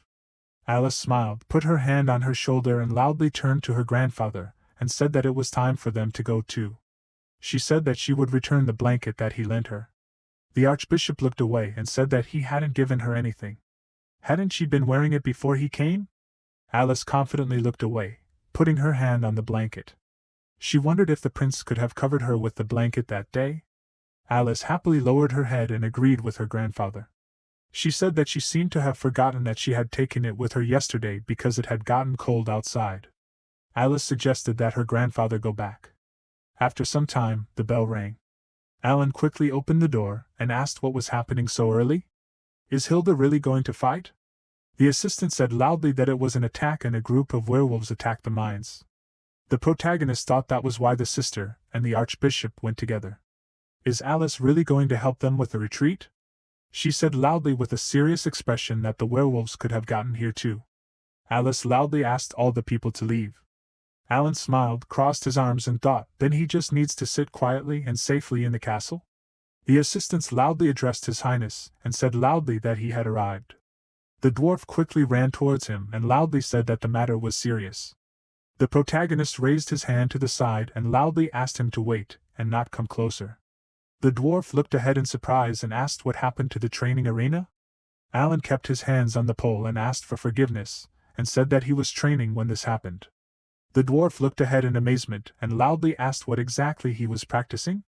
"Where are all the weapons?" Alan coughed and said that the dwarf suddenly saw it. He looked away with a calm expression and thought that now that he knew he could enhance the endurance of any weapon, he would not miss this chance. The protagonist quickly looked at the dwarf and asked, "Did they make muskets here too?" Alan looked at him with a serious expression and asked, was he wondering if they could make him one? The dwarf said with confusion that they had one. The protagonist wondered, was he really refusing to give him a musket because he thought he was ugly? The dwarf sighed, put his hand on his head and said that he would give it to Alan. The protagonist bent down and asked, was that really true? The dwarf said that the abilities of the musket they had created were equivalent to a decorative weapon. Everything would change, because Alan could kill vampires with one shot through the castle wall. The protagonist smiled and asked, had he really heard about that too? The dwarf agreed with His Highness and asked if he could set him one condition. Alan wondered with an irritated look, What was he getting at? The dwarf said that he would give the protagonist any musket he wanted. But Alan had to try it out right now. The protagonist asked, did the dwarf just tell him to join the battle? Alan looked at him with surprise and asked, his sister was coming and even the archbishop was there. Why was he so worried? The dwarf said that the attacks of werewolves were quite unusual these days. Their number was also high. For the first time he had the feeling that they were following someone's orders. They probably have a strong leader. So they were going to call everyone, even the weak ones, for help. The protagonist asked angrily and loudly, what did the dwarf just say? The dwarf said that the Red Cross would help a lot in the battle, but they would not move until Alan gave the order. They said that protecting the protagonist was their main goal. Alan looked up tensely and agreed with him, and said that those people came here to protect him. The dwarf turned to His Highness, and said that the villagers were in danger. Her Highness and he were afraid that they might lose, and all his friends from the mines. The dwarf lowered his head and said that he was worried that they were in danger too. So, could the protagonist send a Red Cross with them? If Alan would do them such a favor. The bell rang quickly, interrupting the dwarf. The knights said loudly that they were under attack. The werewolves were running to the fortress, and this was an attack. The protagonist looked away in surprise and asked if they really ignored the soldiers and ran straight to the village. The dwarf looked away sternly and said that it seemed like their leader owned their minds. The dwarf loudly asked His Highness to at least protect the village. Alan asked calmly if he could just hide. The dwarf loudly addressed His Highness. After a while, the werewolves ran forward with fury. Alice put her hand on the boy's back and loudly asked the people to calm down and evacuate. She looked up with a serious expression and said loudly that the soldiers would protect them. The woman kneeling in front of the child loudly asked for forgiveness and said that there was a wounded child here. Alice quickly ran up to them holding her dress with her hands and said that everything was fine and she would help them. This is a very good boy, she will help and will not hurt him. The boy looked away in fear, making a loud sound. He stretched out his hand forward and said loudly, stuttering, for her to run. Many werewolves quickly jumped towards her. The boy loudly called out to Alice. She instantly turned to the side and looked at the monster. Alice put her hand on the monster's head. She hit the monster with great force, breaking the ground under it. The boy looked forward in surprise, sitting in the smoke. Alice, looking at the lying corpse of the monster, loudly asked, how dare they attack this peaceful village? She confidently clenched her palms into fists, and said loudly that as the granddaughter of the archbishop, she would not allow them to do this. The knight stood behind her and loudly addressed Lady Alice, and said that it seemed that they were getting closer and closer to her. She quickly raised her hand to the side and loudly ordered everyone to stand behind her. Alice decisively raised her fist and thought that her grandfather had taught her basic fighting techniques. She had never tried to use them on monsters. She stood surrounded by werewolves and wondered if she could protect everyone. This was not the time to be weak, she had to protect everyone. Alice gritted her teeth and quickly raised her fist, covered in energy, with the intention of attacking. A bright light appeared in the tower opposite her. A powerful beam of energy instantly shot towards the monster, throwing it aside. Alice looked back at the fallen corpses of werewolves in surprise and asked loudly, was this really a magical attack? Who did this? She looked up in amazement, and said that this was the only person who could attack at such a long distance with such great power. Was this really the seventh prince? At the same time, the protagonist, holding a musket covered in energy, said that it was as expected from muskets made by dwarves. He stood on the fence and took aim and said that it was a quality product. The system window notified that Alan was using divine energy. The weapon was temporarily strengthened and the skill through was activated. A powerful stream of energy quickly headed forward. The werewolves looked in surprise at the stream of bright energy rushing towards them. The werewolf looked at the instantly severed head of his comrade. The monsters, falling to the ground after receiving blows, growled. The protagonist, shooting a stream of energy from a weapon, said that his brother told the truth. He will definitely like this trip.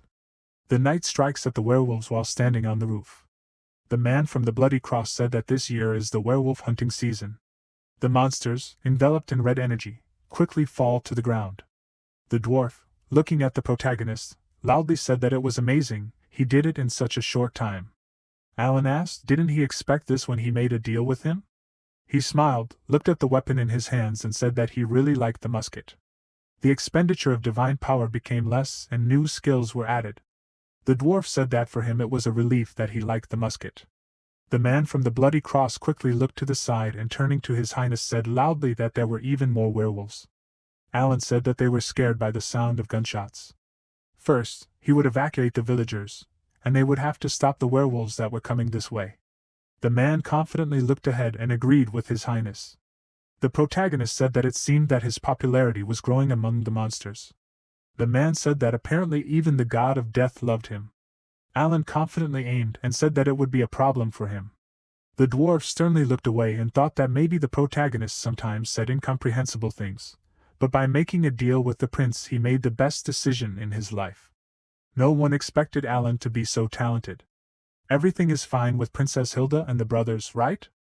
At the same time, the dwarf sits tied up. The dwarf apologized to the princess. Hilda looks ahead with an angry look. The dwarves sitting as hostages loudly said that in the end they became a hindrance to her. Hilda squeezed her weapon with force and asked, "So now they are taking hostages?" Red Moon, the elder of the werewolves of the territory, Hilda with a terrifying aura in her eyes, did not agree with her. He lowered his paw and said that he wanted to negotiate.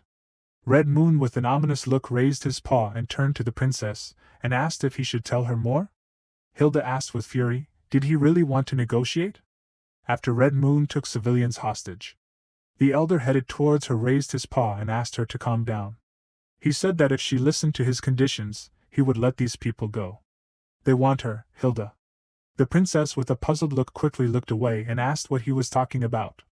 Raphael put his hand on her body and loudly asked what the elder was saying. Does he really think that they will allow this to happen? Red Moon looking at them said that it was up to the princess to decide. Why are so many people opening their mouths? Blorg looking in his direction loudly called them freaks. The elder quickly put his paw on the blacksmith's head. He raised him up with a terrifying look and ordered him to watch what Blorg was saying. Red Moon smirked and looked away and said that they were different from vampires. Even though they were monsters, they had honor. The elder threw the blacksmith to the ground with great force. Hilda quickly ran towards him and loudly asked if Blorg was okay. Red Moon said for the princess to choose. Can't she see? He even returned the hostages safe. Would she really say no? Raphael loudly addressed the princess, and said that she could not go with him. The archbishop said that if she went, then the territory. Hilda, sitting on one knee, interrupted him and said that they still had him and her brother. The princess, putting her hand on her leg, asked if Red Moon was really talking. She wondered for what reason he needed her. Did the elder really think that she was a more valuable hostage? Red Moon smiling put his paw on his chin, and said that it could be. The reason is peace and freedom. Hilda looked at him in surprise and asked, is it really peace and freedom? The elder with a terrifying look raised his paw and said that as she knows, vampires are their enemies. They want to free themselves from serving these vampires. The Holy Empire wants to kill all vampires. Then, doesn't she think that they can join forces and make an alliance? Red Moon swiftly kicked the ground and said that this is their reason. He approached Hilda's face with a malicious smile and asked, isn't this a very good offer? After a while, Alan looking at the red dust flying across the sky said that there was musket dust everywhere. The man from the bloody cross said that they killed all the monsters in the village. The protagonist leaning his hand on the fence looked at him, and said that they did a good job. Then, as he promised, this musket is now his? The dwarf looked at him in surprise and agreed with his highness. If Alan wants to go to the mines, he promises to make him a musket even better than this one. The protagonist angrily extended his hand forward and loudly asked him to stop manipulating him. He quickly looked to the side and said that it was the sound of hooves. Alan pointed his finger forward and asked if the dwarf saw it. Even without him, everyone returned unharmed.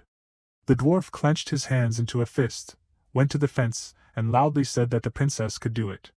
The man walking on the roof turned to his majesty, and said that something was wrong. He did not see the princess among them. The protagonist looked down in surprise and asked what this meant. The dwarves loudly said that they needed to take care of the wounded first. The dwarf ran to his comrades and loudly said that they were fine. Where is Princess Hilda? The dwarf apologized and said that because they were taken hostage, the princess became a hostage of werewolves. Alan looked forward with a serious expression, clenching his fist. The dwarf quickly grabbed his comrade's clothes. He asked loudly, Does he really call himself a dwarf? How could they leave the princess there? The protagonist looked at them and said that judging by the small scratches on the hostages, it can be concluded that there was no fight. The guy from the Green Cross turned to His Highness. Alan looked at him in surprise and asked, "The Archbishop went with his sister, right?" The guy agreed with him and said that Raphael said that he could not just leaving the princess alone. Still, how could he do such a thing, and who will manage the village now? The guy thinks that the Archbishop predicted in advance that they would be delayed for a long time. Alan wondered with confusion, what is he talking about? Aren't the guys too calm when their leader was taken hostage? The guy said that they know where Princess Hilda is. He raised his hand to the side and said that they would wait here and they would go together later.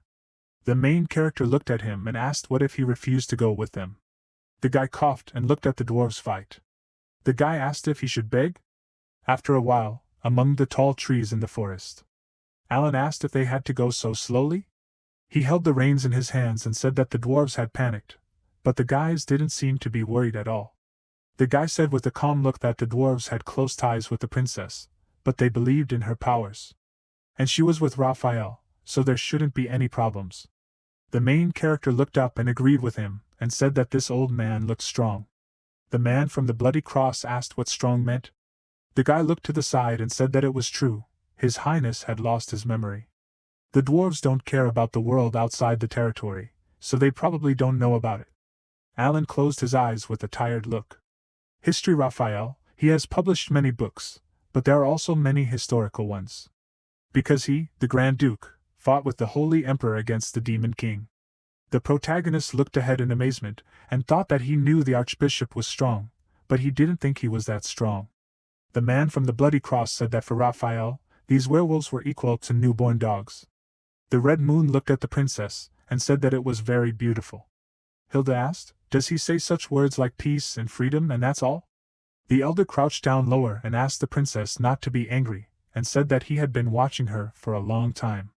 While she was killing his creatures, this side of her personality was the most beautiful. The Red Moon wanted to steal her so that Hilda would become one of his creatures. As he already said, it's for the sake of peace and freedom. He needs to restrain himself while negotiating with the Holy Empire. The elder bowed his head and looked at the chained princess. He said that now she no longer needs to walk with that old man. If Hilda agrees to join forces with them, he will give her a strong army of werewolves to lead. Red Moon put his paw under her face and said that as a condition for joining forces, he will make her his wife. The elder covered his mouth with drooling over her head. He quickly opened his mouth and said loudly that if she wants, he will be by her side even at the moment of death. After the princess's life comes to an end, Red Moon will give her a new life as a werewolf. Raphael looked down and quickly destroyed the chains that bound him. He looked forward with a terrifying look and said that he can't listen to this anymore. The elder looked at the freed archbishop in amazement. He asked how an ordinary person could break these chains. Hilda calmly looked away and turning to Raphael said that it seemed like Red Moon didn't know him. The archbishop, shaking his hand, said that he hadn't left the castle for years. He was pleased to realize that he still had enough strength even after so much time. The elder raised his paw in fear and asked, "What is this?" Raphael said that he is still capable of something like that. It is not clear why the emperor hid him in the castle all this time. All this time he declared to worry about him. Red Moon with a puzzled look asked them to stop and said that this is enough. Hilda said that it means the sacred emperor still believes in the archbishop. The elder angrily told them loudly to stop. He opened his mouth wide, enveloping his body with energy, and asked, he does not know what Raphael did, but how dare he look down on him? They at least know that he can easily kill them. Red Moon quickly looked at the bright light illuminating the space around.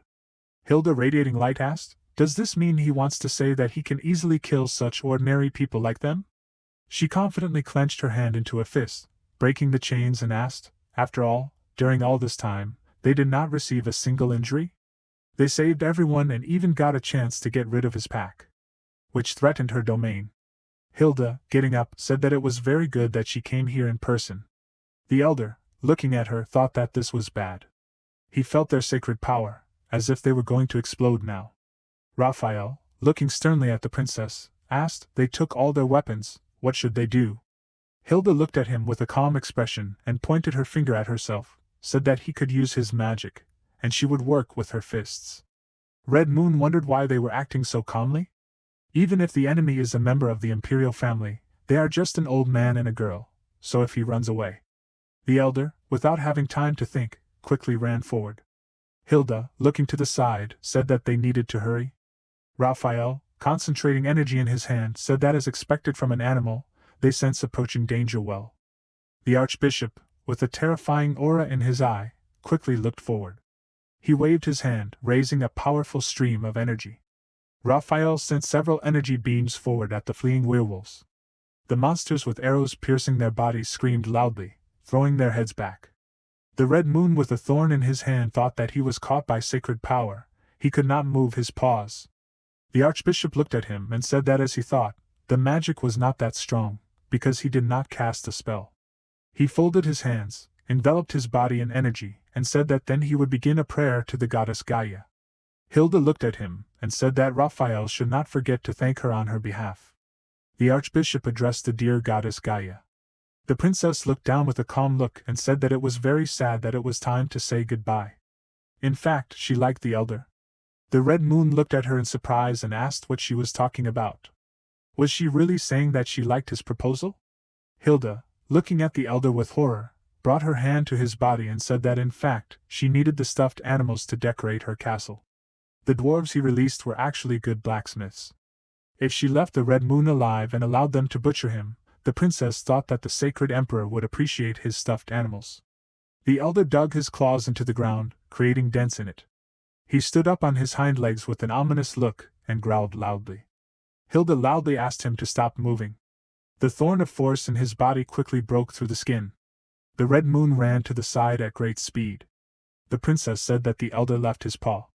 She calmly looked to the side and asked Raphael to quickly clean this place. The princess, with an unperturbed look, quickly punched the approaching werewolf.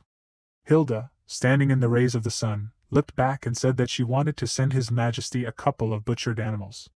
Alan, looking tired, holding the reins in his hands, asked why he was being led there. If that was the case, then his sister and the Archbishop would clean everything up themselves. The guy sitting on the horse looked at him, and said that it was to ensure success in the battle and his experience. Her Highness Hilda felt guilty. The protagonist thought that she did not need to worry about him so much. He sighed heavily and asked why so. So the protagonist followed them for no reason. The guy calmly asked His Highness not to think so, and said that it was done for him. Also, since Hilda herself wished it, they would do everything in their power. Princess Hilda came here for the first time when she was 12 years old. She saved the dwarves, freeing them from lifelong slavery. The princess worked hard with everyone to develop this bad abandoned land. As for them, the Green Cross, they joined the princess later when she grew up. At that time, she was already different from the others. Alan looked away calmly and thought, did he really want to say that Hilda became family for them? Her ability to chase enemies without losing the trail. This cross is known for its surveillance and detection skills. Now the protagonist understands how much time they spent together with the princess. The man from the bloody cross quickly looked to the side and addressed His Highness. He said loudly that there was someone ahead. The Red Moon quickly ran forward, raising streams of wind behind him, thought that this was not a normal imperial family. He needs to escape, this place is their territory. If he can hide for some time, then he will be able to fully recover and attack them again. Alan loudly ordered everyone to prepare for the attack. The elder looked ahead in amazement and wondered, is this really another group? This is an opportunity to eat human flesh. He quickly ran to the side and thought that he should not underestimate the freaks from the Empire. First he needs to escape. The protagonist confidently aimed, concentrated energy into the weapon and asked, is this really one of the hostages who escaped from his sister? The Red Moon looked in surprise at the bright stream of light. The elder looked at Alan and remembered Hilda. A bright light quickly spread around, illuminating the forest. The Red Moon looked at the bright light with fear on its face. A beam of energy hit the elder's eye. He raised his head up, growling loudly in pain. Alan asked if the Red Moon was okay even after being attacked in the head. Was he one of the parents? Or were his bullets too weak? The protagonist confidently held the musket in his hands and thought that in this world, a musket bullet would simply dissolve if the target was more than 100 meters away. Thanks to his divine aura, Alan could shoot at long range. What would happen if he shot again? Many werewolves quickly headed towards the protagonist. Alan, shooting to the sides, loudly said that the parent was running away. It seemed that he called his creatures to escape while they were distracting them. The protagonist gritted his teeth in anger and thought that this was a curse. It would be hard to catch the elder if he ran into the forest. Alan said with a stern look ahead that he had an idea. He quickly headed to the side and said loudly that they would split up and he would go after the parent. The man from the Bloody Cross loudly called out to His Highness. He said loudly that half of the Red Cross would stay here and continue the fight. The other half would go to accompany the seventh prince. The horses quickly headed to the side, raising smoke under their hooves. Alan looked back and thought that they were going after him. Although, the more eyes the better.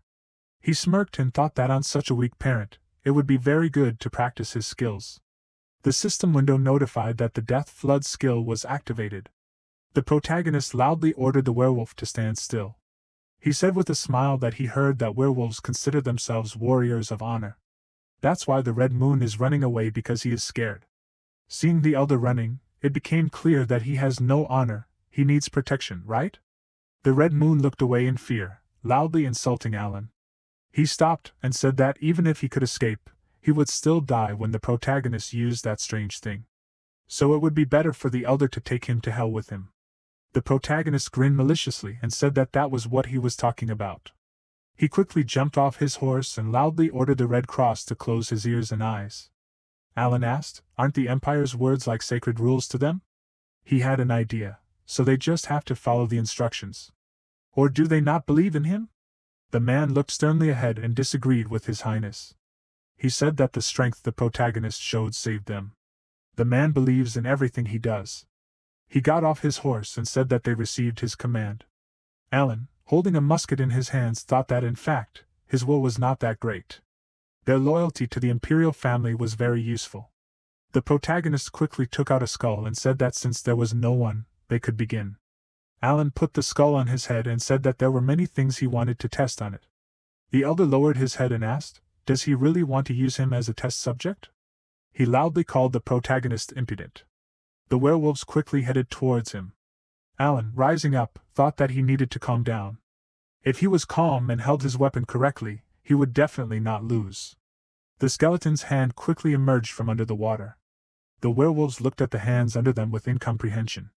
Rays of water descended down, flooding the space around and creating undead. A weapon quickly appeared in the skeleton's hand. Alan thought that if he did not have a talent for wielding weapons, then mortals could take him for the protagonist. He is a necromancer, a person who controls the dead. The system window notifies that the Death Soldier's skill is activated. The sacred aura is activated and the effect is through and through. The protagonist fired a powerful stream of energy from a musket, cutting through the air. The rays instantly hit the werewolves' bodies, inflicting wounds on them. They growled loudly in pain after the powerful blows. The Red Moon looked away and thought that it was impossible that the sacred water appeared out of nowhere. Do even skeletons crawl out of the ground now? Do they also have sacred power? The elder thought with a frightened look that he hoped that Alan was just lying when he said that he wanted to test something on him, but this was a real massacre. The elder asked what he had done anyway? The protagonist standing in front of him said that he had used a lot of sacred power, but it seemed that his expectations had been met. Alan lowered his musket and said that he no longer needed the Red Moon. He quickly raised his weapon and said that this was the last test. The elder covered his eye with his hand and laughed loudly. He shook and raised his hand and asked if the protagonist really thought that he could kill him so easily. The Red Moon with a terrifying look quickly opened his mouth, coughing up saliva to the sides, and loudly said that even if he died, he would take him with him. He swung his paw with great speed, getting hit by the skeletons. Alan looked at him and turned to the great Gaia. He put the musket into the elder's mouth and asked for her blessing to grant him a weapon that could kill even the dead. Alan said goodbye to this monster. A bright stream of energy quickly went into the mouth of the Red Moon. He looked forward in fear. Bright rays of light quickly went to the side, illuminating the forest. The protagonist picked up the musket standing in front of a huge dent in the ground. He put his hand on the skull on his head. Alan turned towards the Red Cross and thought that even though they closed their eyes and ears, they still felt this strong sacred energy. They can't pretend that it doesn't exist. The protagonist wanted to pray just a little, but ended up destroying everything. Alan asked with an irritated look, "How can I explain this to him?" He said that now they can open their eyes. They just shouldn't be too surprised. The protagonist put his hands on his hips standing in streams of smoke, and said that everything around was a little destroyed. The man said it wasn't a little. His Highness almost burned the whole forest down. He looked at Alan in surprise and asked if it was really a werewolf who did it. The sacred power they felt. The protagonist covered his ears with his hands and walked to the side and said he didn't know it.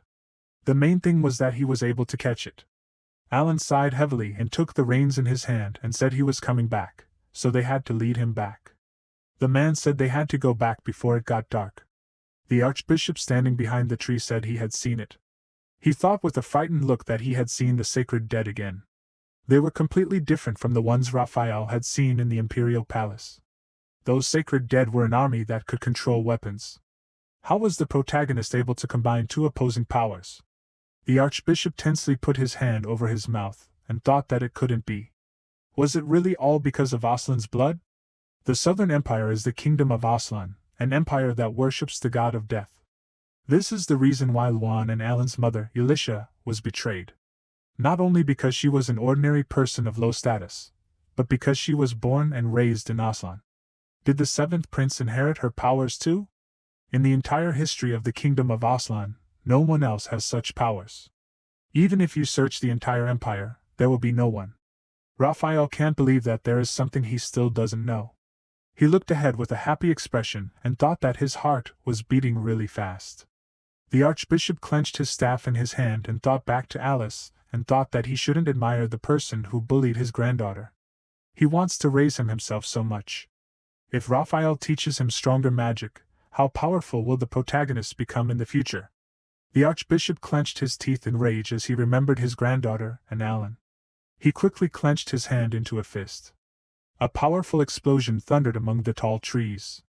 Raphael, enveloped in energy, stood by the broken tree and said that he must report this to the Holy Emperor. He clenched his hand into a fist and said that if His Majesty ordered him to train him, he would have no choice but to fulfill his will. Raphael looked at his hand with a terrified expression and said that then it would no longer be his wish. Thus, the problem with the werewolf army was solved. After that, Hilda and Raphael finally returned safely. Currently, Lord calmly looked forward and asked His Highness to look at it. He said that this was the usual power of a musket. Alan looked at him with interest and put his hand on his side and asked, was this really all they could do? Even with the speed option? The blacksmith said that he could only achieve this by increasing the speed. If the same musket is used by the protagonist. Alan quickly looked to the side while pulling the trigger. A powerful beam of energy flew forward at great speed, breaking the plate into many pieces. The dwarves loudly asked if they thought His Highness was amazing. Lord turned to His Highness and said that it was really good, as if the weapon acted on its own. The protagonist looked at the weapon with a smile and thought that it finally looked like the musket he knew. It seemed that if he used his sacred power, the musket would change its structure. The blacksmith raised his hands and said that if he needed to pray to gain sacred power, then Alan needed to prepare an attack in advance. The protagonist can strengthen his body with sacred power, right? Then about the armor. The dwarf quickly opened the door and interrupted him, loudly addressed His Highness. He loudly said that the preparations were complete and Princess Hilda was asking for a meeting with him. The protagonist looked at his musket with a calm expression and asked, is it really his sister? Lord looked away and said that what he was talking about would be sent as a gift for him. He looked forward with a calm expression and said that His Highness could rely on them. They prepared a festival for the protagonist. After a while, Hilda raised her glass and said loudly that it was a good job. She happily bowed her head down, raising her empty glass, and said loudly that they would start a bloody festival. A tomato quickly fell onto his shirt, splashing its juice to the sides. Alan, looking at what was happening, thought that this was a festival prepared specifically with tomato juice, instead of real blood. He looked away in surprise and thought that this was like the tomato festival in his past life. Alan looked at the sitting people from the Red Cross and thought that it looked like they were also enjoying the festival. Why were they still wearing robes? Would they really die if they took them off? Alice loudly told him to be careful. The protagonist looked at the tomato flying towards him in amazement. The tomato quickly smeared across his face. The people looked at Alan in amazement. Alice, holding the vegetable in her hand, loudly apologized to His Highness. She said that she was just playing with the children and did not mean it. The protagonist looked down in surprise, licking the juice from his finger, and said that it was delicious. He, wiping his face with his hand, said that it was okay, they could just continue having fun. Alan thought that, judging by what he had done in the past, he deserved to get a tomato in the face. Alice put her fist on her chest and asked loudly, why don't they talk and have a drink together? The protagonist raised his hand in surprise and asked what she was talking about. Alice, with a red face, said that she wanted to hear more about the revival and the magic he used. Alan, with a calm look, said that he had nothing to tell. He just did it based on her knowledge and ideas. He just put in a lot of sacred power, caught the soul that was about to leave the body, and brought it back. Raphael watches them with tears in his eyes, hiding behind the wall. The protagonist took a mug from the tray and said that it was all thanks to her. He handed the mug to Alice and said that he heard that she also treated his brother.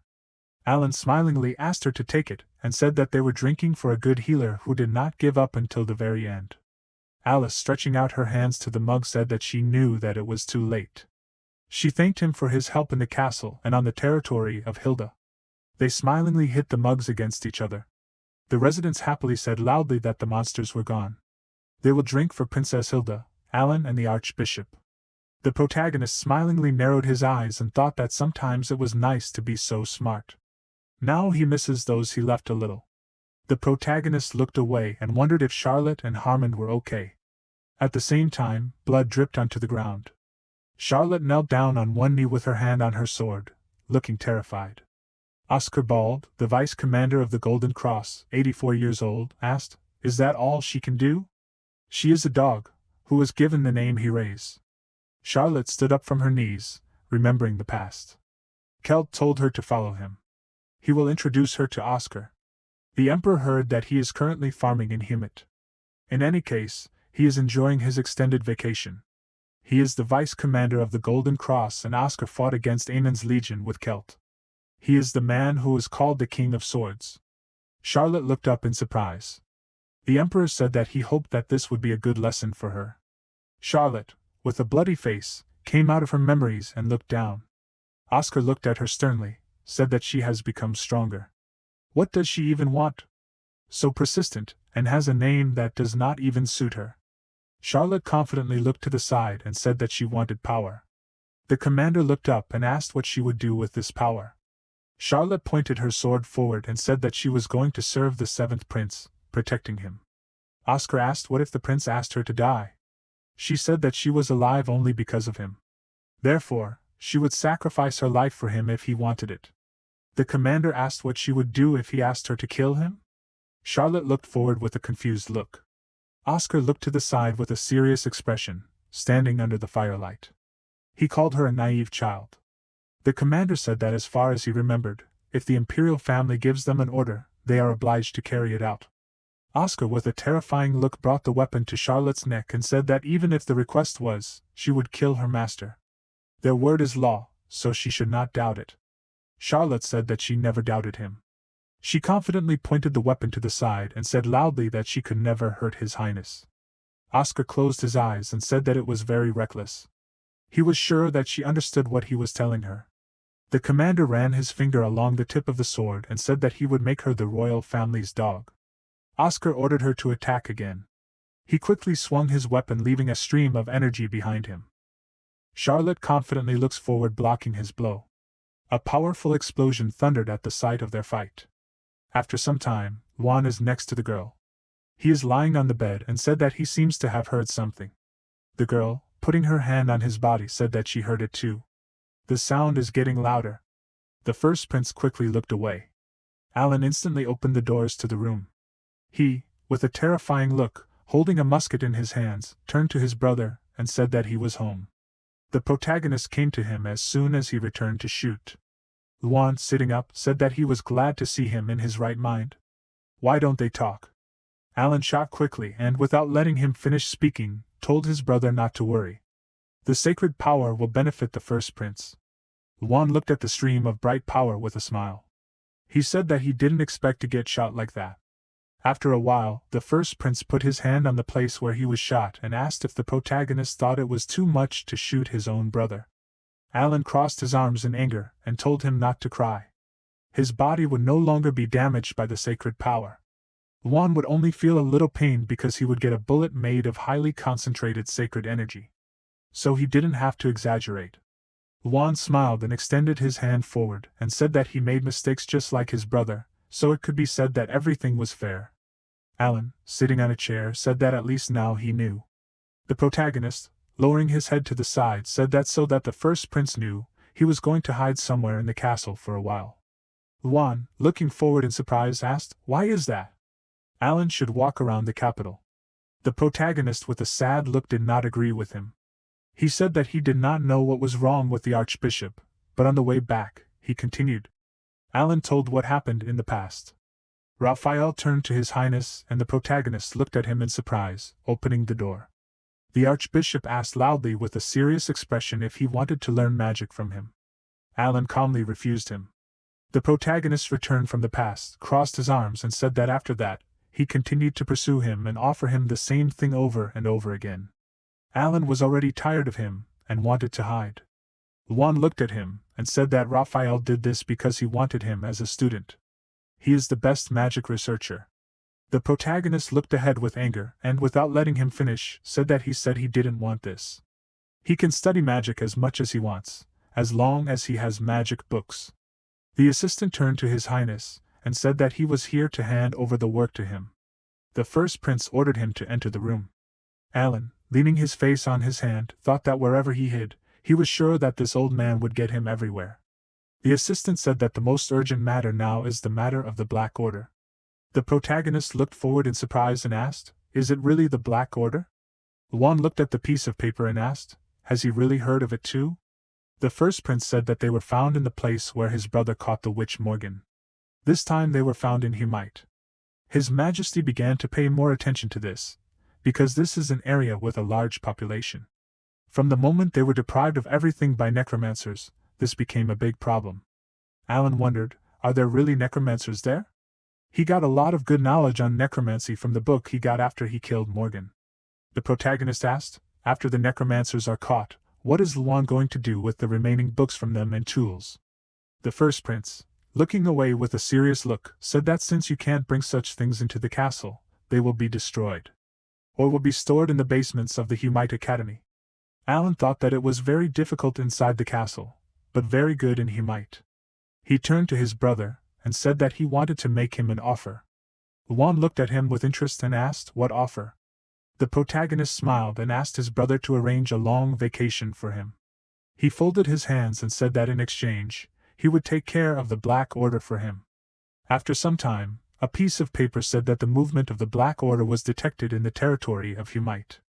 As proof, their spiritual familiars, the Red Devils, were spotted in the region. The Celt closed his eyes and said that despite the fact that they were like newborns, compared to their holy empire, they still could not catch them. The Emperor thought that the freaks that the Red Cross caught were interrogated. None of them knew anything about this organization. He sent several squads of holy knights to find them. However, in the end, the Celt lost contact with the second group. The Emperor squeezed the piece of paper in his hand with force. He looked sternly to the side and thought that all this time these freaks were hiding. There is a possibility that this organization is actually much bigger than he imagined. Even so, the problem of his heir has already been solved, and now suddenly other problems began to appear. Luan, Hilda and Alan, except for these three, all the others are not suitable. If any of these three become the next Holy Emperor, Celt is sure that they will not betray the Empire. Instead of worrying about these three, he is more worried about this guy. Celt remembered what was written on the piece of paper. It was written that a man similar to the first prince was seen near the fair in the southern territory of Aslan. The Emperor, smiling, came out of his memories and clutching the piece of paper asked, "Is he really alive?" His son, who disappeared without a trace after the war with the Empire of Aslan. Why did he appear in the south at such a moment? Celt looked at the piece of paper in his hand and said that after clearing out those monsters, people started to go crazy.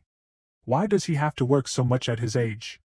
The Emperor looked sternly to the side and thought that the first prince disappeared right after he inherited the throne. so Celt has no way to pass on his responsibilities. He threw the pieces of paper down in anger and loudly called him a freak. The Emperor said loudly that he can't even be a good son for a little while. If he's alive, he should have at least shown himself to him. If he died, he should have passed on his responsibilities. Yuan stood behind the door and addressed His Majesty. He looked forward in surprise, opening the door slightly and asked if Celt was okay. The Emperor put his foot on the throne with an angry look, clenching his hand into a fist, and said that he sent the work papers through the servants. Celt stopped and asked what the first prince was doing here. Yuan looked at him and said that that was exactly why he came. He thinks to send Alan to Humit. The Celt looked at him and asked, "Is it really because of the Black Order?" The first prince said that the protagonist said that he would go there himself. He said that he needed the order to return something to him. The Emperor looked away seriously and thought, is Alan really talking about the time when he almost died because of Morgan's Veda? Everything makes sense if he wants revenge. He remembered the past. Raphael looked away in amazement, clenched his hand into a fist, and said loudly that the seventh prince commanded the sacred dead. The Celt watered the bushes and asked, "Is it really the sacred dead?" The Archbishop said loudly and angrily that this justified Gaia's power. If His Majesty gave him an order, Raphael would be unable to do anything except deal with the seventh prince in person. The Emperor thought that somehow, this had turned into an evil and amazing story. The corpse of a dead man with the sacred power of Gaia. Its power can frighten Judas himself. The god of death, who can escape his fate of death. Necromancy is a power that cannot be used and can only be used in the south.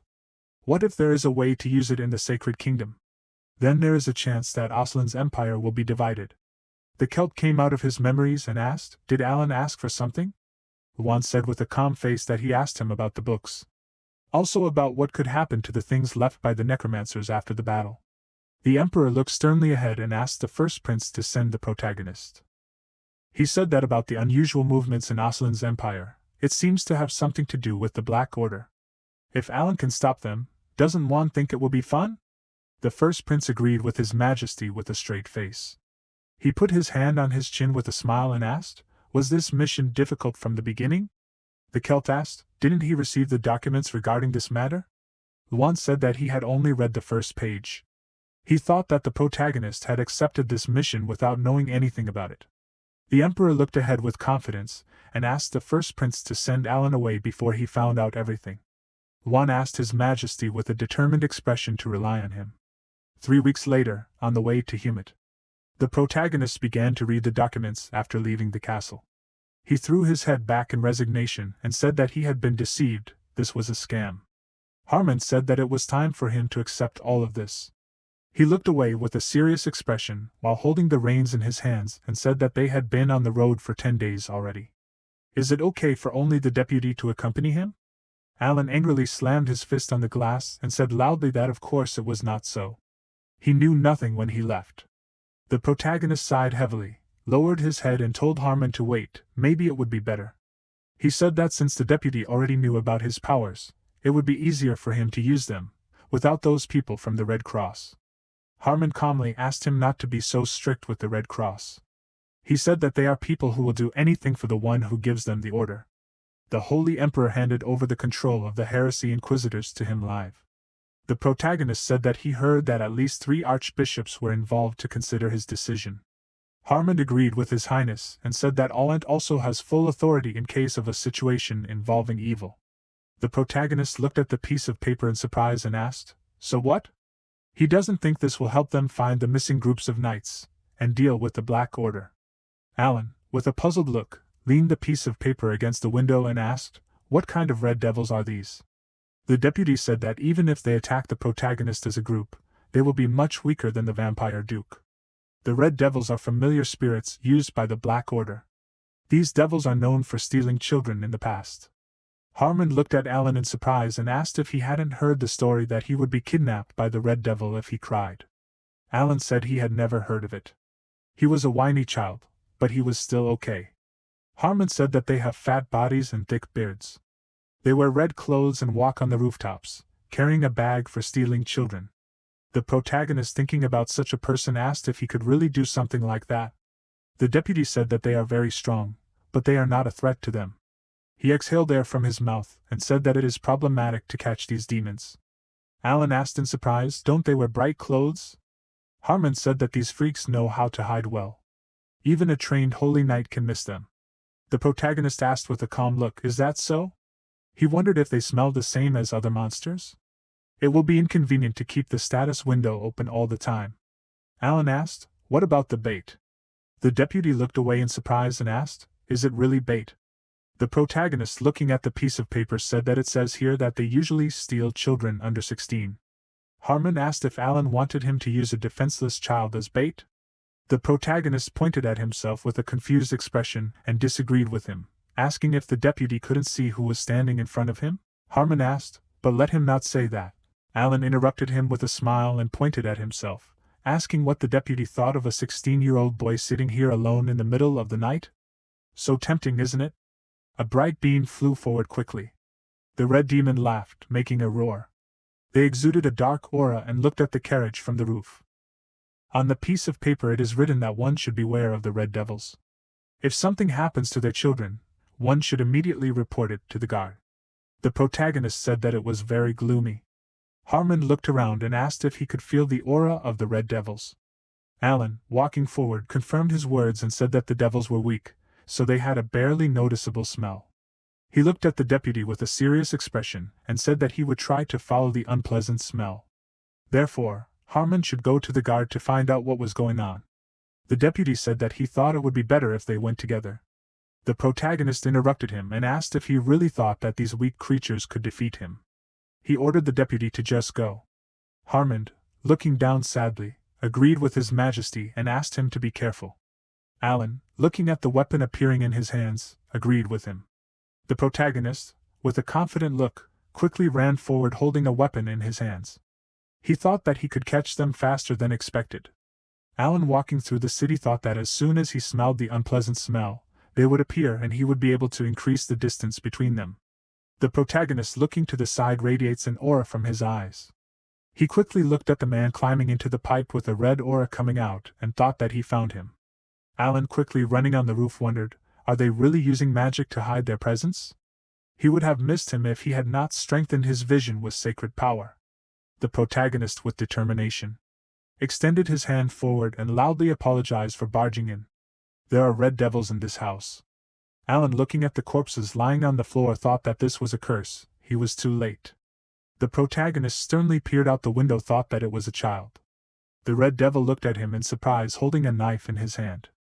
Alan thought that although the child was screaming, no sounds were heard. Are they really using magic to block sounds? The devil grinned maliciously, raised a bloody weapon in front of him, and laughed loudly. The protagonist quickly bent down, not falling under his attack. He instantly knelt down and put the muzzle of the musket to the devil's face. Alan shot divine energy at the monster, throwing it back. He sat down on one knee under a cloud of smoke, looked at the child and asked if he was okay. The child asked who he was. The protagonist looked away and said that he would tell him later, but first he needed to close his eyes. He looked suspiciously at the people who had risen from behind. Alan, rising, wondered if the red devils really affected their victims too. If their condition progressed, there would be no point in treating them or resurrecting them. He picked up a musket and attacked the rebellious people. After some time, Harmon, looking away in surprise, said that he was able to negotiate with the guards for help. It seems that the protagonist has already caught the devil? Alan, sitting on the corpse of the devil, clenched his hand and said that it was true, but he was a little late. The protagonist was unable to save the adults. The deputy, putting his hands behind his back, turned to His Highness and said that thanks to him, they were able to save at least the child. The guards will take care of the rest. Alan, looking down sadly, said that they were definitely the same creatures that specialize in theft and murder. Did the Black Order summon them or tame them? But now the reason is clear. Here in Humite, only the guards can be used as an official defense force? Harmon, looking calmly at the protagonist, said that since this place is close to the border of the Aslan Empire, their golden cross is located on the outskirts. Alan asked, if there is a direct group of the Holy Emperor here, why is everything so bad here? The deputy said that it is because they constantly need to keep an eye on the Aslan Empire. In their days, the neighbors have become more hostile, so the groups are difficult to disperse. The incident with the Red Devil happened recently. If necessary, Harmon will try to send a letter to the Golden Cross and request support. Alan looked down with sadness on his face, and said that it is not necessary. If they call for royal protection, the Red Devils will start to run away. It will be better if the protagonist deals with it himself. The deputy looked at him and asked if he found any clues. The protagonist said that if he has a blade or something like that, then Harmon should give it to him. The deputy handed the blade to Alan, and he took it. The protagonist pulled the blade out of its sheath and said that the Red Devils were created to follow the commands of the Black Order. There must be some kind of magic trick behind this. Alan quickly struck the devil's body with energy. Harmon, looking at what was happening, loudly asked if he was really cutting the creature's body himself. The deputy asked him to behave according to his status, as a member of the royal family. The protagonist, standing over the devil's body, loudly said that Harmon himself understood that there was no time for this now. Alan said in surprise that he had found it. He looked at the heart in his hand with a serious expression and said that he could feel the necromancer's magic inside this heart. This flow and structure, how could he displace it with sacred power? Harmon put his hands on his knees and asked, was he really going to use the devil? The protagonist sat on one knee and looked at the devil's body and confirmed the deputy's words and said that he was going to recycle it. Harmon loudly asked, did he really want to recycle the creature? If others found out about this, he would be in big trouble. Alan looked in surprise at the system window that appeared. He wondered, was this a new skill? The system window notified that a new skill had been generated. The deputy turned to His Highness in confusion and asked, was there something wrong? The protagonist bent down smiling and looking at the heart in his hand, and said that everything was fine. They should not wait any longer. The heart was quickly enveloped in light energy. Alan, with a smile on his face, holding the heart in his hand, asked, was it time to have it stolen? After a while, the man said that there were several corpses and a rotten skeleton. What will they do if they have prepared so many people? The comrade dragging the bag said that he did not know that, not only in Humite, it seemed that they were also preparing something in other places. Apparently, the order was going to make a large-scale attack. The men looked at the mountain of corpses lying on the magic circle. The man with the cane asked still, how can they treat them like this? Walking with a stick also takes a lot of strength. The man smiled, put his hands on the cane and said that the Red Devils would be back soon. We must wait a little longer. They would bring fresh meat for them. As expected, small children are the best, with fresh blood and their long life cycle. The man with the cane said that he could finally strengthen his back. The devil quickly stood at the window, opening it and holding a bag behind his back. The man looked away, smiling, and said that he was just in time for their dinner. The devil quickly stood at the window, opening it, and holding a bag behind his back. Alan, smiling, quickly lifted the bag from his head and greeted everyone. The man, pointing his hand forward, asked what they were doing. He told them to steal healthy little children, and they brought some strange child. The protagonist said that now this guy will no longer obey him. If they are wondering why, because now he is his new master. Alan, smiling, put his hand on the shoulder of the devil, who was enveloped in energy. The old man, looking away in surprise, asked what he was saying. The man said in amazement how the protagonist was able to put sacred power into the Red Devil. A powerful beam of energy hit the man's head and cut it into pieces. Alan ordered the devil to kill all the necromancers and release the children. Strange people must be brought to him. The protagonist brought his hand to the bookshelf and asked what these guys were doing here. He extended his finger forward in surprise and said that they had collected a lot of books. Are these really the results of the research? Is this supposed to help him somehow? Alan told the fallen corpse not to dare splash blood on them. The main character looked at the piece of paper in his hand with confusion and asked, what is this? Is this really the Book of Chaos plan? After some time, the knight raised his hand in front of him and said loudly that it was true, that knight had told the truth. All the missing children returned back. The knights put their hands down and stood next to the children and said loudly that the goddess Gaia had helped them. Are the children okay and how did they escape? The boy said with a sad look that he had been locked in some prison, but someone had freed him. The knight with a serious look, holding his hand on his shoulder, asked, who did this? Did the little uncle really do this? The boy said that he looked like those red devils that had stolen them. He was not wearing red clothes, so he was not a devil. The boy told him that there were angels opposite to the devils, blue angels. Save them. The knight asked in surprise, "Are there really blue angels?" Harmon tensely closed his eyes, thought that it seemed like His Highness's plan worked. The deputy walked forward and looked towards the outstretched hand. The devil, smiling, peeked out from behind the wall, beckoning him to himself. Alan, sitting on the bloody floor holding sheets of paper in his hands, said that Harmon was here. The deputy, walking towards him, turned to His Majesty and said that he had done a good job. All the houses except this one looked like ordinary houses. The protagonist raised himself up, leaning on his weapon, and asked, "Was that really so?" It seemed like they had thought everything out very well. Harmon, looking away in surprise, asked, "What did you mean by thought it out?" Alan, holding a sheet of paper in his hand, told him to read it. The deputy, holding sheets of paper in his hands, asked what did the chaos plan mean. The sheet of paper said that the members of the Black Order should attack the area for which they are responsible. Create misunderstanding, chaos, and bring terror to the people. They should continue the attack as long as possible and inflict the maximum amount of damage. Harmon asked if they were planning to terrorize the entire empire. Alan, creating a weapon in his hand, said that it seemed like they weren't just targeting Hemet. The deputy, looking at the piece of paper, said that they hadn't written down their real target. The protagonist, walking away, said that he had thought about it too, which was why he had called him. Alan ordered those who were still alive to wake up and answer him. The devils, smiling ominously, stood in the distance and looked forward. The protagonist, with an ominous look, quickly kicked the man's body and asked if they still didn't understand what they were getting themselves into. He, pressing his foot on the man's head, said that he knew he was holding his breath. Besides Hemet, they were targeting other areas, right? There weren't enough of them for this huge city, and the pogrom they wanted to cause. There were still missing holy knights. The man stood up, clenching his hand into a fist, and said that if he promised not to kill him, he would answer. The protagonist smirked and clenched his fist and asked, "What is he talking about?" The protagonist turned to Harmon and asked, "How are the kidnapped children?" The deputy looked away tensely and said that the guards were looking for the children's houses. Some children still had not returned home. Alan asked if the man heard that.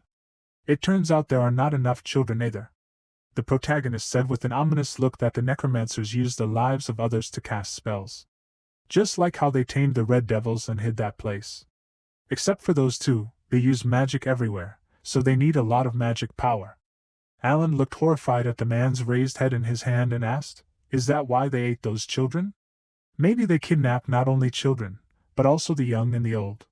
The man looked up at him in fear and loudly asked him to spare him. The protagonist clutched the hair on his head and asked if he listened to those children when they begged like that. He quickly threw the man aside and said that he shouldn't worry, because Alan wouldn't let him go just like that. He would use them until their lives were gone. The protagonist, walking away, turned to Harmon and told him to drag those survivors from the Black Order to the palace. Let the Inquisitors take care of them. The men, looking forward in fear, loudly asked not to hand them over to the Inquisitors. The deputy, looking at the protagonist, asked if everything would be okay. Alan angrily put his hands on his hips and said that they would die soon anyway, they just had to become zombies. Harmon, looking down tensely, said that he wasn't talking about them, but about the blue devils. They could reveal that the protagonist controlled the dead with his power. Alan thoughtfully tilted his head and said that he didn't care. The Archbishop had already found out about this power anyway. It would be hard to explain and look for an alibi, and the king had already noticed everything. The deputy looked away in surprise and asked, "Is he talking about the Holy Emperor?" The protagonist looked forward, raised his hand and said that judging by his silence, it looks like he decided to watch him. Therefore, they need to act quickly, and also deploy several groups in the capital. Alan closed his eyes and asked the deputy to tell His Majesty that he needs to extend his vacation. Harmon looked away sadly and said that he understood, His Highness. The protagonist said that then the one who answers his questions will die without suffering. He smiled ominously, put his weapon on his shoulder, and stood over the man and asked, "Where are the rest of the freaks from Hemet hiding?" After a while, the assistant said that it looked like their allies in the western part of Hemet were defeated. Lawrence, Harillo, Hilda, Hadron and other major cities. They say that groups of holy knights and priests have appeared there. Cheese asked, "What does he mean?" The assistant said that it looked like the western branch behaved too openly, so they were caught. The Cheese said loudly that they should have been more careful. The assistant raised his hand in surprise, looking forward, and said loudly that there was more news from the border. The Divine Army had been sent out. Sir said that if he was talking about the Divine Army, then groups would be sent out when the war came. This is the Holy Emperor's main weapon. The assistant gritted his teeth and said loudly that they were still trying to contain the Golden Cross, but now there was also the Divine Army here. They couldn't split up with them like they did with ordinary holy knights. They could do it in the last war, they had many chances. Now, it was quite difficult to do so. Moreover, as the Divine Army was located near the border, it seemed that Aslan's side was already aware of the news. They said that they wanted to reject it. The assistant angrily hit the wall with his fist and said loudly that it was a curse. They stood in the church and said that it seemed that the imperial family had realized something. Do they really want to pretend that they were so easy to deal with? He thought that they would finally be able to come out of the shadows. They want them to wait again? The assistants said with fury, gritting their teeth, that it was all because of this seventh prince. Wasn't he just a simple guy who was abandoned in the north? Why did he suddenly come and start ruining all their plans? The assistant standing by the wall looked away and said that it was worth killing him earlier. King Nisus, developing his sand, asked, "Is this really a mistake? Do they really think that the great Aslan makes a mistake like this?" The assistant standing by the table looked at the energy flows and said, "How is that? Will the master take care of this himself?" Nisus, radiating an aura, said to tell all his people, "Time can be delayed, but everything is going according to plan. He will take responsibility for the fall of Humit." Nisus looked at the assistant ominously and asked, "Did he also say that the problem was the seventh prince of the empire?" The assistant, leaning back in fear, agreed with him. Nisus said that the whole problem was that he had found their hideout. He will go to Humit with them, find that boy and kill him. After a while, the assistant said in fear that although it was just a clone, he did not think that he would come here in person. The comrade said that his only chance to avoid hide and seek was destroyed. Of course, he had no choice but to come in person. They will come up with a new plan here. They will collect new proposals and make even more noise in the sacred. Before he could finish speaking, a bright light from the balls illuminated the room. The assistant asked what was going on here. His comrade quickly looked to the side and said loudly that he thought they had an uninvited guest. He raised his hands to the ball and said that this thing reacts only when someone with strong magical or sacred power comes. Before he could finish speaking, the assistant asked if Oscar from the Golden Cross had really come in. The comrade, looking at the ball, said that it would be bad if they encountered him. The assistant should tell all the necromancers to leave the building and send the holy knights to check. The assistant looked to the side in amazement and asked for forgiveness. He held out his hand and asked if it was worth using now. Wouldn't they need it for the plan?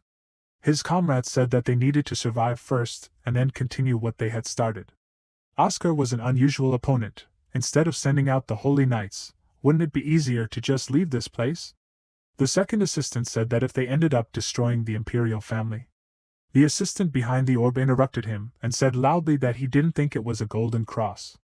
The assistant asked loudly if it wasn't Oscar, then what was all the fuss about? The man with the orb lowered his head and said that he thought it was the man they were talking about. The assistant asked if this freak was the one who recognized all the vampires and killed all the werewolves.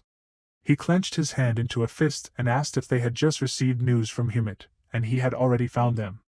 The assistant smiled terrifyingly, and said loudly that it looked like he wasn't going to let them live. This was the seventh Prince Alan. At the same time, the monsters, holding weapons in their hands, looked at the main character standing at the gate. He, looking away, said that he was interested. There were so many corpses here. The Red Devils did all this. Did they really need so many sacrifices? It turned out that they were the ones who needed them. They turned all the holy knights of the order into undead. Alan wondered, did they make their own after hearing about his holy dead, or was it to make more noise in the Holy Empire? Whatever the reason, a necromancer is not that hard to deal with if he is weaker than the protagonist. Alan does not know what exactly happened to them, but after they became undead, they cannot be cured or revived. The undead with ominous looks look forward surrounded by light energy. They quickly changed their direction to the other side. The protagonist confidently looked forward among the undead converted by light energy, thought that they should at least let him help them take revenge. He looked at the assistants standing at the gate and loudly said that it was their turn now. Alan, holding a weapon in his hand, loudly ordered the undead to go. The opponents looked with horror at the many hands of the dead, and said that they would not leave them alive. They would kill them in the most cruel way. The main character grinned maliciously, and said that they must pay for what they had done. He loudly ordered the dead to kill them. The dead, with rage, quickly broke the glass into many pieces and attacked the assistants. The dead man fell on the man, putting his hand on him. The man screamed in fear and loudly asked to save him. Alan put his foot on the lying man's hand, making him scream in pain. The man angrily raised his head and loudly said that no matter how he tried to leave them, God would always save them. The main character put the muzzle of a musket to the man's head and asked what he meant by save. Alan thought that he was asking for forgiveness after killing so many innocent lives. He quickly sent a powerful stream of energy into the man's head and asked him to allow it for him. The main character said that this blessing of the Lord would lead him to hell. A bright light illuminated the rooms in the building, illuminating the space around. After learning of the Order's chaos plan, the Holy Empire responded by sending out all of its forces. Not only were groups sent to each of the cities, but the Divine Army also stood at the borders, in case the Black Order and Aslan unite. Regarding the orders, Harman sent the remaining necromancers to the capital. Since the Red Cross is in charge of interrogations, they will learn more about the Black Order. Aslan's men caught near the border seem to have some kind of connection with their superiors. Although Humit's case is closed, the Empire is still dissatisfied. During all this noise, Alan came to rest in the Academy library. Raphael looked at the protagonist and asked if he was going to greet him. He smiled and said that they hadn't seen each other for a long time. It turns out that he has no concept of etiquette. Alan greeted his brother. He looked at the book and asked what the third prince had forgotten at the Academy. Raphael looked at him and asked if he had forgotten that Aslan and Humit were under his jurisdiction. He closed his eyes with a smile and said that he wanted to say something. The protagonist looked at the book with interest and turned to his brother and said that they had to be quiet in the library. Ruffle came closer to him and quietly said that he came here because he wanted to tell him something. Alan looked away tensely and thought that the third prince was very annoying and persistent. Ruffle quietly said that Humit was under his jurisdiction. He heard that the protagonist had made a noise in his estate. Was that true? Alan said that he had not made a noise, but was cleaning it. The protagonist looked at him with irritation and said that he had done it with the permission of the Sacred Emperor. Ruffle clenched his hand into a fist and said that the thing was that he should have decided this. The third prince thoughtfully put his hand on his chin and said that the protagonist had some strange way of solving problems. His blue angels, what are they? Aren't they akin to the red devils? Alan said that he let them go because they were helping the villagers. He calmly put his hand on the book and said that he got it from the necromancers. Does the third prince have any other news? Ruffle asked. Did he really take him for a newspaper? He looked away with an irritated look and said that there was nothing special. Under the current circumstances, the Holy Emperor believes that the Black Order and the Aslan Empire have joined forces. The border has already hinted at a possible war. The protagonist asked, what does Aslan say about this? Ruffle tensely put his hand on his hip and said that they say that they have no connection with the Black Order. Does Alan really think that the Holy Emperor will just believe them? The Aslan Empire sent its envoy to explain itself. He thinks that they will reach Humit in about a month.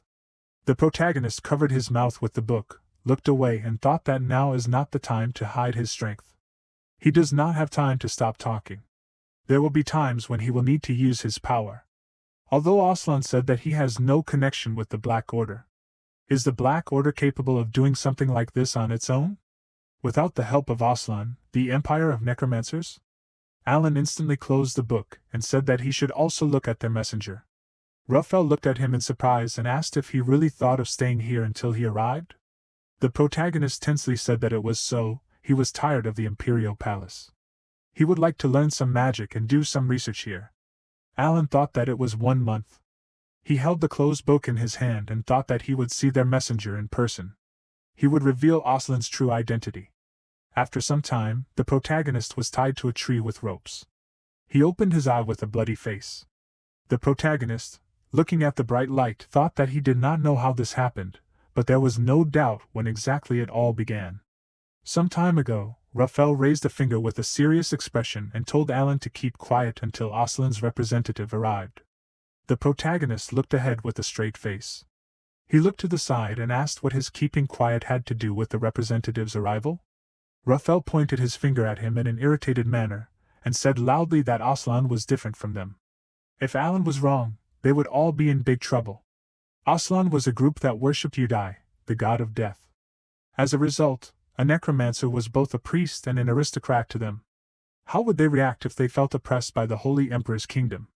Moreover, they would be even more upset when they saw the protagonist, who killed an entire order full of necromancers with one hand. Alan asked what would he order him to do then?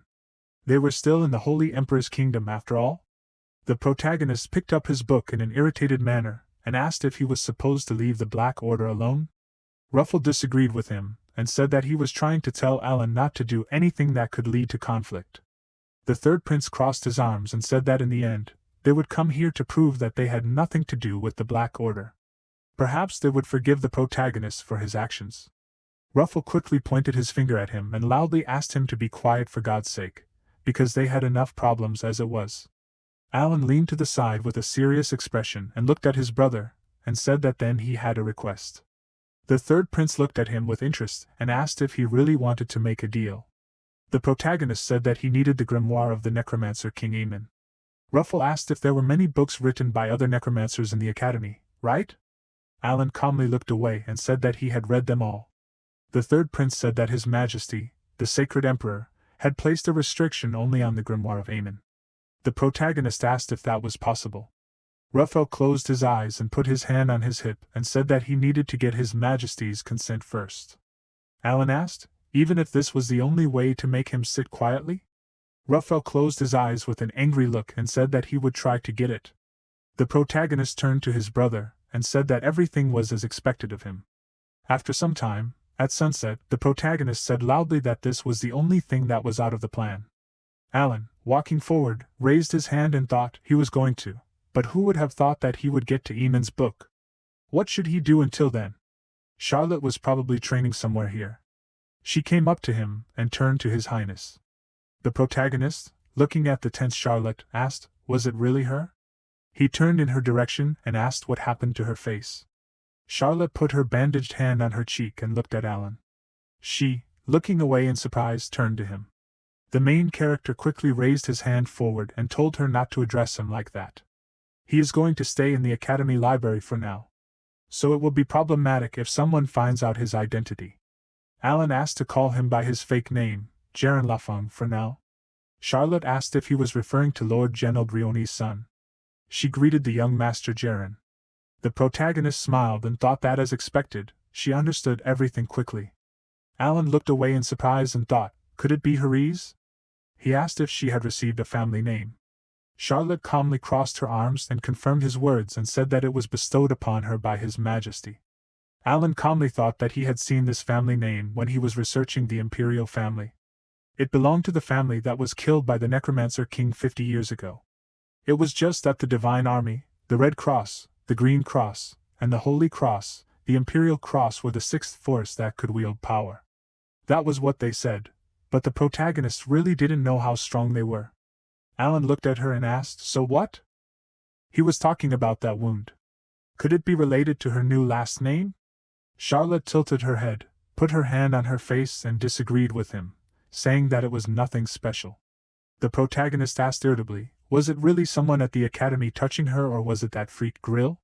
Charlotte said loudly that it wasn't him, because Grill was a caring father.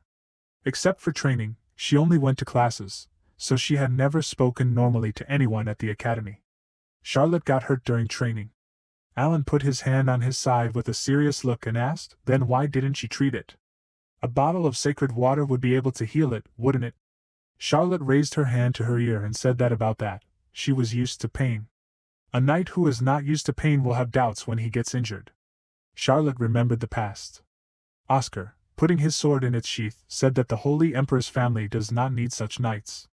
Charlotte, coming out of her memories, said that he wants to become a paladin who will serve His Majesty. She put her hand on her face and said that in order to become the protagonist's shield and sword, she needs mental strength to withstand even in front of. Alan, quickly approaching her face, interrupted her and asked what she was saying.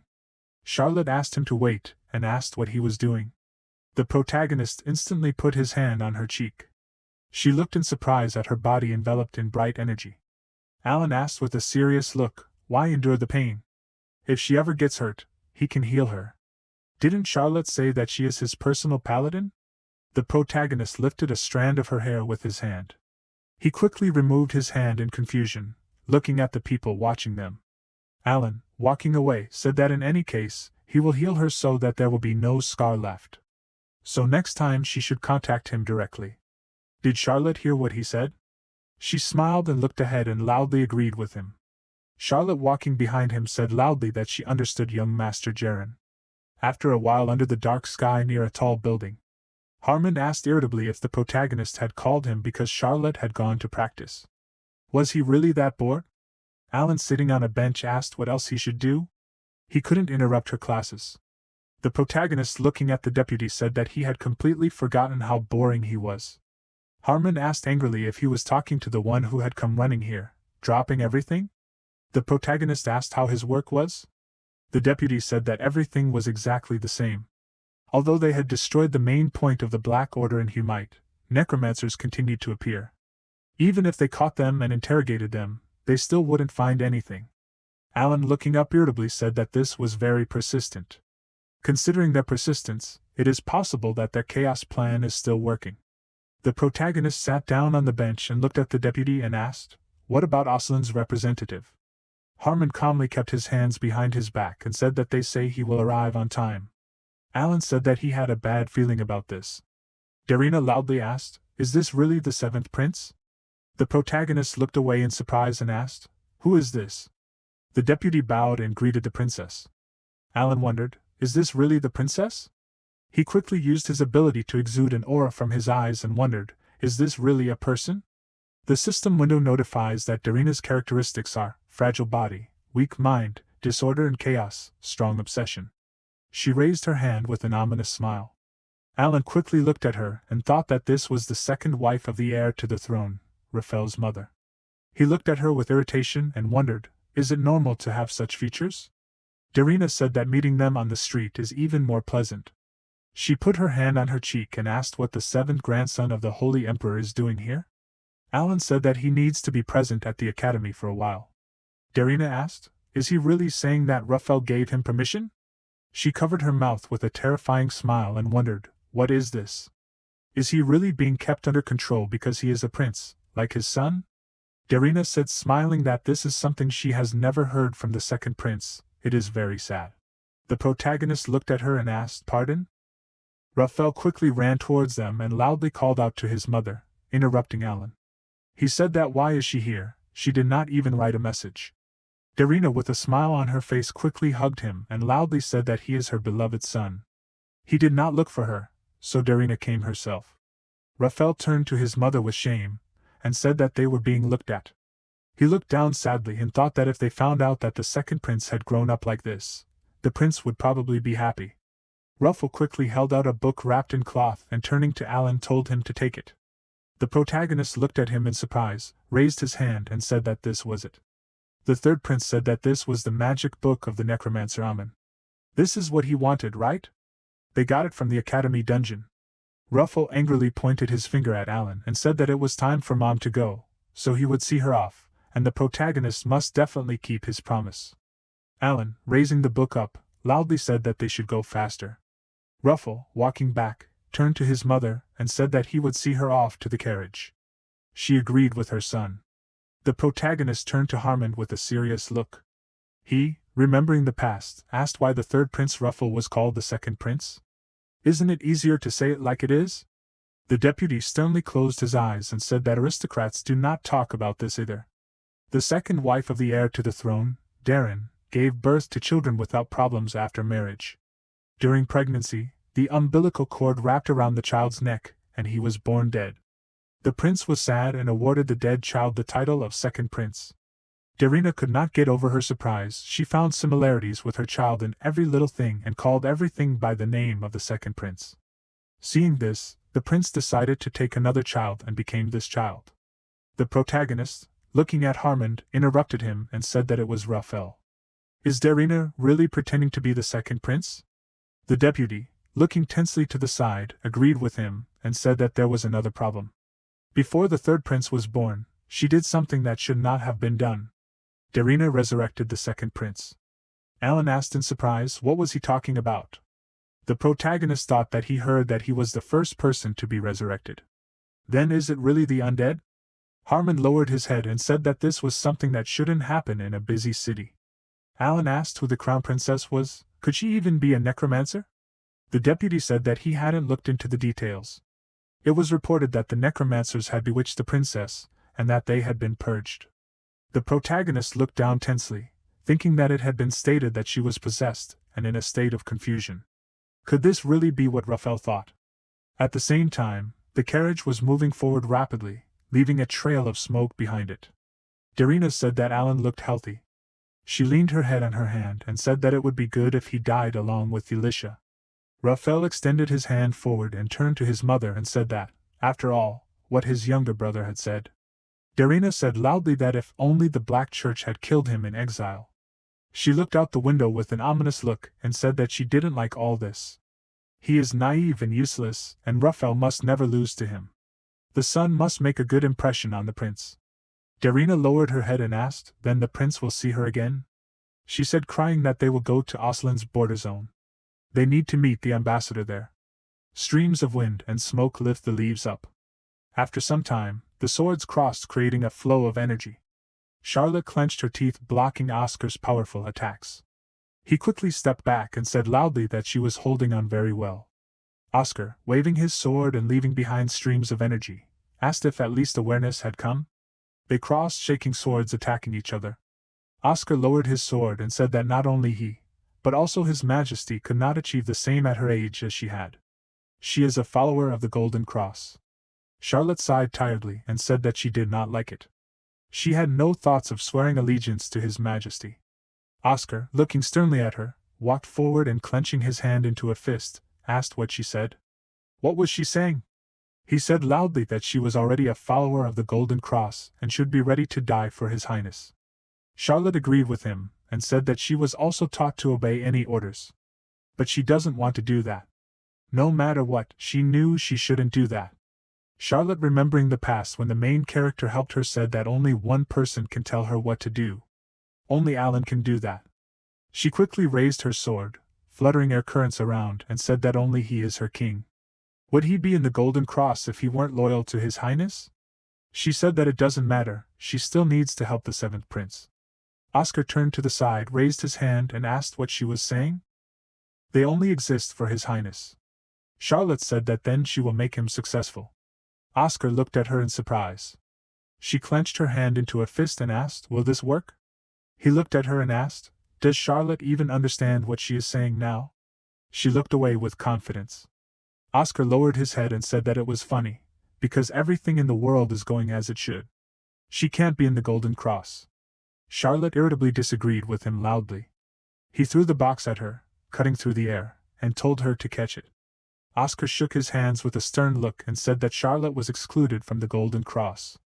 Then the forgotten sixth force of His Majesty, led by the Harris family. She looked sadly at the box in her hands. Oscar said that she was awarded the Order of the Golden Cross. Charlotte, holding the sword from the box in her hand, asked if this was really the sword. Oscar, looking at her, said that it was a weapon used by the Harris family. He smiled and said that he had thought of using it as a decoration if the owner did not appear. Oscar asked her to do everything she could. Charlotte must protect those dear to her, if this is the reason for her existence. She confidently looks forward, holding the sword in front of her. One day, shortly after, the gates opened and Oslin's ambassador, Kaima, arrived. He looked at the beautiful city and asked loudly, what kind of place of the gods was this? Kaima spread his arms to the sides and said that only the fortress wall, soft trees, grass and a fresh breeze remained. He squinted and looked to the side and said that this was a blessed land. The ambassador smiled maliciously and thought that now was not the time to be jealous, because there was a fire burning in their eyes. Raphael approached Kaima and greeted him. He smiled and extended his hand and said that they had come a long way. Kaima introduced himself, and said that it was a great honor for him to meet him. Raphael asked in surprise if he really knew him. The ambassador confirmed this, and said that he had heard about him. Haima smiled and asked the third prince to take care of them. After some time, it was written on a piece of paper that there would be a congratulatory banquet for the ambassador from Aslan. The protagonist asked what that was. He thoughtfully put his hand on his chin and looked at the piece of paper on the wall and asked if they even needed to organize a banquet. Charlotte folded her hands and said that this was a tradition of receiving foreign ambassadors. Alan sternly looked to the side and said that he knew this, but Aslan was an enemy country. Moreover, such a frank notice, they even asked the royal children to participate. Charlotte said calmly that they were probably throwing a big banquet. The protagonist asked, "She wants to brag, right?" After all, the level of education symbolizes the power of the country. She must show everything she can. After a while, a man entered the room and asked if he was going to see Mr. Geron. The guy stopped and said that he was not interested. The protagonist, standing in the hall, turned to Charlotte and asked what she was thinking. The guy pointed his finger at him and said loudly that here he is. Alan looked at him in surprise and asked what he was talking about. The blonde guy smiled and asked what family he was from. This was the first time he saw the protagonist here. Charlotte approached Alan and quietly said that these were the children of the Count and the Marquis. The protagonist said with irritation that they were annoying. The guy said that she spoke so quietly. It seemed that they were on good terms. It seemed that Alan was from the outskirts. Charlotte said that it was difficult to see him in class, so she came to talk in person. The guy asked, "Who would have thought that he was a prince?" The main character quickly turned around, addressed Charlotte, and told them to just ignore them. The guy pointed his finger at him and asked loudly, "Apparently Alan does not understand the current situation." The main character sighed heavily, walking forward, and said that wherever he went, there were these fools. The guy quickly headed towards him, raising his fist with the intention of attacking, and loudly said that this was already too much, and such people continue. Charlotte instantly stopped his attack and interrupted him, saying that she was worried about the future of their kingdom. She quickly clenched her hand into a fist with the intention of attacking. Charlotte hit the guy with great force, throwing him back and creating a powerful beam of energy behind him. The man turned towards his fallen comrade and loudly asked, "What was that?" The main character asked, "Do they really not know about the conversations yet?" The guys looked away in surprise and loudly asked, "What other conversations?" Alan snapped his fingers and said that this was a conversation about the elf taking away bad children. Devils with a bright blue aura in their eyes quickly appeared in front of the smiling protagonist. They are looking forward with a sly smile. The guys, looking at the devils rushing towards them in fear, shouted loudly and said that these are red devils. The guy asked, "What other red devils?" "They are all blue." Harmon quickly punched the man in the cheek. Alan, looking at the devil, asked him to hand them over to the security service. Charlotte, stretching out her hand in his direction, asked, "What about Mr. Jerome? He hasn't forgotten what he promised the third prince, has he?" The protagonist irritably said that if he doesn't get caught, then no one will know. Harmon, putting the guy in a bag, said that this is very good. The devils, smiling slyly, said loudly that they will undress them and tie them up in the square. They quickly jumped forward, leaving smoke behind them. Alan, smiling, asked, "Is this enough for moral education?" Charlotte agreed with him, and said loudly that this is very good. The protagonist sadly suggested that they at least go and eat, and Charlotte loudly agreed with him. After a while, Ruffles sternly walked quickly into the room and loudly called out to Alan and asked, "Was it he who did the incident in the square?" The protagonist looked in his direction with an arrogant look while standing by the bookshelves and said that this was actually a library. He thought with an irritated look, why hide his name? Alan quickly extended his hand in his direction and said that he did it, so the third prince could calm down. "Can they talk somewhere else?" Ruffle pointed his finger at him and loudly asked, "Did he really do this just for the sake of a quarrel? Has the protagonist completely lost his mind? Does Alan at least know how angry the ambassador was, and how can he fix it now?" The protagonist calmly raised his hand and thought that they were just naked. Ruffle loudly asked, "What if the necromancer was hanged in the square?" Alan, looking away in fear, asked what he said. The third prince, kneeling and with tears in his eyes, asked loudly, "If not the protagonist, then who could have done this? Did he really do such a bad thing?" After a while, Alan looked up in amazement at the radiating aura. He pressed his lips together and squinted, thinking that it was some kind of freak. Harmon, heading in his direction, turned to the prince and asked if he really came alone. The protagonist, clenching his hand into a fist, said that Charlotte had been sent to school. The deputy should explain the situation to him. Was it really the royal family?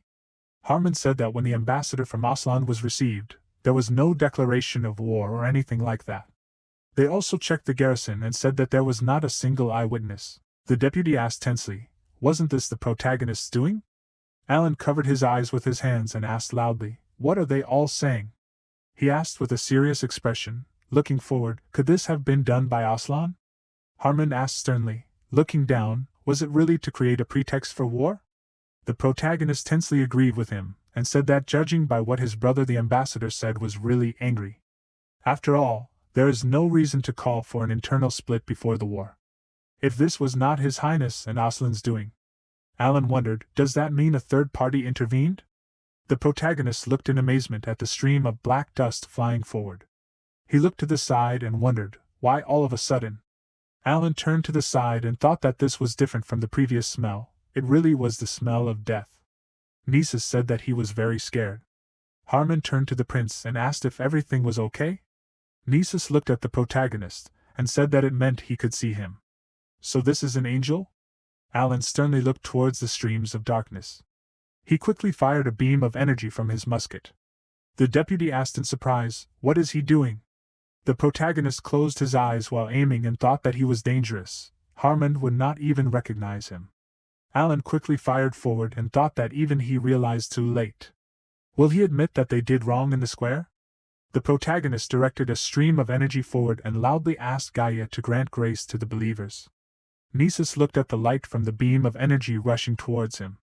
He instantly created a shield around himself, preventing the energy from getting in. Harmon, covering his face from the flow of wind, turned to the prince and loudly asked, what is going on?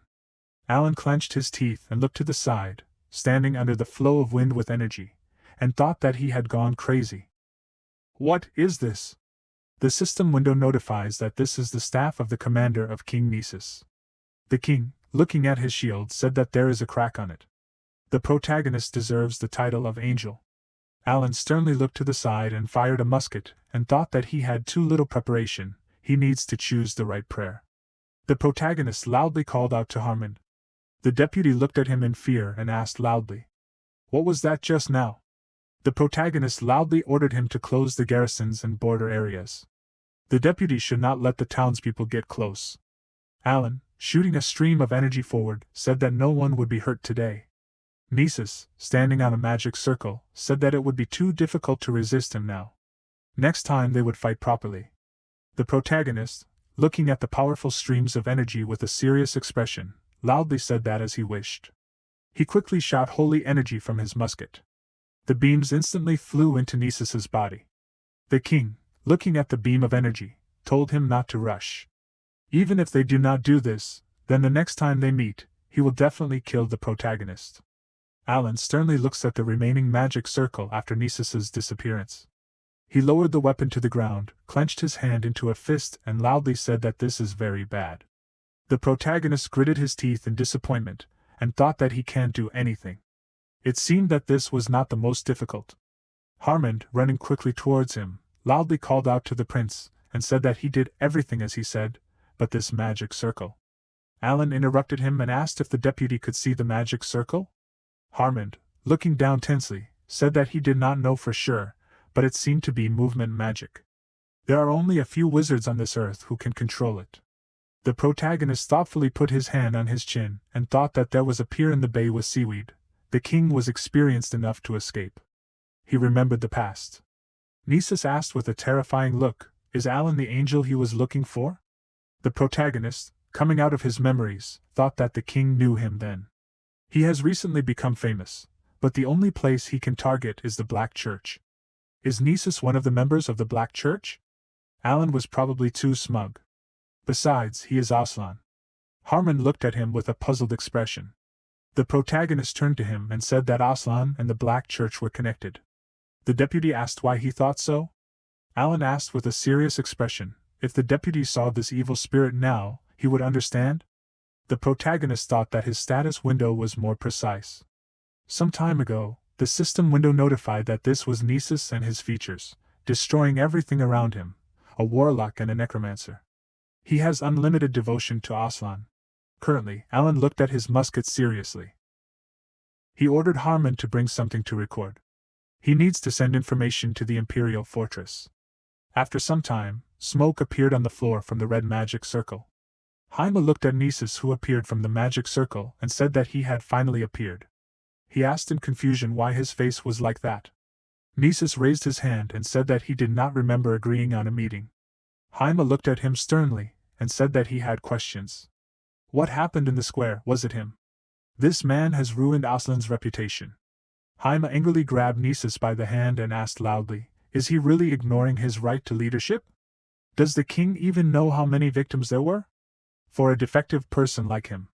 Nisus, looking horrified to the side, interrupted him and asked, what do you mean defective? An ambassador like Jaime, what has he done for Aslan? Nisus, turning to the side, said that he is not loyal to the god of death, but only to Aslan.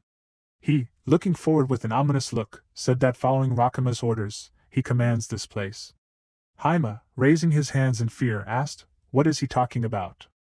After all, he is the only ambassador of Aslan. Nisus, leaning on his staff, said that Rakima had given him the powers of an ambassador too. When the banquet begins, they will use the third prince to stop the heavenly army. The ambassador, looking at him with fear, asked, what does this mean? Nisus quickly approached him, and said that he did not want to listen to any objections. He turned to the side, raised his hand, and said that he would erase Humate from the map. The ambassador must be careful not to get caught. The kingdom will soon collapse, and the reason for this was the murder of Aslan's priests. No one except them knows this bad side. This green land will soon become Aslan's land. Nisus said that about Alan. Jaime said loudly that they were organizing a secret murder for him. Nisus stopped in front, and said that he knew about it. Does he know that this is so interesting, the one who ordered this, Darina? He put his hand on the sheet of paper that appeared. The ambassador looked at him in surprise and asked if he really wanted to say that the seventh prince was already dead. Nisus, raising his hands in front of the streams of sand, did not confirm this and said that this could not be done. Although the princess considers the main character small, he does not have the simplest abilities. He used two dissimilar powers, and this was unexpected. Kaima asked with a puzzled look what it meant. Nisus looked at him with a terrifying look. He said that it meant that Aslan might need Alan. After some time, the protagonist, clutching a piece of paper in his hand, turned to Harmon and asked if it was really a telegram from the kingdom. The deputy, looking down, put his hands behind his back and said that he was sure of it, because he had taken it alive. The telegram said that they needed to meet with the ambassador and end diplomatic relations. Alan looked at this angrily and asked, why such an answer? He just couldn't accept it. Raphael, looking away in surprise, asked what he said. The protagonist, handing him the telegram, said that he had heard everything. Isn't Aslan also involved in all this? The third prince is now responsible for diplomacy. What should they do then? Raphael asked angrily and loudly how it could be him. The banquet must go according to plan. Aslan wants to settle the relationship, that's why he arranged this banquet. The protagonist said angrily, does this make any sense? Raphael raised his hand, closed his eyes and asked, even if it doesn't, then what? Alan asked, does he really admit that they did wrong in the square? The third prince said that the people should rule now and they shouldn't do anything strange. The protagonist doesn't have to worry too much. Vice Captain of the Golden Cross Oscar is also here. Alan asked with interest, is he really that strong? Raphael loudly confirmed his words. He smiled and said that Oscar was a person who communicated with the first vampires in real life. Therefore, the protagonist doesn't have to worry about the Lich.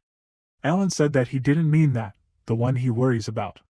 The protagonist put a crumpled piece of paper on the table and without finishing, thought that there was no Lich among them.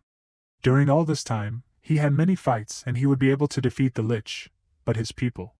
He doesn't want to participate in a losing cause, but this is a different level. Alan looked down sternly, his lips pressed together. Raphael looked ahead in surprise and said that although he knew that the main character did not like it, but it was a common cause. Alan put his hands on his knees and said that it was not even funny. He looked away seriously, and said that they should mind their own business. The main character would use the powers of the Inquisitor given to him by His Majesty. Raphael looked away in fear and loudly addressed him by name, and said that he had already told him. Alan turned to Harmon and he agreed with him. The main character ordered him to place an army on the border with Aslan right now. Raphael asked with a terrifying look what he had just said. He looked angrily towards his brother who was leaving and loudly called out to Alan. The main character calmly said that if he had any difficulties, he could ask Luan and Hilda for help. They were on his side after all. Harmon said that there was a red and yellow cross and a corps of gnomes. Alan, walking away, ordered him to send a note to Janet in the northern room. The deputy must gather all the armed forces. The third prince looked at him in amazement, raised his hand and loudly asked, "Is he really going to do this? Did the protagonist really want a war?" Alan, stopping, said that this was all in order to prevent war. He confidently looked to the side and said that they would do it so that if Aslan attacked, they would not even scratch the fortress wall. Until that moment, it seemed to him that they were living in harmony. Now the protagonist does not intend to follow Aslan, so they must convey everything to the ambassador. If Raphael wants peace, he must sit and do nothing. Alan turned to Harmon and he looked to the side. The protagonist, walking down the corridor, said that before the full meeting, he must call Oscar. He sternly looked down and thought that something needed to be done. After a while, the knight stepped on the ground, shaking it. Many knights are standing near the arch holding weapons in their hands. Red Cross people and dwarves look forward. Knights in golden armor looked forward. Harmon put his shaking hand on the windowsill, looked at the walking people and asked, "What is this?" He quickly looked back and said loudly that they were talking about something else. Weren't they going to have a welcoming banquet between the states? Raphael tensely raised 2 fingers to his head and turned to the ambassador. He opened his eyes and said that, unfortunately, the military power was led by the 7th prince. The 3rd prince dissuaded him, but he did not agree. Jaime looked down in fear and thought that this was the 7th prince, Alan. He has many different titles and the ambassador thought that this was exaggerated. Can the main character even lead an army? Jaime, squeezing the windowsill with his hand, thought that then their plans. Raphael extended his hand forward and addressed the ambassador by name without giving him time to think. He asked if they would return the banquet. Jaime tensely turned to the side and said loudly that this was not possible. He put his hand on his chest and asked for forgiveness, and said that he was a little angry. Raphael, squeezing his hand into a fist, agreed with him. The ambassador asked if he could ask him for a favor. The 3rd prince looked at him with interest and asked, "What is he talking about?" Jaime said that he would like him to leave him a gold cross. The ambassador quickly said in his ear that if he leaves. Raphael, hearing what he said, asked what he was talking about. At the same time the emperor, sitting on a chair, tapped his finger and said that because of him he gave too short an answer to his grandson's letter. The Fomorian hangs on chains with his head down with spears in his chest. The Celt, closing his eyes, leaned over and said that no matter how great the Duke is a vampire, he cannot penetrate the sacred empire alone. That is why the emperor asked him specifically about who is behind this. The Celt quickly headed towards the vampire. He looked ominously at the frightened Fomorian and asked, "Is he really saying that it is Darina?" The Duke lowered his head, shaking, and said that he was not lying. The Celt leaned over and said that that was enough for today. He addressed the Red Cross and said that they should hand over Luan so that he could take charge of the imperial palace for a while. The emperor, looking sternly forward, enveloped his body in energy, and said that he himself would pass judgment. After some time, people were standing in the banquet hall. The protagonist looked down at them, and said that there was nothing that magic could not do. He held a glass in his hand and said that it was calm now. Alan thought that he had changed the location of the banquet on Raphael's instructions. Although it did not matter where the troops were located, something would still happen. Raphael turned to the discouraged Alan. The protagonist asked, "Wasn't he with the ambassador?" The 3rd prince looked sternly forward and said that he had fled because of Oscar. Raphael thought that he would pierce his face. He put his hands on the railing and looked at his brother and asked, "Is this his order?" Alan asked, "Isn't the 3rd prince from the enemy state?" Raphael must take his status into account. The 3rd prince approached him closer and asked, "Does the protagonist still not like the banquet?" Alan confidently looked at him, and said that he did not like him from the start. While everything is quiet, they need to stay put. Raphael calmly addressed his brother by name, and said that he wanted to ask him something. The protagonist looked down and asked, "What was it?" The 3rd prince pointed to the side and said that it was that woman. Alan asked, "Is it his mother?" Ruffle said that it was that black-haired maid next to her. The protagonist will probably ask how he spotted her?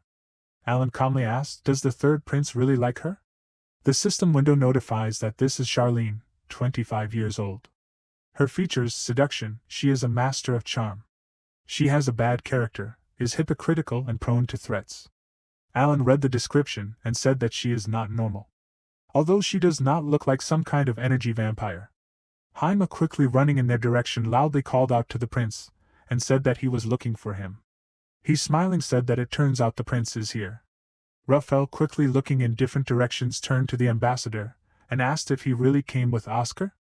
Haima, smiling, said that he had urgent business, so he searched the entire banquet hall. The third prince looked in his direction with interest and asked, what business? The ambassador said that time is almost up. The main character looked away in surprise and wondered, what time is it? Nisus asked to greet him. People heard loud explosions in horror and loudly asked, what is it? Is it really an earthquake?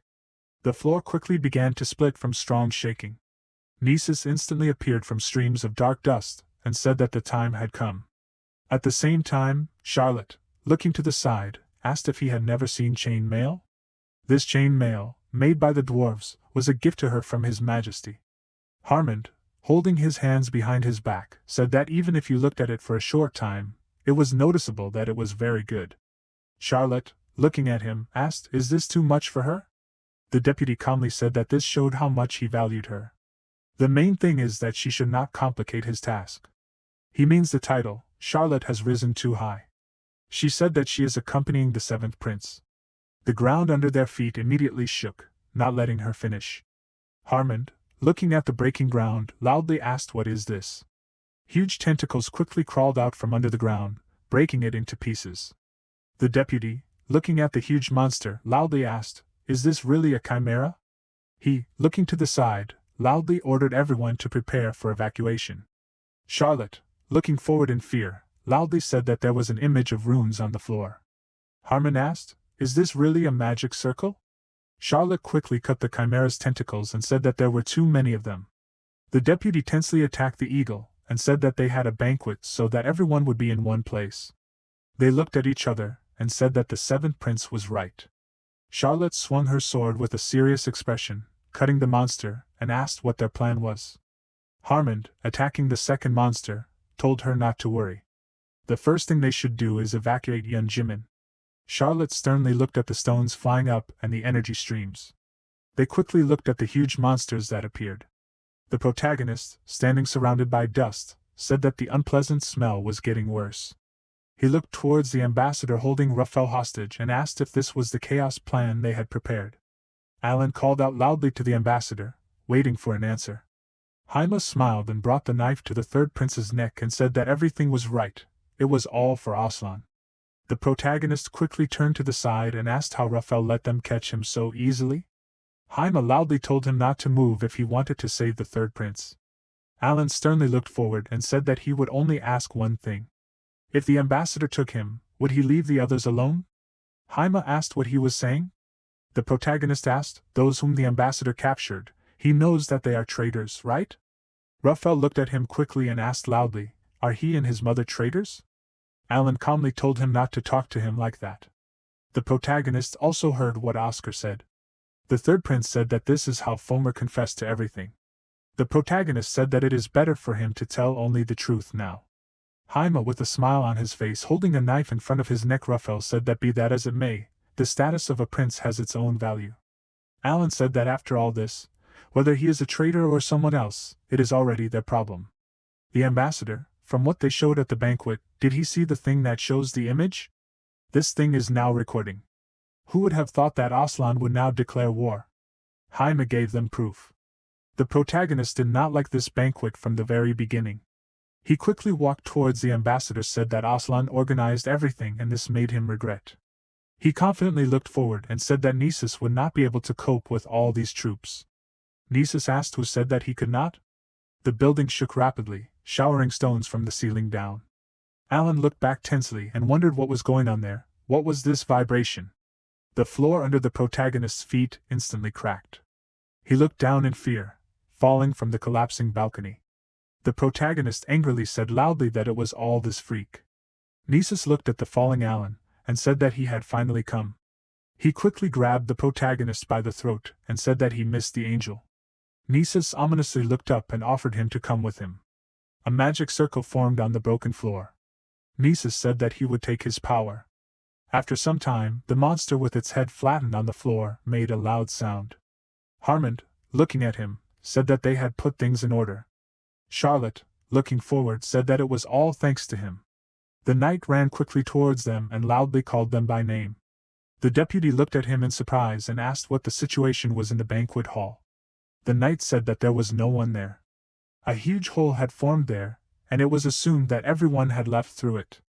It appeared not only in the banquet hall, but also in several other places. Charlotte looked away in fear and asked what this meant. Did he really mean that the seventh prince had disappeared? At the same time, hands were lying among the stones and dark smoke. The protagonist, leaning on the ground with his hands, raised himself and asked what had happened. Alan thought that it seemed to him that he had fallen into the hole along with that undead. If this was not a hole, then a curvature of space. Where was he now? The main character began to put on his cape and heard someone say that he was a damned idiot. Haima loudly said that because of Alan, all plans had failed. Nisus, standing in the distance, asked the ambassador to calm down and asked if he couldn't predict this outcome. They didn't have time to talk, they needed to find the seventh prince first. They had entered that passage together, so he must be that way. The protagonist, hiding behind the rocks, wondered why everyone was crowding together. He looked away angrily and wondered if they were really trying to tell him he was the only one who got here. It didn't matter that it wasn't finished, but didn't they think it was unfair? Alan was supposed to be here with Raphael and Oscar. It would be hard for him to guard the protagonist alone. Nisus turned to the seventh prince, and said that he knew Alan could hear them. The protagonist, crawling on the ground, thought that he needed to hide the body first. Nisus said that this was Aslan's training center, and that plans had been in the works for a long time. Alan looked down in surprise, raising his bloody hand. Nisus asked if he even knew how many sacrifices would need to be made to carry out the plan. Because of the main character, everything is in vain now, and he was just about to lure Oscar here and kill him, but after the destruction of humanity. He said with a terrifying aura in his eye that Aslan would appear from the wasteland. His plan was ruined by Alan, wasn't it? Nisus, walking back, said that he would torture him and kill him. He looked at the ambassador, and said that he would take everything from the main character. A powerful stream of energy quickly hit Hein's shoulder. The ambassador looked in surprise at the blood flowing down from a huge wound. Alan, coming out from behind the stone, said that he did not understand him. He raised his hand with a mask on his head and said that people like Nisus treat people like insects. Why does he always blame others? The main character, enveloping his body in energy, picked up the book, holding a weapon in his hand. He quickly created a circle of energy under himself, opened the book and asked, did he really say that he would kill everyone? A powerful stream of water headed forward. Alan, calling the dead, loudly said for Nisus to try. Many risen monsters headed towards the enemies. Nisus, looking away in fear, said that this could not be. Is he really saying that the one who uses holy power has a relic of the Necromancer King? How dare Alan use it so calmly? The protagonist said that he is a whole army, he is the heir of Gaia. The monsters, enveloped in energy, quickly run forward with the intention of attacking. Nisus, looking at them, said that, in addition, they are bad undead. He quickly raised his staff up, enveloping it in red energy. Alan thought that he had very great power. Nisus sent a stream of bright energy forward, killing the dead. The protagonist asked, after the vampire, there will be a lich next? Alan, enveloping the dead with light energy, said loudly that he would destroy him. The system window notifies that this is a sacred night. Nisus, looking at the dead running at great speed and fear, said that the power and ego of this undead are very strong. He instantly created an energy shield around himself. Nisus, looking at the splitting shield, said that he had failed. This means that the main character can be the one Aslan needs. He was powerful. This power is not for Aslan, it is the power of destruction. Nisus, directing beams of powerful energy around, said loudly that he would kill him. Haima, looking tensely in his direction, asked, they will not be able to cope with him, maybe they will just run away. Nisus asked, they are already at home, Where is he going to run? The ambassador, looking with fear at the staff directed towards him, asked what will they both do. He is already wounded. Nisus asked, why does he not have a plan? He, looking to the side with a terrifying look, extended the staff shrouded in energy forward and asked the ambassador to give him his life. Haima, with an incomprehensible look, raised his hand and asked, what is he talking about? Nisus said that they are doing this for Aslan. Does the ambassador really regret his life? He loudly ordered Haima to prove his loyalty to Aslan. The ambassador must give all his soul and magic, and prove to Alan that they are stronger. The protagonist standing behind the dead said that he did not hear. Does Nisus really think that he can stop him with a few weak souls? He is arrogant even at such a moment. Nisus looked at the blood stain in the holy water. Alan said that he will try it. The skeleton's hands quickly rose from under the water, covering the legs of the protagonist. Alan with many hands said that Nisus should show him this power of Aslan. He stretched out his hand to the side and directed the bones from his body into the portals that opened in the air. The protagonist instantly appeared in front of Nisus and laughed. Haima looked up with tears in his eyes and called Alan trash. The protagonist looked forward and raised his muskets, holding them with his appeared hands. The ambassador looking at the bright light said that Nisus really thought that he could stop him. Alan quickly fired beams of energy from his weapons. A powerful explosion thundered at the place where the opponents stood, illuminating the space around. Nisus with a red aura in his eye looks at the flying rays. He quickly placed a shield around himself, throwing back the energy flows to the sides. Nisus wondered what was going on here. He knew that this was something unusual, but how could two different forces have such power? He held the staff with a shaking hand and said that he would kill him using his power. Alan was the one who became a danger to Aslan. The protagonist sternly looked forward and asked what Nisus could do. The king quickly pointed the staff to the side and said that he would give up his soul. Today he will show the protagonist that he was wrong. Even if Nisus dies today, Alan will kill Rackham. So, the angel must fall asleep with him. He looked forward with a terrifying look, holding the staff radiating energy in his hand. The protagonist looks at the energy emanating from Nisus. He wondered how many souls had fallen victim to him. Alan was not pleased to admit it. He said that for his ability alone, Nisus could call him the Reaper of Death. The king with energy instead of a face said that because of the protagonist, their plan had failed. In the end, Aslan had appropriated everything for himself. Alan would be the one to control death. Nisus quickly swung his staff, leaving a trail of energy. The lightning from his blow instantly struck the bodies of the dead. The spirit of Nisus quickly struck the protagonist. Alan turned to the messenger and asked him to stop saying such things. Nisus looked away and asked what he was saying. The protagonist instantly grabbed his hand and asked if he really had so much energy that he couldn't even say a word. How could Nisus control his death? It was already in Alan's hands and he would show him everything. The messenger lowered his staff with a terrifying look and asked if he was still challenging him. He raised his finger and asked if this was all a lie. It can't be. If the protagonist drags out this, he will win. A person can do so much, but his body limits him. Nisus will never get tired. The dead looked at the messenger in surprise. Nisus looked forward with a puzzled expression when he heard someone call out to him. Alan looked at him and said that the messenger was too sinful to just die. The protagonist has a special necromancer method especially for him. He quickly created a shovel covered in light energy. The bones of the dead began to fly towards the side of the weapon. Nisus asked what he was going to do. He looked forward and loudly ordered him to stop. Alan grinned maliciously and said that this was a way to subjugate any creature. Nisus would not be able to die and would serve him. The protagonist quickly hit the collected bones with his fist.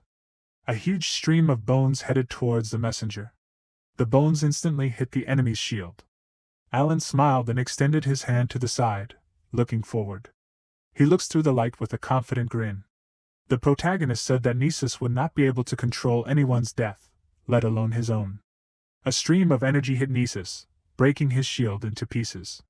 Alan said that this was great arrogance. After a while, Charlotte said that it was time to take the prince away from here. Harmond loudly asked everyone to calm down, and said that the protagonist could not be connected with them. Charlotte, looking at the hole in the floor, loudly said that they could not just stand.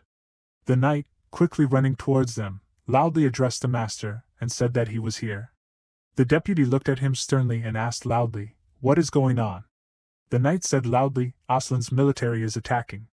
They ran quickly to the side with tense faces and said loudly, "This is very bad." Harman said loudly, "This is the plan for chaos. After this disorder, they are also being attacked." He understood everything. They wanted to take the princess hostage, but everything did not go as planned. Charlotte, looking terrified, ran forward at great speed and said loudly, "This is brave." Harman said loudly, "He is coming and the gates need to be opened." "Have they really opened everything already?" The deputy, running towards the knights, asked loudly, "How are things? Why are they all standing here?" The knights addressed him by status, and said that they were told to open the gates and wait. Harman, looking incomprehensible, quickly looking forward and asked loudly, "Who ordered this?" A bright light emanating from the gate blinded the people standing. The deputy, opening his eyes in surprise, said loudly, "This is that light. This cannot be, it really is him. His Highness has arrived in Humit." The Celt stands surrounded by light waves. He quickly enveloped the opponent's bodies with lightning, lifting them up. The Emperor swung his hammer, striking the ground, and powerful streams of lightning quickly threw people aside. He stood among the dark clouds of smoke and sighed. The assistant of the Black Church said loudly that this was this monster. He quickly headed towards the Emperor with the intention of attacking and loudly said that he should stop interfering with him, and die. The Celt instantly squeezed the blade of the sword with his hand.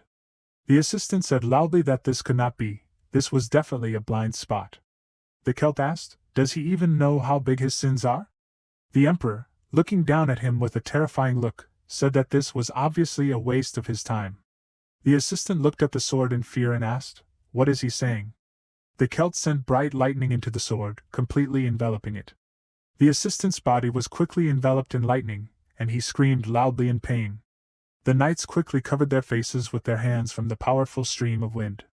Charlotte looked tensely at the swirls of smoke and said that it was very big. She thought that it was His Majesty.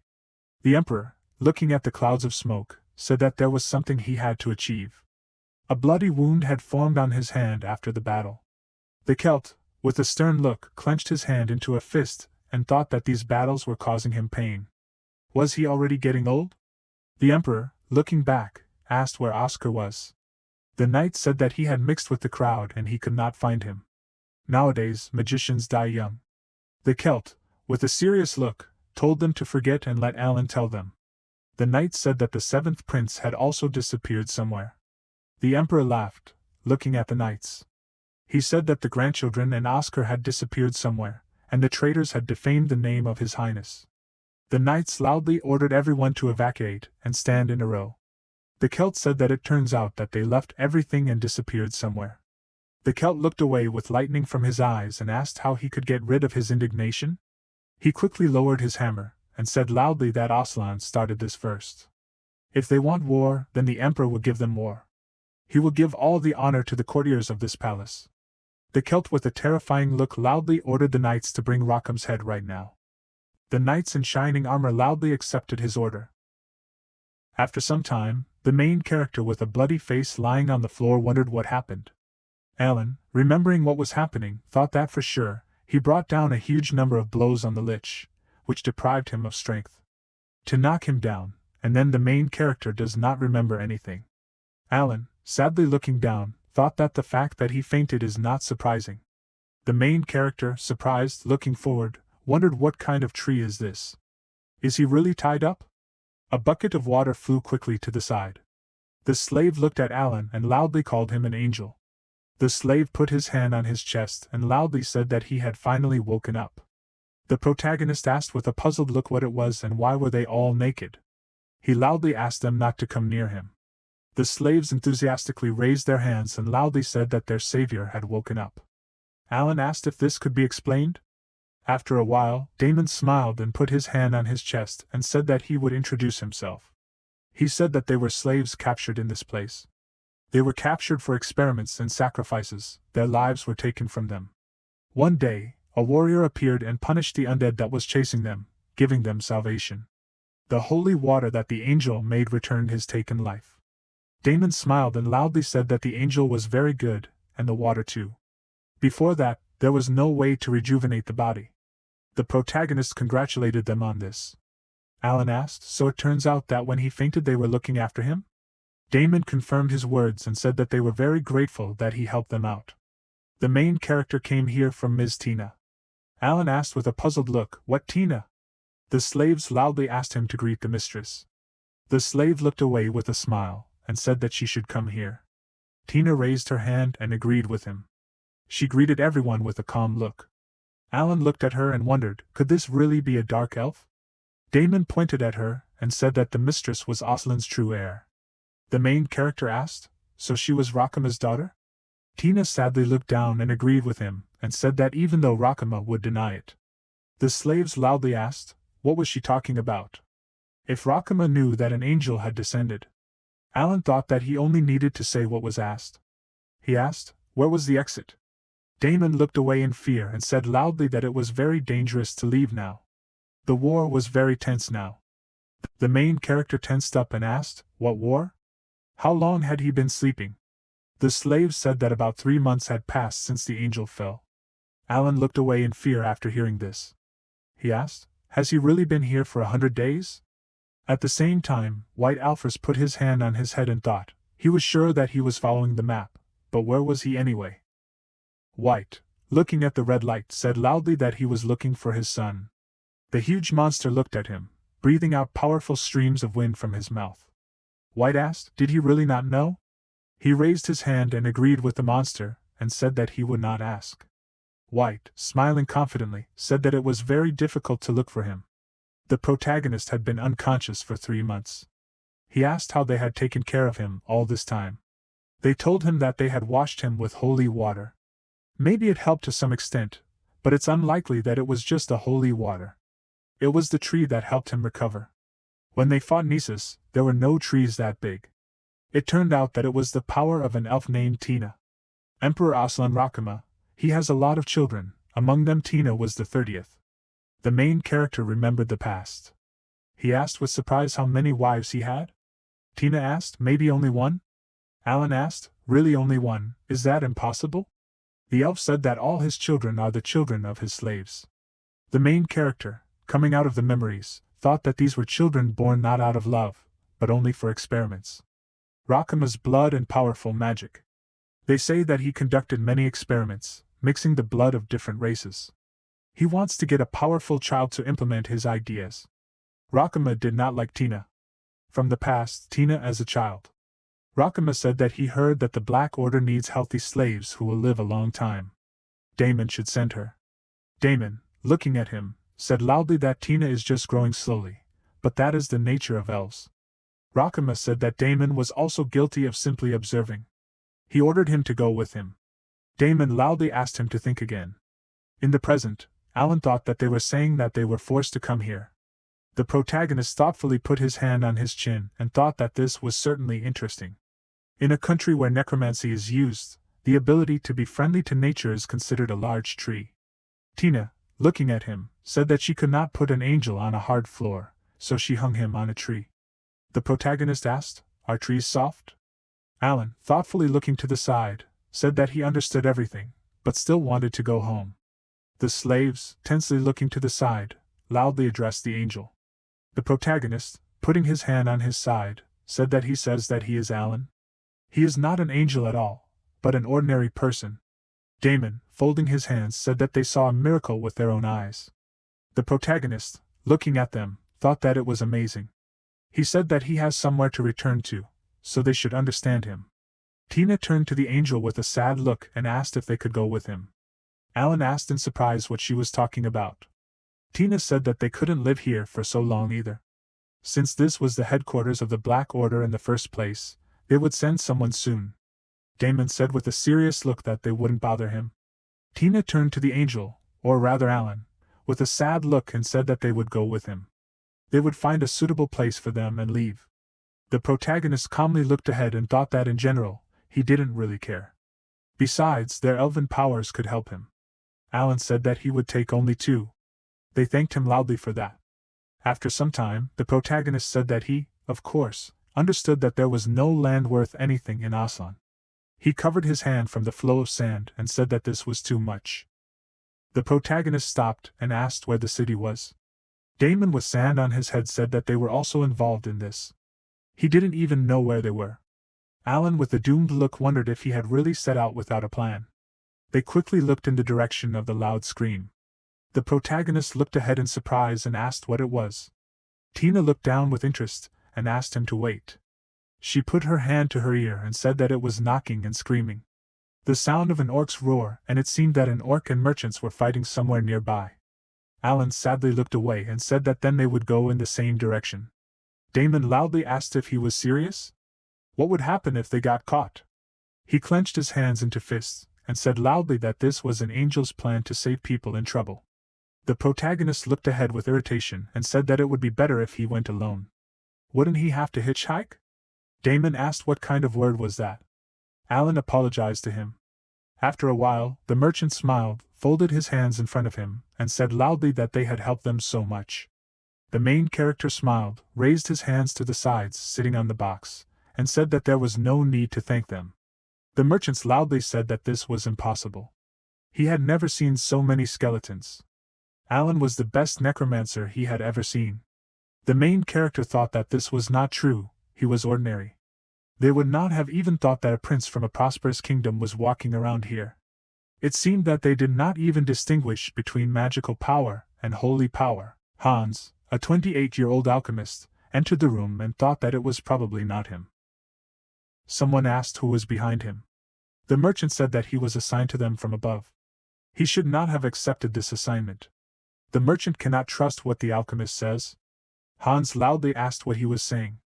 The alchemist quickly put his hand on his chest and loudly said that he was a very amazing and capable alchemist.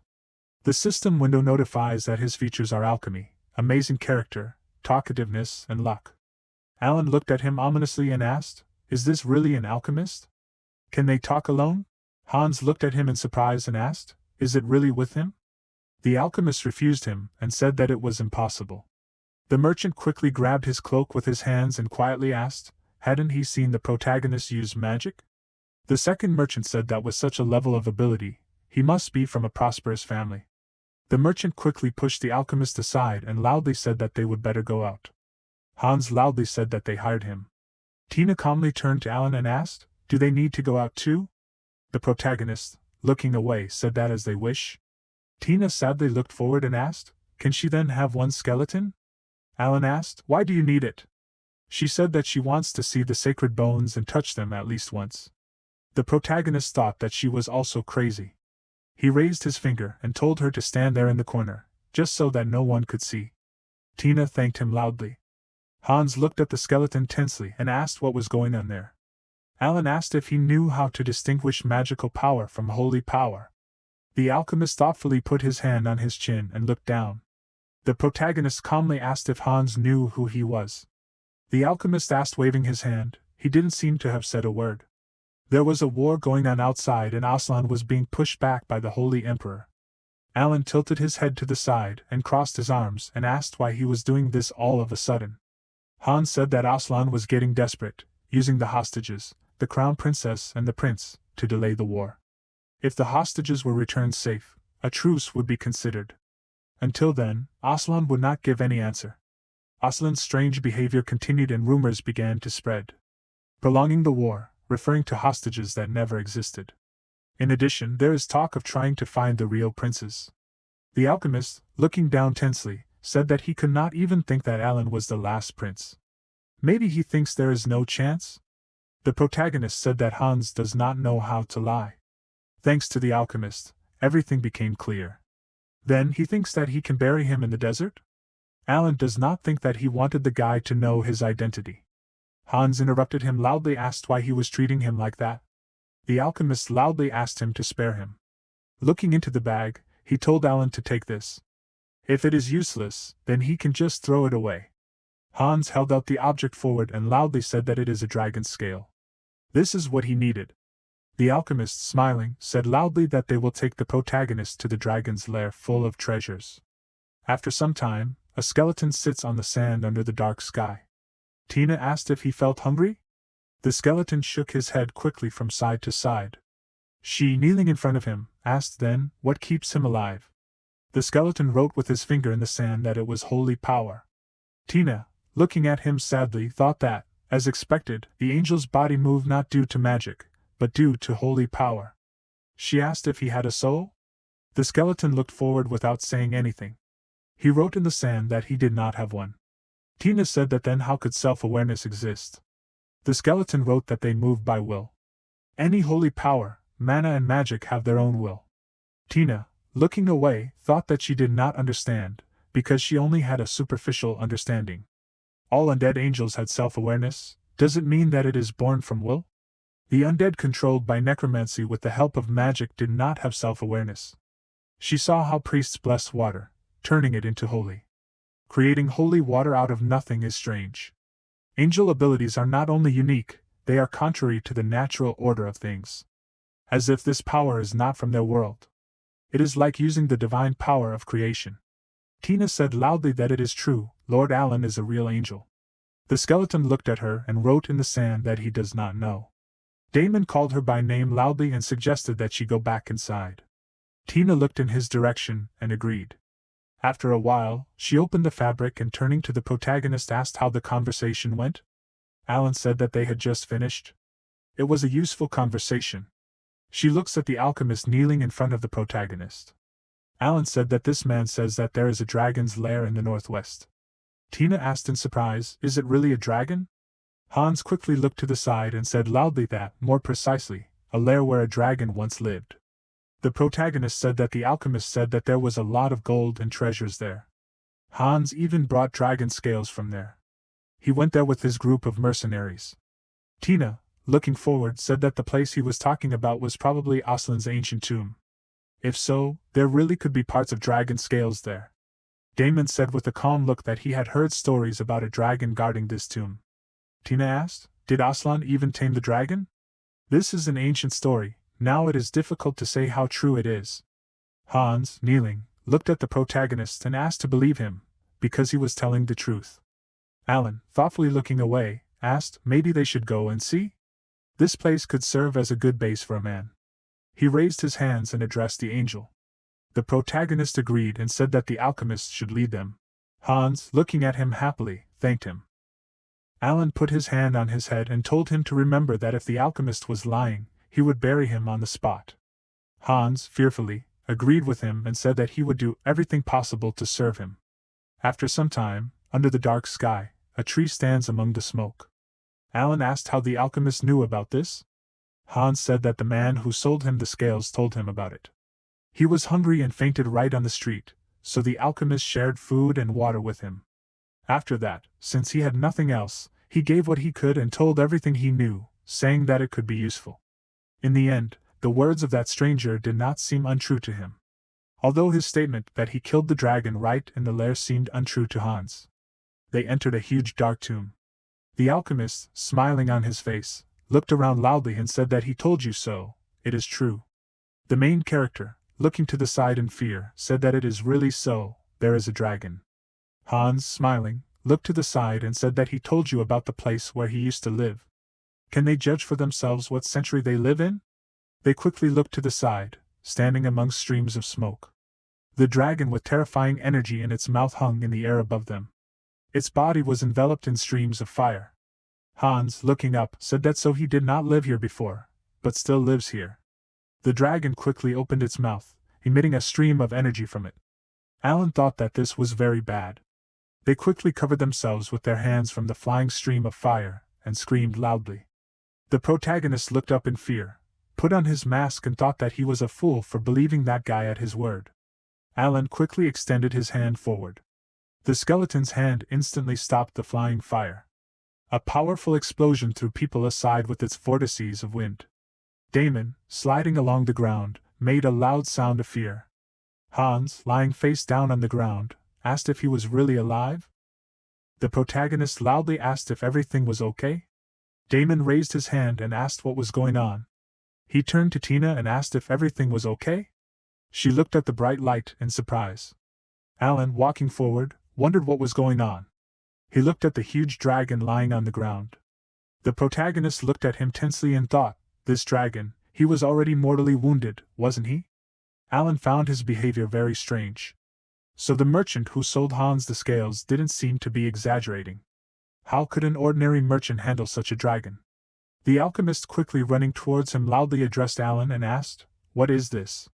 The protagonist turned back and asked, "Can he see?" "This is the dragon whose existence Hans so vehemently denied." The alchemist pointed his finger to the side and loudly said that he was not talking about the dragon. He was talking about that huge thing in front of Tina. Alan looked away with a calm expression. He quickly looked forward with horror on his face. A huge skeleton standing in holy water lowered his hand. The protagonist looked up in amazement and wondered, "What is this?" "It's a very big thing." Alan threw his head back and asked, "Is it really his fault?" Hans angrily clenched his hand into a fist and loudly asked, "Who else could summon so much sacred energy?" The alchemist screamed loudly and said that it was looking at them. He loudly asked the protagonist to do something. The skeleton, with a terrifying red aura in his eyes, looked forward. They quickly looked at the stones falling down. The skeleton bowed and said that he was the Lord of Death, the one who gives life. His name was the King of White Bones, Dano Janhaja. Alan asked in surprise, "Is this really the King of White Bones?" The protagonist thought that fortunately he did not look hostile. Tina looked forward with admiration and said that this was a very big angel and this was very cool. Damon extended his hand and addressed the lady. Alan thought that he simply extended his hand to block the attack. So, it turns out that he summoned him? The protagonist looked at Janhaja and asked, "Is it really him who summoned him? How freely does he move and can he get out of the lake? Doesn't Janhaja know this too?" Alan extended his hand to the side and said that they would figure it out as we go. The king quickly extended his huge hand forward. He instantly grabbed the body of the dragon lying on the floor. The people screamed loudly and said that he could at least warn. Janhaja dipped the dragon's body into the lake. Tina, looking into the water, said that it was hard to even imagine killing such a huge dragon in one go, even seeing it with her own eyes. The protagonist, clenching his fist, thought that it was not easy. The alchemist said loudly that it was very surprising. Alan asked what was going on there. Hans pointed to the side and said that it was the passage that the dragon blocked. He looked at the bright light in amazement, and said loudly that there were treasures there, and that they were now very rich. The alchemist called out to Alan loudly and asked if he could ask the King of White Bones to move it for them. The protagonist, sighing heavily, said that this was really serious. Alan asked, "He was an alchemist, right? Didn't he have any items with a spatial pocket with him?" Hans, sitting in gold, stuck out his tongue and asked if he really thought they were so common. Spatial magic was historical. Janhaja interrupted him and turned to the owner. The protagonist looked at him and asked what he needed. The king looked down and asked if he was okay. Alan asked what he meant. Janhaja said that he didn't look like an ordinary summoned creature. The protagonist sighed tiredly. The king said that he would need a huge amount of holy energy to support him. Alan, falling down, thought that the guy should have been told that right away. People loudly called out his name. After a while, the man loudly asked what was going on. They should report the situation to him. The assistant standing by the electromagnetic ball loudly said that the machine had broken down. It seemed to be in overload. The assistant, looking at the machine with emitting lightning in fear, loudly said that it had caught fire. The man looked angrily in his direction and loudly asked, "Didn't he check it well? What is he going to do about it?" First, the assistant must pull the people out. They looked forward in amazement. People, looking at the protagonist enveloped in energy, asked what this was. People were being sucked in there, and they needed to be pulled out faster. After a while, Alan opened his eyes with a tired look. He was sitting tied up with the alchemist and wondered if he had fainted again. This was happening too often lately. Every time he came to, he was tied up somewhere. The protagonist asked if anyone could explain what was going on. Hans smiled and clenched his fists, and said loudly that he had finally woken up. Why did Alan keep losing consciousness? It had been 10 whole days already. The protagonist looked away angrily and asked if this was probably how bears felt during hibernation. Alan thought that he had simply summoned him, and now this had happened. Was Janhaja even useful? Tina looked away with admiration and said that after investigating, they found out that there was no food or water there. So they hired mercenaries to go to the nearest city. Hans looked back smiling and said that it turned out that there was a fairly large city nearby. This is the most famous slave market on the continent, the city of Yeblam. At the same time, Rahama said that it was impossible to imagine that after declaring war, they were forced to beg for mercy. He sat on the sofa and asked if the army sent to Humit was completely blocked by the Celt. The assistant lowered his head and confirmed his words and said that it was so. Rahama called them fools and asked what about the princes. The assistant said tensely that they really were in the distortion. So they were definitely somewhere in Aslan's territory. Rahama clenched his teeth in anger and asked loudly if he was trying to play with him. The assistant bowed and loudly asked for forgiveness. Rahama, with a terrifying aura in his eye, said that he did not like it. The assistant said that at least it was known that they were being held in Aslan. The man loudly addressed the Lord and said that the Holy Emperor had sent a reply to his letter. Rahama happily raised his hand and said that it had finally happened. He asked if the contents were favorable. The man shook, holding the tray with the letter in his hands. He said in a trembling voice that he could not decide. The Lord quickly reached out for the letter and told him to stop and give it here. Rahama picked up the letter and read it. The letter said that the Holy Empire demands 2 things from Aslan. First, pay tribute to the Holy Empire for the next 20 years. Second, Emperor Rahama must take full responsibility for the war and surrender. The Emperor quickly tore the letter, throwing the scraps of paper aside. Rahama loudly asked if this old freak dared to provoke him. He clenched his teeth in rage and loudly called the Celt a freak. They will see who will win this war. Rahama turned to the lords and loudly asked them to listen, and they answered him with consent. The Emperor stepped on a piece of paper lying on the floor and loudly ordered them to immediately find the princes and make them kneel before him. If they dared to say strange things, he would immediately cut off their heads. They would find them before the Holy Empire, cut off their limbs and change their faces beyond recognition. They would send the heads as a gift to the Holy Emperor. The assistant lowered his head and said that there was good news. It seems that the 3rd prince is in the slave city of Yeblam. Moreover, the crown prince of the Holy Kingdom, Luan, is also in Yeblam. Rahama quickly grabbed his face with his hand. He struck him and asked, "Did the assistant really call this good news?" The Emperor looked at the bloody fist and said that this monster was aiming for their heads. Rahama thought, both princes are in the same place. Did they also do the severing of the connection with the undead? If the other missing princes are also gathering in Yeblam, what do these freaks think of him? The Emperor ordered the vassals to listen and told them to move their army and burn Yeblam immediately. The vassal asked loudly what he was talking about. Yeblam was Aslan's sacred land. Rahama asked not to make him repeat himself and said that they could not allow the Holy Kingdom to manipulate them anymore. He looked away with an ominous look and ordered the city to be quietly blocked so that no one could enter. The vassals must kill every creature inside to show this old man. After a while, someone called out to Alan in the desert. Hans, kneeling with his hands on the sand, said that they would indeed sit like that and do nothing. The protagonist, sitting on his back, said that he had not really thought about it. The alchemist said that how dare he treat him like this just because he was tied up during the journey. Alan, looking ahead tensely holding a bottle in his hand, told them to forget. Don't they think the city is a bit noisy? Damon said it was time for the slave column to pass. Does the protagonist know why this place is called the City of Slaves? There is a coliseum here just for slaves. It is famous for its constant fighting. Alan asked with an indifferent look, do people really enjoy this? The slaves just agreed to it. He quickly looked forward, noticing his brother. Raphael, with tears streaming down his eyes, closed his eyes as he walked tied up. The 3rd prince asked how many times he had to tell him that he was a prince. The merchant smiled sarcastically, crossed his arms and said that of course it was, he just had to hurry. Alan rolled his eyes up with a tired look. He asked why his brother was here. After a while, there was a building under the dark sky. Hans loudly asked him to stop. Does the protagonist even know how much this costs? Alan sighed, calling him petty, and said that he saved him from the dragon, even fairly divided the treasures, meat, scales and other things. And Hans is complaining because of some piece of paper? The alchemist shook and said loudly that the protagonist called it a piece of paper. He quickly pointed his finger at the map and said loudly that this is a scroll of movement that can move 3 meters. Alan said loudly that it is valuable, but the place is not suitable to use it. Entering Yeblam with this 3-meter scroll is definitely not enough. Hans looked at him disappointedly, saying that they will only waste the scroll. The protagonist said angrily that means that it is nothing more than a useless thing. The alchemist said that he is glad that Alan finally understood it, but the feeling is different. He raised his hands loudly asking him to wake up and try to find something that can move people 3 meters. The protagonist asked, "Will anyone buy such a thing?"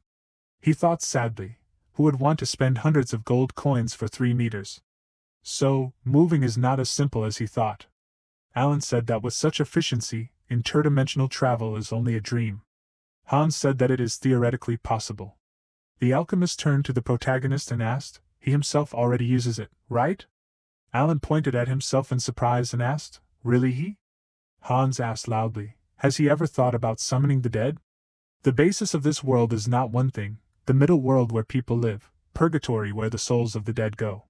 The world of giants, which even the gods feared, and therefore imprisoned them, the legendary world of spirits. There are dozens of variations besides these. Light creatures, like souls, can easily pass through the walls between dimensions. Therefore, moving between dimensions is possible. Physically, bodies with a large mass will be difficult to carry even at the molecular level. Therefore, a huge amount of energy is required to break through the wall. Moving within one dimension is already difficult, and between different dimensions, doesn't it require power comparable to that of a god? Alan looked at the bright light, remembering the past. Lightning quickly struck him in the dark space. The protagonist, coming out of his memories, said that it turns out that Hans can be useful sometimes. Where did he study alchemy? The alchemist, smiling, said that he studied it on his own, relying on the research of his late parents. Hans collects treasures with such obsession because... Alan, interrupting him, raised his hand and said that he was not interested in this. The alchemist must come to the Holy Kingdom later. He will provide him with resources for research. If Hans wants to work for the Holy Family, he must come. The alchemist, happily looking forward, covered his mouth with his hand. He quickly stretched his hands forward, turned to Alan and said loudly that in fact, from the first meeting. The protagonist angrily put his hand on his face and, interrupting him, said that now the problem is his brother. He looked sternly to the side and said that he wanted to enter quietly with movement, but it did not work. Alan looked up with an ominous smile, and said that he would have to enter with noise. After some time, White loudly thanked the great teacher for healing. He looked away with a smile and said that now that Raphael was here, he was calm. It was too hard for him alone. Raphael looked away and said that he just helped him a little. He wiped a tear from his eye and said that he saw that the prince had grown so much that tears were flowing from his eyes. The emperor, turning to Raphael, said that it was great impudence to be so late. The Celt with an unperturbed look said that if the soldiers died, it would be on his conscience. Raphael looked at him, raised his staff and loudly addressed his majesty, and said that this was not possible. He tried hard to deal with the chief priest. He could barely restrain Qasim. The emperor looked away and said that it seemed that Raphael was getting old if he could hardly cope with such things. Raphael stood by the fire, and said that it was time for him to stop being stubborn. What about the missing people? He hadn't expected even Oscar to disappear. The Celt thoughtfully put his hand on his beard, looking ahead. The emperor said that he would be here soon. Raphael asked him to stop being stubborn. They didn't even know where he could be. The foot landed quickly on the ground. The Celt looked away quickly and asked loudly, "Who is there?" He loudly ordered to say his name, and raise his hands. Raphael looked away and asked if he received the message. The emperor clenched his hands into fists, and said that it was just intuition, probably. The Celt asked, Oscar would be able to return alive, no matter where he went? He saw Oscar and loudly called out to the vice-captain. The emperor, getting up, said that it did not suit him. The captain, holding his clothes in his hands, said that he was delayed by orientation in the desert. Raphael asked, did he really cross the great desert of Aslan on foot? He told the captain to come here and he would heal him. Oscar, raising his hand, said that first of all, he had an important message. He saw the army of Rackham, but it was not heading for the Holy Kingdom. The Celt smiled and asked, is this really true? He got up and looked away with a serious expression and said that then their final destination would be his grandchildren. The emperor asked, where is the destination? The commander looked sternly ahead, recalled the past, and said that it seemed that he was closest in the direction of Yebelem. Celt asked, perhaps their goal was to protect the city? Oscar said that considering that they had taken out the siege weapons, it looked more like an attack than a defense. Is there something in Yebelem that they are afraid of? That is the only reason they would attack their own city. The Emperor said that from now on, they will command separately. Kelt apologized for asking this now. The commander calmly said that there is nothing wrong with that, he understands everything. The Emperor ordered him to force them to capitulate. If they resist fiercely, he must kill them all. Oscar lowered his head and said that his order will be carried out. Raphael calmly looked away and said that in that case, there will be more patience. Kelt, looking away, thought that the prince is definitely behind this, but still, the scale is too big. There must be something else, and it is definitely in Yebelum. After a while, White looked at the piece of paper in his hand with a smile and asked, "This shouldn't have happened, right?" The piece of paper had a picture of Raphael and said that he was a slave who had won 9 victories. White asked, was this really the Raphael he knew? When did he grow so big? He smiled and squeezed the bundle in his hand and thought that he was lucky to have run into a traveler in the desert, and meet the third prince in Yebelum. Now that he was attracting so much attention. White crossed his arms and leaned his back against the wall, and said that it would be difficult to escape quietly. Should he wait for a while? He looked away with a sly smile, and said that they say that a slave who has won 10 victories is granted freedom. Can he trust these guys? White thought that Aslan seemed to have figured it out. Lately, he had been moving in the open and the identity of the third prince must have been revealed by now. Aslan's assistants asked if he was really going to look at it like that. White confidently looked forward, squeezed his shoulder with his hand and said that in that case he would go straight ahead. The necromancer quickly sent the skeletons forward. The skeleton dogs jumped forward with great speed with the intention of attacking. White struck the dead man with his hand. He looked forward in fear while being near the explosion. At the same time, the guard holding a spear in his hand asked what kind of noise that was. His comrade looked to the side and asked, did it seem to be coming from the residential area? The guard looked to the side and asked, who the hell are they? Are they really travelers? The protagonist smiling said that they had business in the fortress. The guard asked, are they really the Lord's guests? Alan disagreed with him, and said that they came here to see his brother, he was a slave now. The guard smiled in confusion and asked, what is he talking about? It seems that this guy is completely out of his mind. The protagonist smiling loudly said that he may look suspicious, but he has quite a high status. He is none other than the 7th prince of the Holy Royal Family, Alan. The guard asked how could one pretend to be from an enemy state. He quickly pointed his finger at the protagonist, and said that he had chosen the wrong excuse to pretend to be a buffoon. Alan said calmly that he had told the truth. The guard lowered his weapon and offered to simply sell them. They were already starting to irritate him. Alan grinned maliciously and asked if they had really decided to go against the royal family. They should allow him to show them a special show as an apology. The guard grinned and asked if he had already gotten scared. The protagonist extended his hand with radiating energy, and asked if they had ever heard of magic. In his village, they called it that. Some time ago, Hans said loudly and smiling that there really was an underground tunnel here. It was a very rare thing. Alan looked at the old object in surprise. Tina called out to him loudly and told him not to touch it. It protects this place, and he could awaken it with his actions. This is Aslan's method of destroying invaders. The protagonist touched the object with his fingers and asked, is that how it is? He looked ominously to the side and said that everything was clear now. In the present, the protagonist asked the guards to concentrate. Do they happen to see anything behind him? The guard looked to the side in surprise and said that there was no one else here. Alan smiled and raised his hands to the side and said that was right, it was empty. He quickly slapped his palms together. The protagonist asked, then who was standing behind them? A huge corpse appeared behind the guard. He looked fearfully towards the corpse breathing on him. Alan smiled and put his hands behind his back and said loudly that this was magic that created something out of nothing.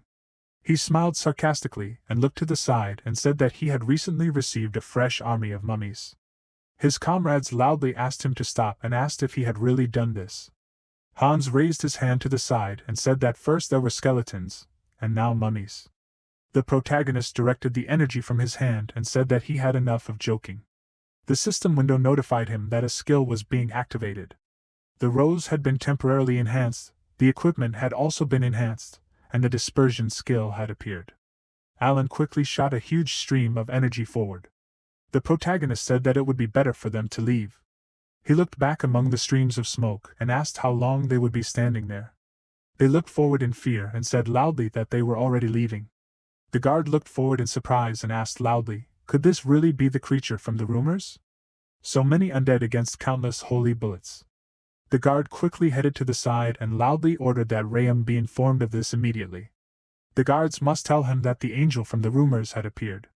At the same time, Raphael looked away with a tired expression, his hands tied with a rope. He asked in surprise, could this really be Alan? He thought to himself while sitting on the floor behind the bars that this could not be. The protagonist had no need to save the traitor. Alan must have traveled through time too. I wonder if he's okay? He should have seen the third prince's debut at the Colosseum. Raphael confidently closed his eyes and clenched his hand into a fist. The guard asked loudly, is there really an angel there? So those weren't rumors? The third prince asked with tears in his eyes, what are they talking about? He loudly asked them to get him out of here. How many times does he have to repeat that he's not a slave? The guard looked at him and asked, what is that noise? His comrade pointed to the bars and loudly said, that's him. The slave that Lord Rahama ordered to be brought. Raphael looked at them fearfully, sitting on his knees, and asked, what are they talking about? The guard said that he was a strong fighter, but there was nothing to be done. He loudly said that he would deal with the rest of the slaves himself. The guard must see to it that he is taken to the imperial palace. He quickly grabbed the third prince's hands and loudly ordered him to follow him. Raphael loudly asked him to wait and asked, what are they going to do with him? Where are they taking him? A powerful beam of energy quickly struck above their heads, throwing stones from the ceiling down. The stone instantly fell on the guard's head, causing him to scream loudly in pain. The protagonist asked if his brother was hurt. The third prince looked at the light coming from above in surprise. Alan said that he had come to save him. Raphael stood up and looked up crying. He saw the protagonist in the moonlight, and loudly called out to his brother. Alan said that he could let him go up, and the third prince thanked him for that. The undead looked at him in surprise while sitting on top. Raphael asked if the protagonist had really made a friend. After a while, Tina loudly ordered everyone to flee Yebelum. Damon, looking to the side in fear, bent down under the running dead and loudly thanked her. She, quickly running to the side, turned to Alan and loudly said that they had freed all the slaves. Tina, looking to the side in surprise, loudly said that they also needed to leave. He's fine, but he doesn't look very good, does he? Raphael, hanging on the mummy's shoulder, said that this was very bad. The protagonist looked sternly forward, pointed back with his finger, and said that he was always like this. She could ignore him. Alan thought that, judging by the sounds, the mummies were holding up well. He said that they also needed to leave Yebelum. White loudly ordered him to stop. The blade, enveloped in energy, quickly pierced the ground near the protagonist. White asked, is he the one controlling the mummies? He had heard of the holy undead, but he didn't think that they really existed. This is very surprising. Alan looked back with disdain and wondered, who the hell is this? White stood under the streams of wind and said that with such a small team, he not only broke through all the soldiers, but also reached the fortress. Is the protagonist the same angel from the rumors? It is also called the weapon of the Holy Kingdom. He smiled and pulled the blade to his hand with energy, and said that it seemed that his father had created something strange again. The system window notifies that his characteristics: strong body, superhuman strength, good combat skills, holy disposition, and specialized light magic. Special note: looking for his son. White asked him to say at least something. He pointed the blade forward and said that if the protagonist continues like this, he will not be able to tell whether he is an enemy or an ally. White instantly brought the weapon shrouded in energy to Alan's neck. Tina, frightened, loudly called out to the protagonist by status. White tensely looked to the side, thought that it was Alan who controlled those mummies. He feels a powerful holy power from him. It seems that he did not intend to harm Raphael, he asked. Is the protagonist a knight of the Holy Kingdom? Alan grinned maliciously and asked, does he really think so? The protagonist quickly raised his hand and looked back. White tilted his head to the side in surprise, looking at him, and asked, is it really Alan? The protagonist said with a calm expression that his father had found out faster than he thought. After a while, Rahama said that the fortress was quite noisy. He looked sternly ahead while sitting on his horse and asked what was going on there. The assistant said, holding the reins in his hands, said that according to the messenger's words, the fortress of Yebelum was under attack. The Emperor looked away with a terrifying look and thought that White had finally taken action. He must have already established contact with the third prince. The assistant asked in surprise what he was talking about. One of his comrades turned to the Emperor and said that they had a message. Rahama looked ahead and ordered him to speak. The assistant said loudly that the army of the Holy Kingdom was moving here. The Emperor, with an ominous aura in his eyes, asked, "Was it really not to the capital?" The assistant confirmed and said that there could be no mistake. Rahama looked sternly away and thought that it meant that the old Celt was on the trail. He looked at the escorts and said that they must prevent the Crown Prince from meeting with the forces of the Holy Kingdom. Rahama loudly ordered to surround the city with the troops of the lords and capture everyone alive. The assistant loudly agreed with him. The Emperor, moving forward, said that in case of resistance they can use force, and he will go to Yeblum. The assistant loudly asked, "Is he really going to go alone?" Rahama, having created the undead, did not agree with the assistant, and said that his children and Hassa Shin would be with him. He looked away in horror and said that although they can kill the Crown Prince, the Emperor thought that this time they will defeat the Holy Kingdom. After a while, the knights hold bows in their hands, pointing the arrow upward. They quickly shot arrows shrouded in fire and loudly said that everyone should go forward. Raphael looks down in surprise, opening his eyes. He, bound by the hand of the mummy, asked, "Why is this guy so angry?" The protagonist, looking back, said that if the third prince woke up, he should go down. White loudly exclaimed the name of his son. He closed his eyes and said that Raphael slept very well on the mummy. The third prince asked in surprise, "Is this really father?" White asked loudly, "They haven't seen each other for a long time. Did he fight well?" Raphael asked, "What is father doing here?" Hans put his hand on his chin and said loudly that no matter how you look at it, it really is him. Was White here too? It was thanks to him that the alchemist also survived. He loudly thanked him for that. Alan calmly looked at his father and thought that this was the biological father of the real owner of the body. Even when his wife, Elisha, was killed, and his child was on the verge of death because of the curse, he did not appear in the imperial palace. This man can hardly be called a good father. Alan, looking at his father with irritation, asked, "Where was he all this time?" White, smiling, said that he was looking for someone. The protagonist thought that this was written in the status window. Which son exactly are we talking about? It is definitely not he and his brother, because they disappeared quite recently. Behind them, a powerful explosion instantly thundered, illuminating the space around. Alan looked towards his father and asked if this was really the Holy Kingdom. White disagreed with him and said that the sound of the trumpet was different. Tina looked away in fear and said that it was Aslan. Father was among them. This was the army of Emperor Rakam. The protagonist asked in surprise why they would attack their own city. White said that he had one thought.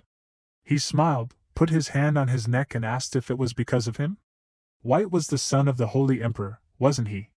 He also had a legal right to the throne, and it seemed that they understood who Raphael was. Aslan probably thought that they were gathering forces. Alan sighed heavily and thought if he was laughing. Hans said that he had a trade certificate if they hurried. White interrupted him and said that it wouldn't work. Since they were ready to attack their own city, it meant they intended to kill everyone here. He put his hand on his side and said that they wouldn't care about his status. The alchemist clenched his fists and said that this could not be. White asked him not to worry, because he would become bait. The protagonist asked in surprise, what was he talking about? The father said that they came for him. He looked to the side and said that maybe he had never been a good father, but he could fight. If the emperor and his vassals attacked immediately, he would have to flee. White said that he saw that Alan was able to summon an ancient mummy. Could he summon anyone else? The protagonist calmly thought that there was still a rollback from the Bone King, but it would not last long. White smiled, looking at his son, and said that it was impressive. Then he would buy them time to retreat, but they should not linger. Alan calmly looked to the side, put his hand on the horse and agreed with him. The protagonist mounted the horse and ordered them to saddle the horses. He said that while the father was buying them time, they would break through the castle gates. Alan looked at his father and said that if there was a chance, he should take care of the townspeople. White said that the protagonist would become a good holy emperor. Alan turned away and said that he was not interested, let the brothers figure it out themselves. Father said with a smile that he had answered in such a way that he did not want to say anything. White looked up with a calm expression and said that he would like to talk to him again. so they should try to survive to meet again. The protagonist looked back and agreed with him. They quickly galloped forward, leaving behind them streams of air. Alan thought that a father always remains a father. The comrades loudly called out the protagonist's name. Alan said that he knew everything, they should stop rushing him. The comrades said that it was not that, there was something approaching. The protagonist looked away in fear, holding the reins in his hand. He wondered if they were really pursuing not the crown prince, but them? What was father doing there? Tina looked away with fear on her face, and said loudly that they were hired killers. The undead were quickly heading their way. Alan gritted his teeth and looked up, saying loudly that they were too fast. He wondered if they were Rockham's children from mixed marriages. Someone said loudly that he should ignore them and just get rid of them. The protagonist thought that they were even catching up with them on foot. The frogs quickly looked to the side and directed a stream of liquid. Hans quickly jumped to the side from the green liquid pouring onto the ground. Raphael, shouting loudly, turned to Alan and asked him to save him quickly. The protagonist, looking tensely forward, directed a stream of energy from his hand and said loudly that seriously, how could this be? The cabinet quickly rose under the onslaught of energy beams. Raphael asked loudly, where did they even come from? The frog, quickly running forward, said loudly that they should ignore the mummy and focus on the man. Alan thought that this was bad, they wouldn't be able to distract them any longer. The protagonist looked in fear at Damon and Tina, who had fallen into the liquid, and called out their names. He quickly raised his hand, enveloping it in energy, and thought that in that case. The frog, without giving him time to think, quickly passed through the energy and loudly addressed Alan, said that the mummy was useless, even if he summoned more. Raphael quickly rose up sitting on his horse and loudly called out to his brother, telling him to look ahead. A huge elephant with assistants standing on it appeared in front of them. Raphael loudly said that it was Aslan's war elephant. The assistant, looking to the side, asked why the hired killers were chasing them. His comrade, looking down, asked what difference did it make to them. Even a fool could understand what they needed. They would simply crush them. The third prince, stopping in front of the huge elephant, screamed loudly. He quickly looked to the side and loudly asked his brother to do something. The mercenaries instantly fell down over Raphael's head. The protagonist loudly asked him to wait and said that he would do everything now. The mummies sat in a circle, bowing before the magic circle of bandages. They quickly became enveloped in energy, revealing inscriptions on the bandages. The elephants instantly raised their trunks, making loud sounds. The boards quickly flew apart from the powerful flow of energy. The boards came together, leaving a space with a concentration of energy inside. A huge wooden hand quickly grabbed the elephant, throwing down the assistants. Alan got down tiredly, and putting his hand on the horse said that this old man made bait out of them. He clenched his teeth in rage and loudly told his father to wait. At the same time, White quickly looked at the huge monster and asked, did they really bring so many weapons with them? He calmly put his hand to his forehead, looking into the distance. White sternly looked down and thought that it seemed that this time Aslan was serious. It was obvious that it would be difficult to cope with only children. He wanted to first resolve urgent matters and then join them, but he would not have thought that Alan was capable of such a thing. Were these 11 years without a father really so hard? As a father, he did nothing at all for them. After a while, White, holding a bloody weapon in his hand, said that it was sad. He looked away when he heard his name being called. The old man said that he had heard that White was missing, but apparently that was not true. Why was he causing trouble in someone else's land? White, smiling, looked away and asked, and what was he doing? The old man was acting very impudently. He was Aslan's former hero, after all. White, looking at him, asked, had the wounds inflicted by his father healed yet? The old man said that the emperor had said that he would definitely kill the prince this time. White, smiling, asked, was that really true? Then why didn't he come here himself? He was horrified and thought that this could not be. A bright light in the distance illuminated the sky, creating powerful streams of smoke. The assistant, standing up, looked at the dark smoke without saying anything. The lord, kneeling down, lowered his head and turning to his majesty, said that they had found the crown prince. He was in the center of Yebelem. Rackham asked, does this mean that this golem was not created by White? Are there really two monsters here? The emperor ordered the lord to tell the vassals to detain the crown prince. The assistant quickly raised his weapon and said that he would deal with that monster himself. After some time, the comrades looked in surprise at the stones hovering above them. They asked, "What is this?" Alan, looking down tiredly, sighed heavily and said that it was a Goliath Cyclops. "They say that it guards Aslan's tomb along with the mummies." The protagonist thought that its weakness was that it was activated only after a certain number of mummies died. The situation was critical, so there was no choice.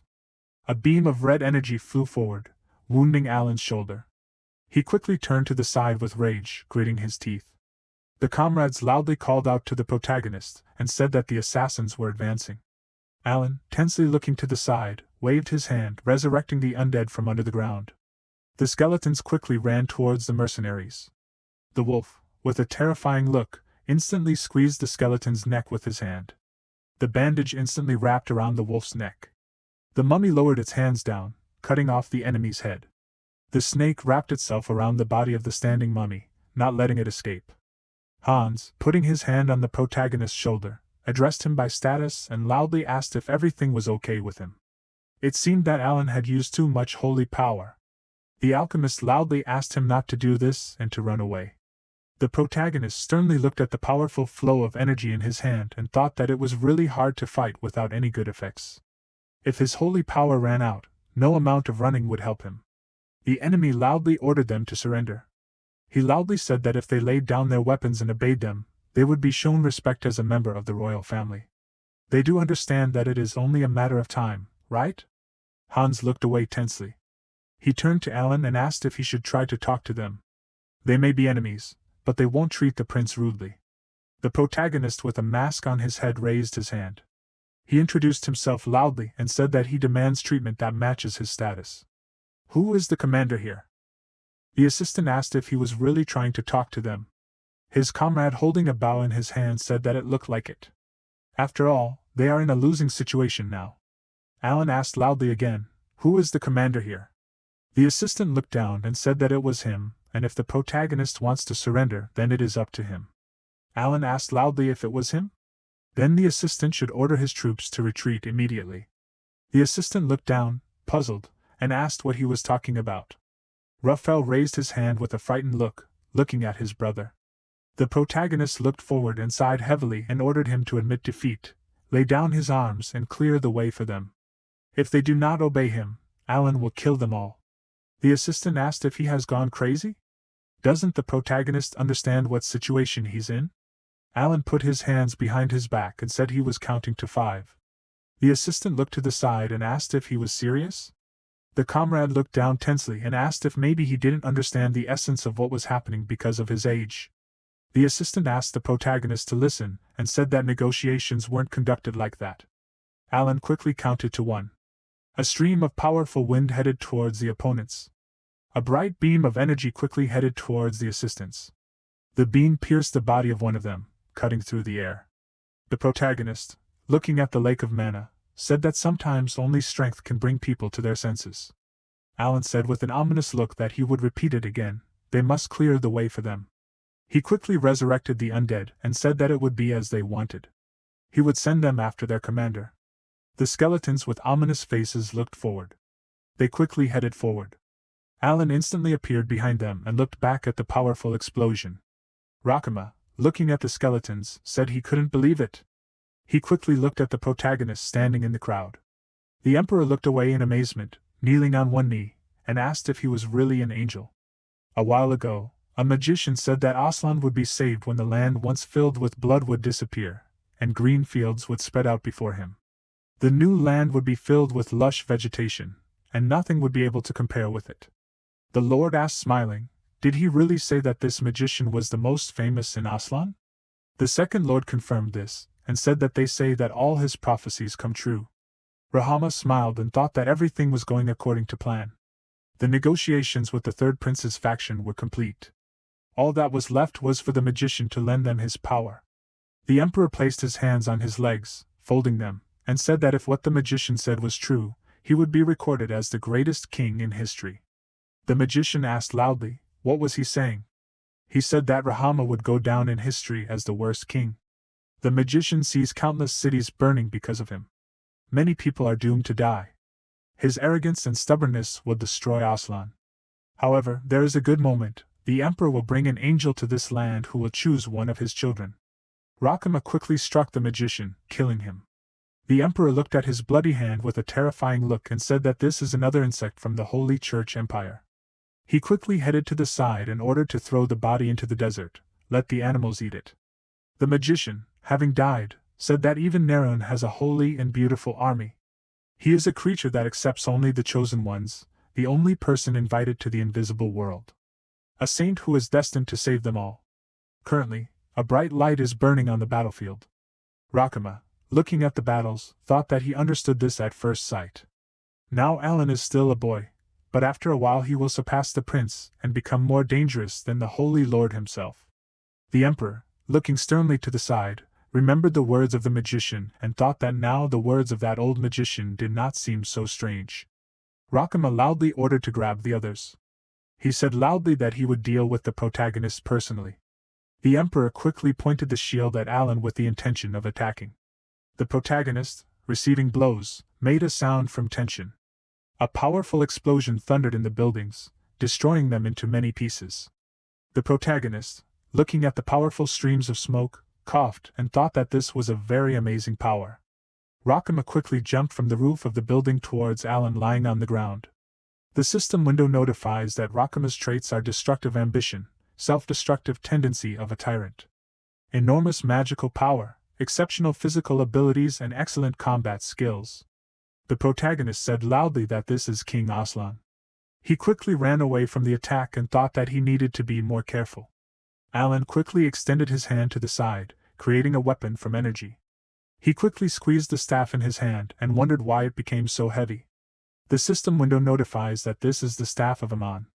The output power depends on the user's condition, from 50 to 200%. The healing effect is 10% and the effect on the weight of skills by 10%. The use of a divine artifact is made. The protagonist, enveloping his body in holy energy, ran forward and thought that he would have to strengthen until the indicators he needed appeared. The system window notifies that the increase in magical power from 100 to 400% and the healing effect is 20%. The effect on all skills is 15%. Alan, squeezing the staff with force, thought that this was not it at all. He looked forward and thought that it would appear faster.